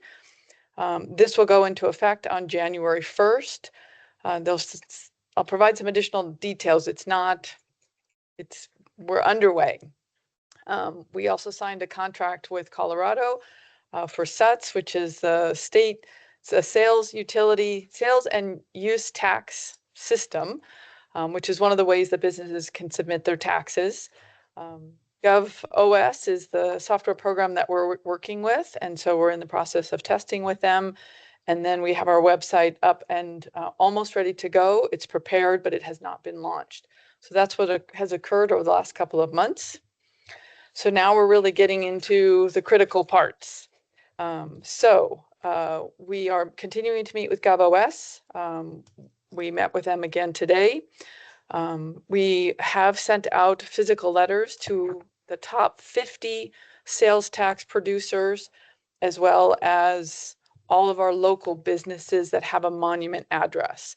So there's tens of thousands of businesses that in some way or other over the years have submitted a sales tax with us. But we wanted to capture the ones that were literally in monument. And so that letter went out. And then we also went and visited our downtown businesses. It was a great opportunity to say hello and thank our businesses for being in our historic downtown, and gave them a flyer and let them know that if they had any questions, we were here. We'd be happy to go to their business if they needed anything. We want to make sure that our local businesses are well taken care of. It's very important to point out, this is not a sales tax increase. Nothing is changing. It's just how the sales tax is going to be collected. We will be meeting with the Tri-Lakes Chamber of Commerce. They have a meeting on Wednesday morning. We'll be attending that. Again, offering ourselves to our local businesses, if we can answer any questions, provide the information. We also have forms and resources. We'll have frequently asked questions. And so we're really trying to get the word out. We do a little social media as well. And then when we get the last set of information that we need, we'll launch that website. It's very important to keep in mind that the taxes that were collected in December will still be submitted in January. So they're not using our system in January. So we're not behind. We're right on schedule. And so the first time that our businesses in 2025 will use this new system will be in February for their January taxes. So it feels like we're behind, but we're absolutely not. We're right on schedule. So we plan to go live. Here's a list of the things that we're doing. It's a fairly good undertaking for a little size staff like ours. But we have a great consultant helping us and working with GovOS, and we are very close to launching. And I'd be happy to answer any questions. In your process going around meeting people and everything else, did you ever determine whether or not Pilot was in our sales tax district or not? Yes, they are compliant. Okay. Yes. State's app is not compliant. Oh, and that brings up another point that we have here, because if it's not in the state system, they could be paying it and then we're not getting it. You have no way of telling what we're receiving coming from who. We do. I mean, we From the we state? can look that up. So what you saw, I don't know where you look and what you saw, but I was able to confirm that they are in compliance. Right. It's the My Colorado State app that has a sales tax collection lookup, and you put the address in and it tells you what the effective tax rate is for each entity that is collecting. And Monument is missing on multiple businesses when you put that address in. Well, this will solve that problem. Yes, it will. But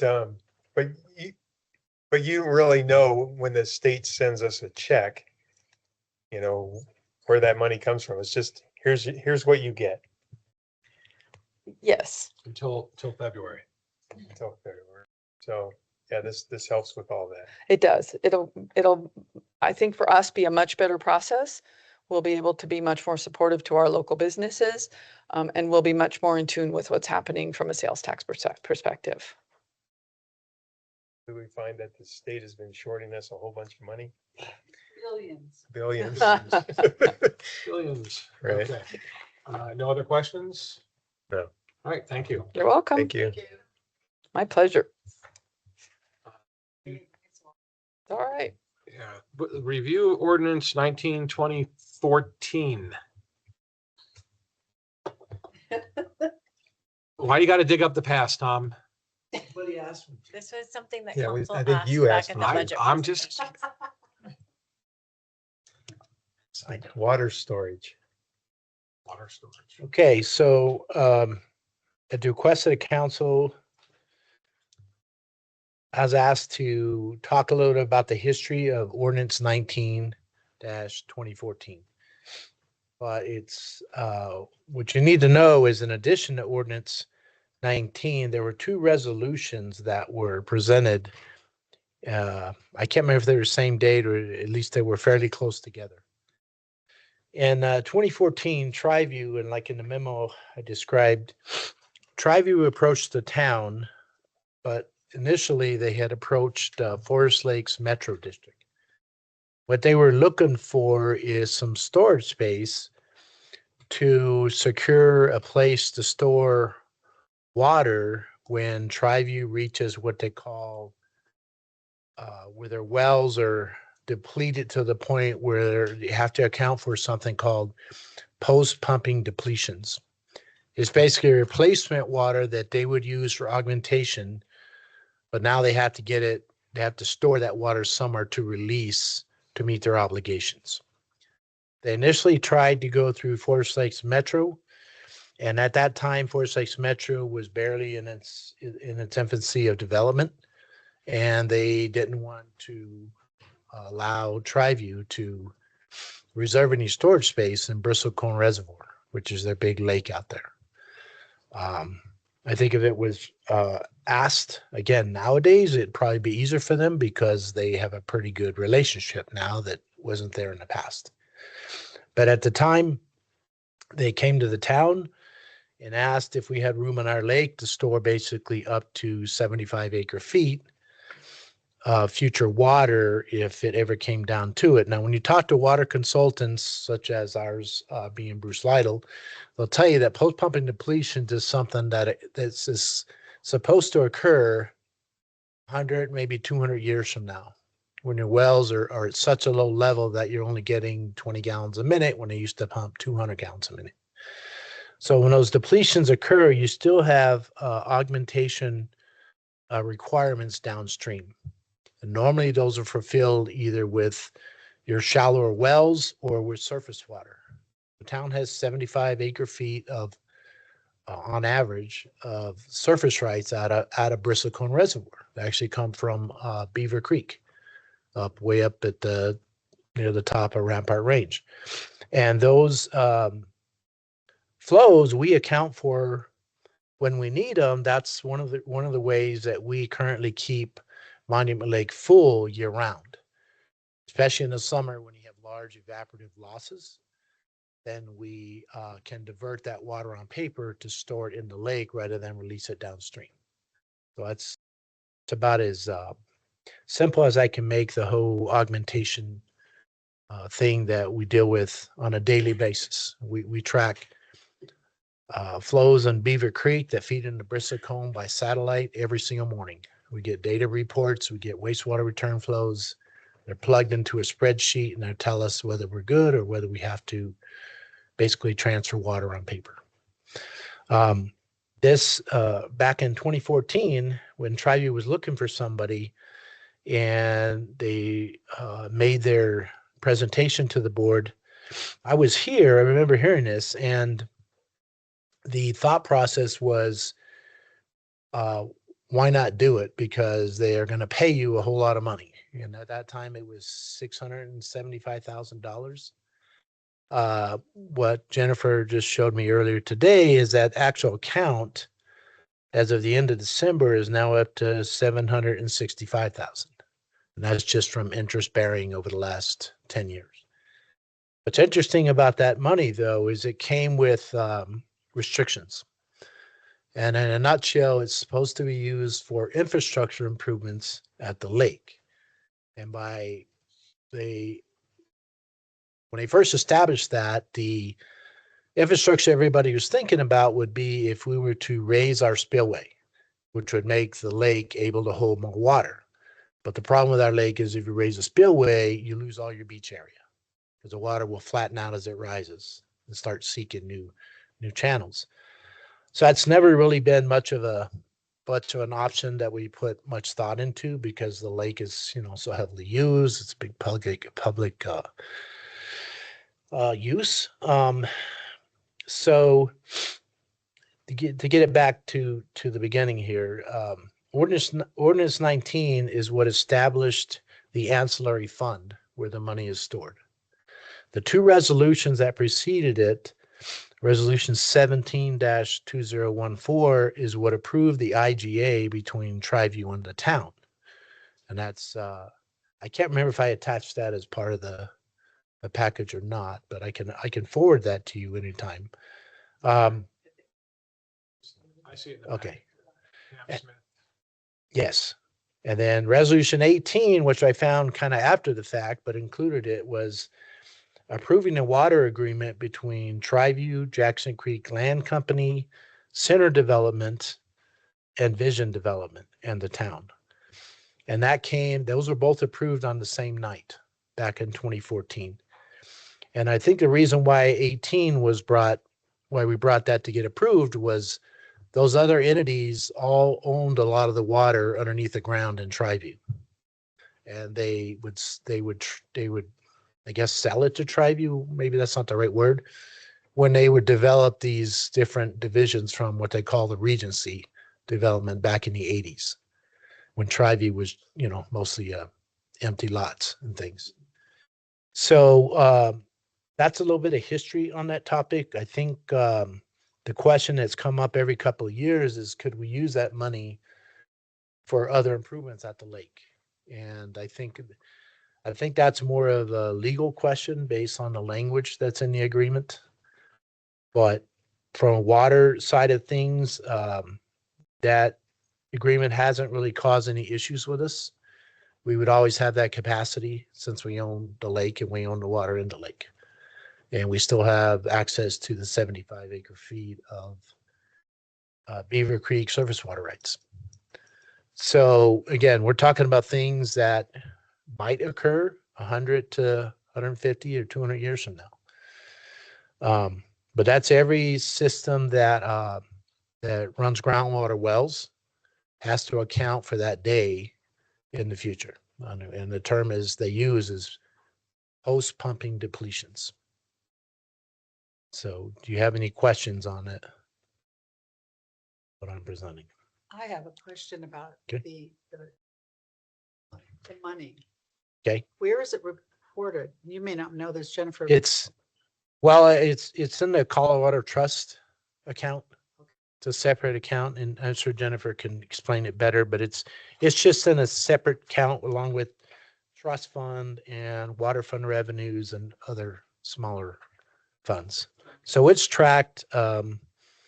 Jennifer's obviously aware of it, and we've never done anything with it, but Correct, it is in a special fund, so you should see the Monument Lake Water Storage Fund in the budget. Reserved account. Correct, it's in what we call. Thank you. Okay, thank you for It- that explanation. was it too heavy on it, was it? Let's talk about water rights. Yeah, no, let's talk about standards of conduct.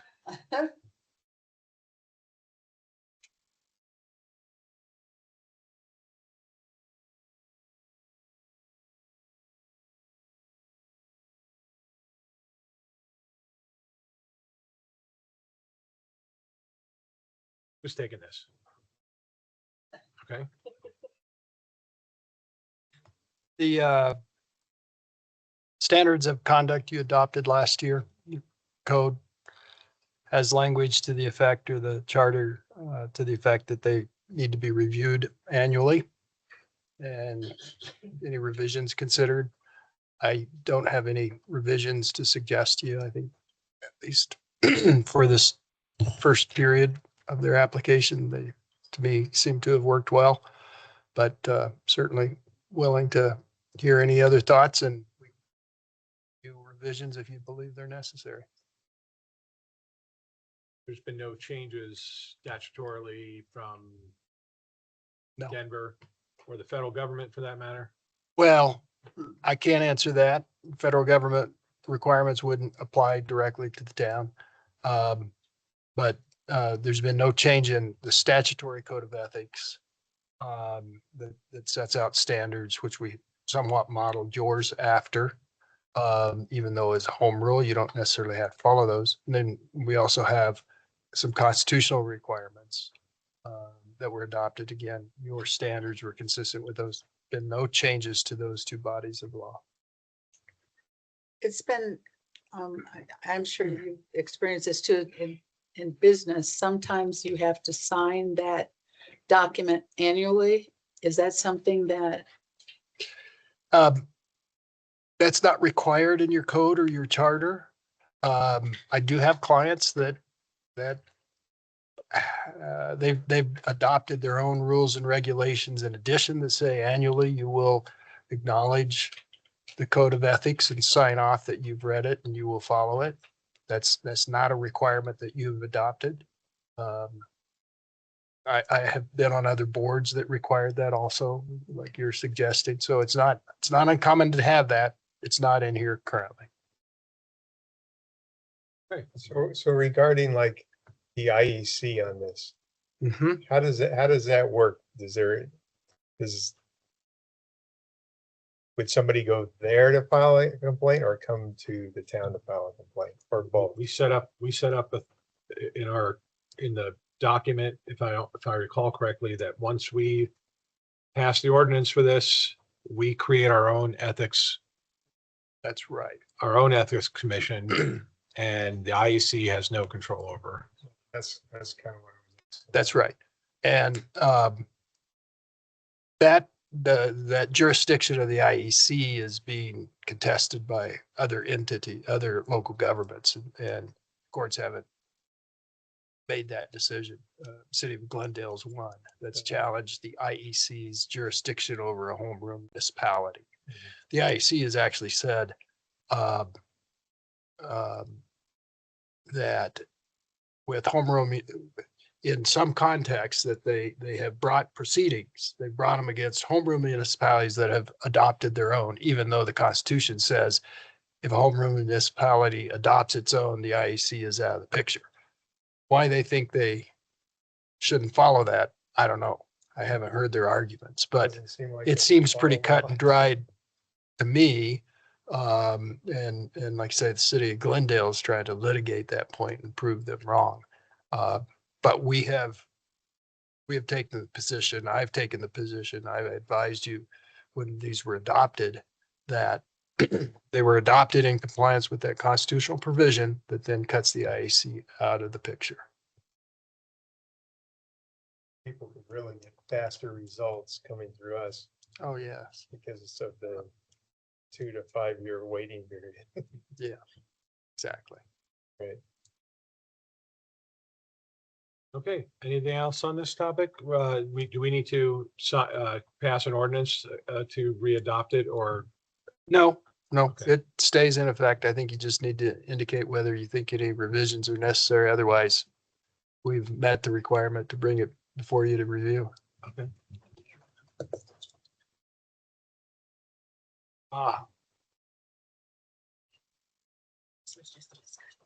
Gotcha. I'm So we being are- corrected that this may show up on the next agenda. Okay.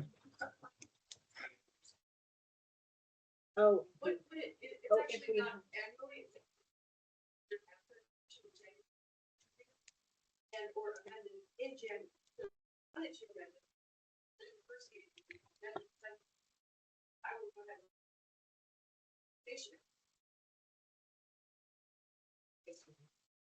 Okay, right, because this would have been the January post-election. There you go. Okay, Okay. great, thank you. Then we'll move on to the final discussion of council member. One clarifying question, when you say after each election, is it state election, town election, or? Okay, so any upcoming special election will, okay, thanks. All right, we'll move on to council member committee assignments. As you saw in the packet, maybe even an email. We've got the assignments. I don't believe there are any. Well, we have to send notices out to these boards this month to reaffirm who's sitting where.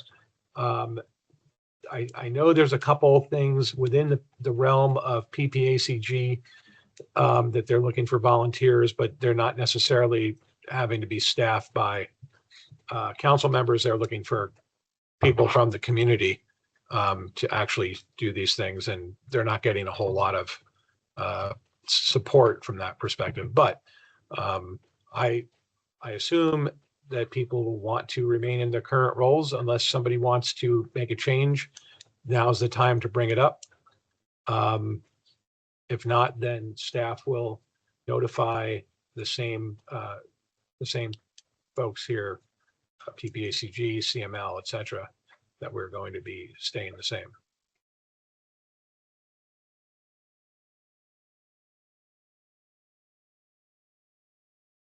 Well, this was like That was fairly recent. It was recent. That was recent. Well, It's over. this was, it was RFP. I was like, wait, how did I miss? It's late. We're gonna have to, I think there's gonna have to be That's why the asterisk. straws drawn, because I think there's gonna be a lot of people on the council that are gonna want to be part of that. But anyway, does anybody want to change from their positions? Okay, the only thing that's in this packet that is inaccurate is the CML one.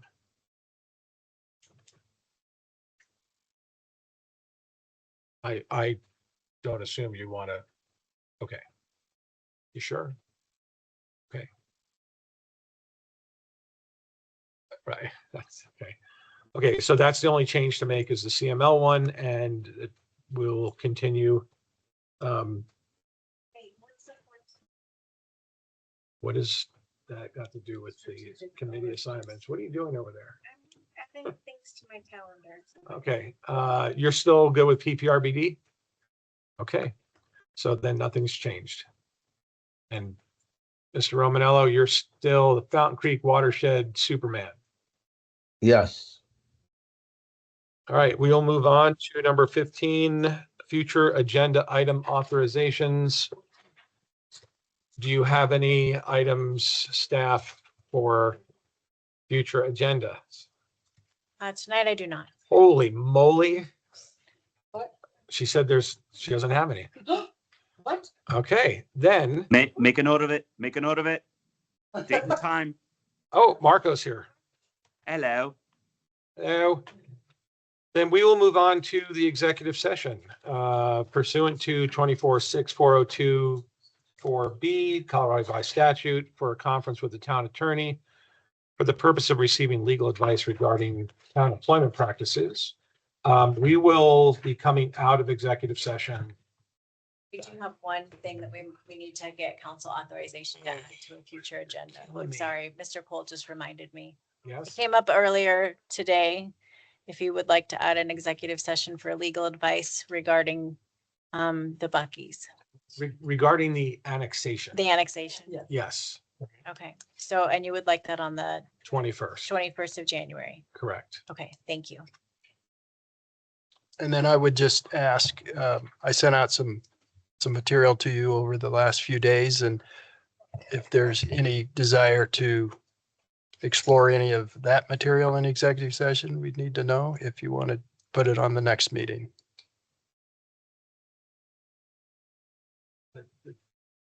That's not an executive session thing. It doesn't. The town, so I owe Bob something. I owe him a job description, which that's out to everybody for approval. And then Bob will, once he has the blessing, we will work with HR to post the position internally for the town manager role. And then we can follow the remaining steps that he's laid out. You'll have it tomorrow. And then the material I sent you on the OARC proceedings, if you're fine with that, or if you want to dive into that, you just need to know. I don't want to dive into it. Done. Okay, all right, thank you. Okay, back to the executive session. Well, I've already stated it, but we need to clear the room so we can go into executive session. We will be coming back after that, and we will be adjourning in Harry won't public. be coming back. So we'll take a few minutes, like 5 minutes, to get everybody out, and we will begin the executive session. Mr. Mayor, Hang we on. need to have a vote on your motion. Yeah. So do I hear a second on moving to executive session? Second.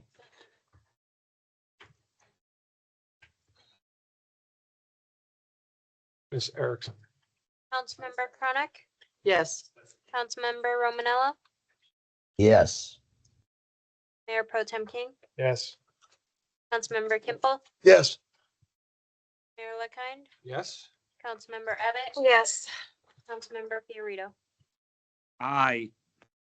Okay, that passes 7-0. Council members Romanello and Fiorito are going to need a separate Teams link. Okay, thank you. So council members, just be on the lookout.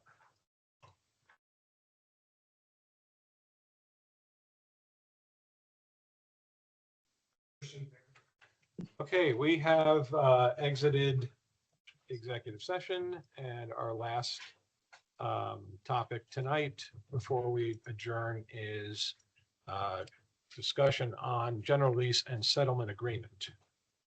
Is there anybody who's got anything they'd like to discuss to that effect? I would like to make a motion that after considerable discussion over the last couple of months, council has come to the conclusion that the general release and settlement agreement as presented to us today should be approved. So I'm making a motion to do so. You want to have any discussion, or is that all of your discussion? You can have discussion now. Discuss? Not really. I mean, I would say that there's been options presented to us, and this would be the best course of action for all members involved. After that's how I feel after reviewing what's been presented to me. I'm not sure how the other people, how other members feel, but I think that I feel like this agreement is complete and consistent and fair. And I think that like I said, I think it's very thorough. So thank you, Bob and team, for writing it up. And I'd like to make a motion to. I just moved. Oh, sorry. I would like to second your motion to approve if everyone else agrees. Thank you. So there's been a motion and a second to approve this general release and settlement agreement. Mr. Cole and Ms. Erickson. Sufficient? Sufficient.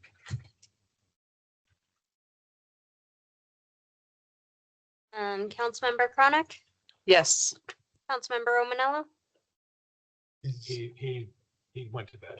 Oh, He's I thought gone. it was Fiorito. Okay, Mayor Pro Tem King, Yes. Councilmember Kimpel, yes. Mayor LaKane, Yes. Councilmember Abbott, Yes. Councilmember Fiorito. Yes. Thank you. Motion passes 6-0. Next up is adjournment. Do I have a motion to adjourn? Everybody. All in favor? I. We And are for the adjourned. record, Tina does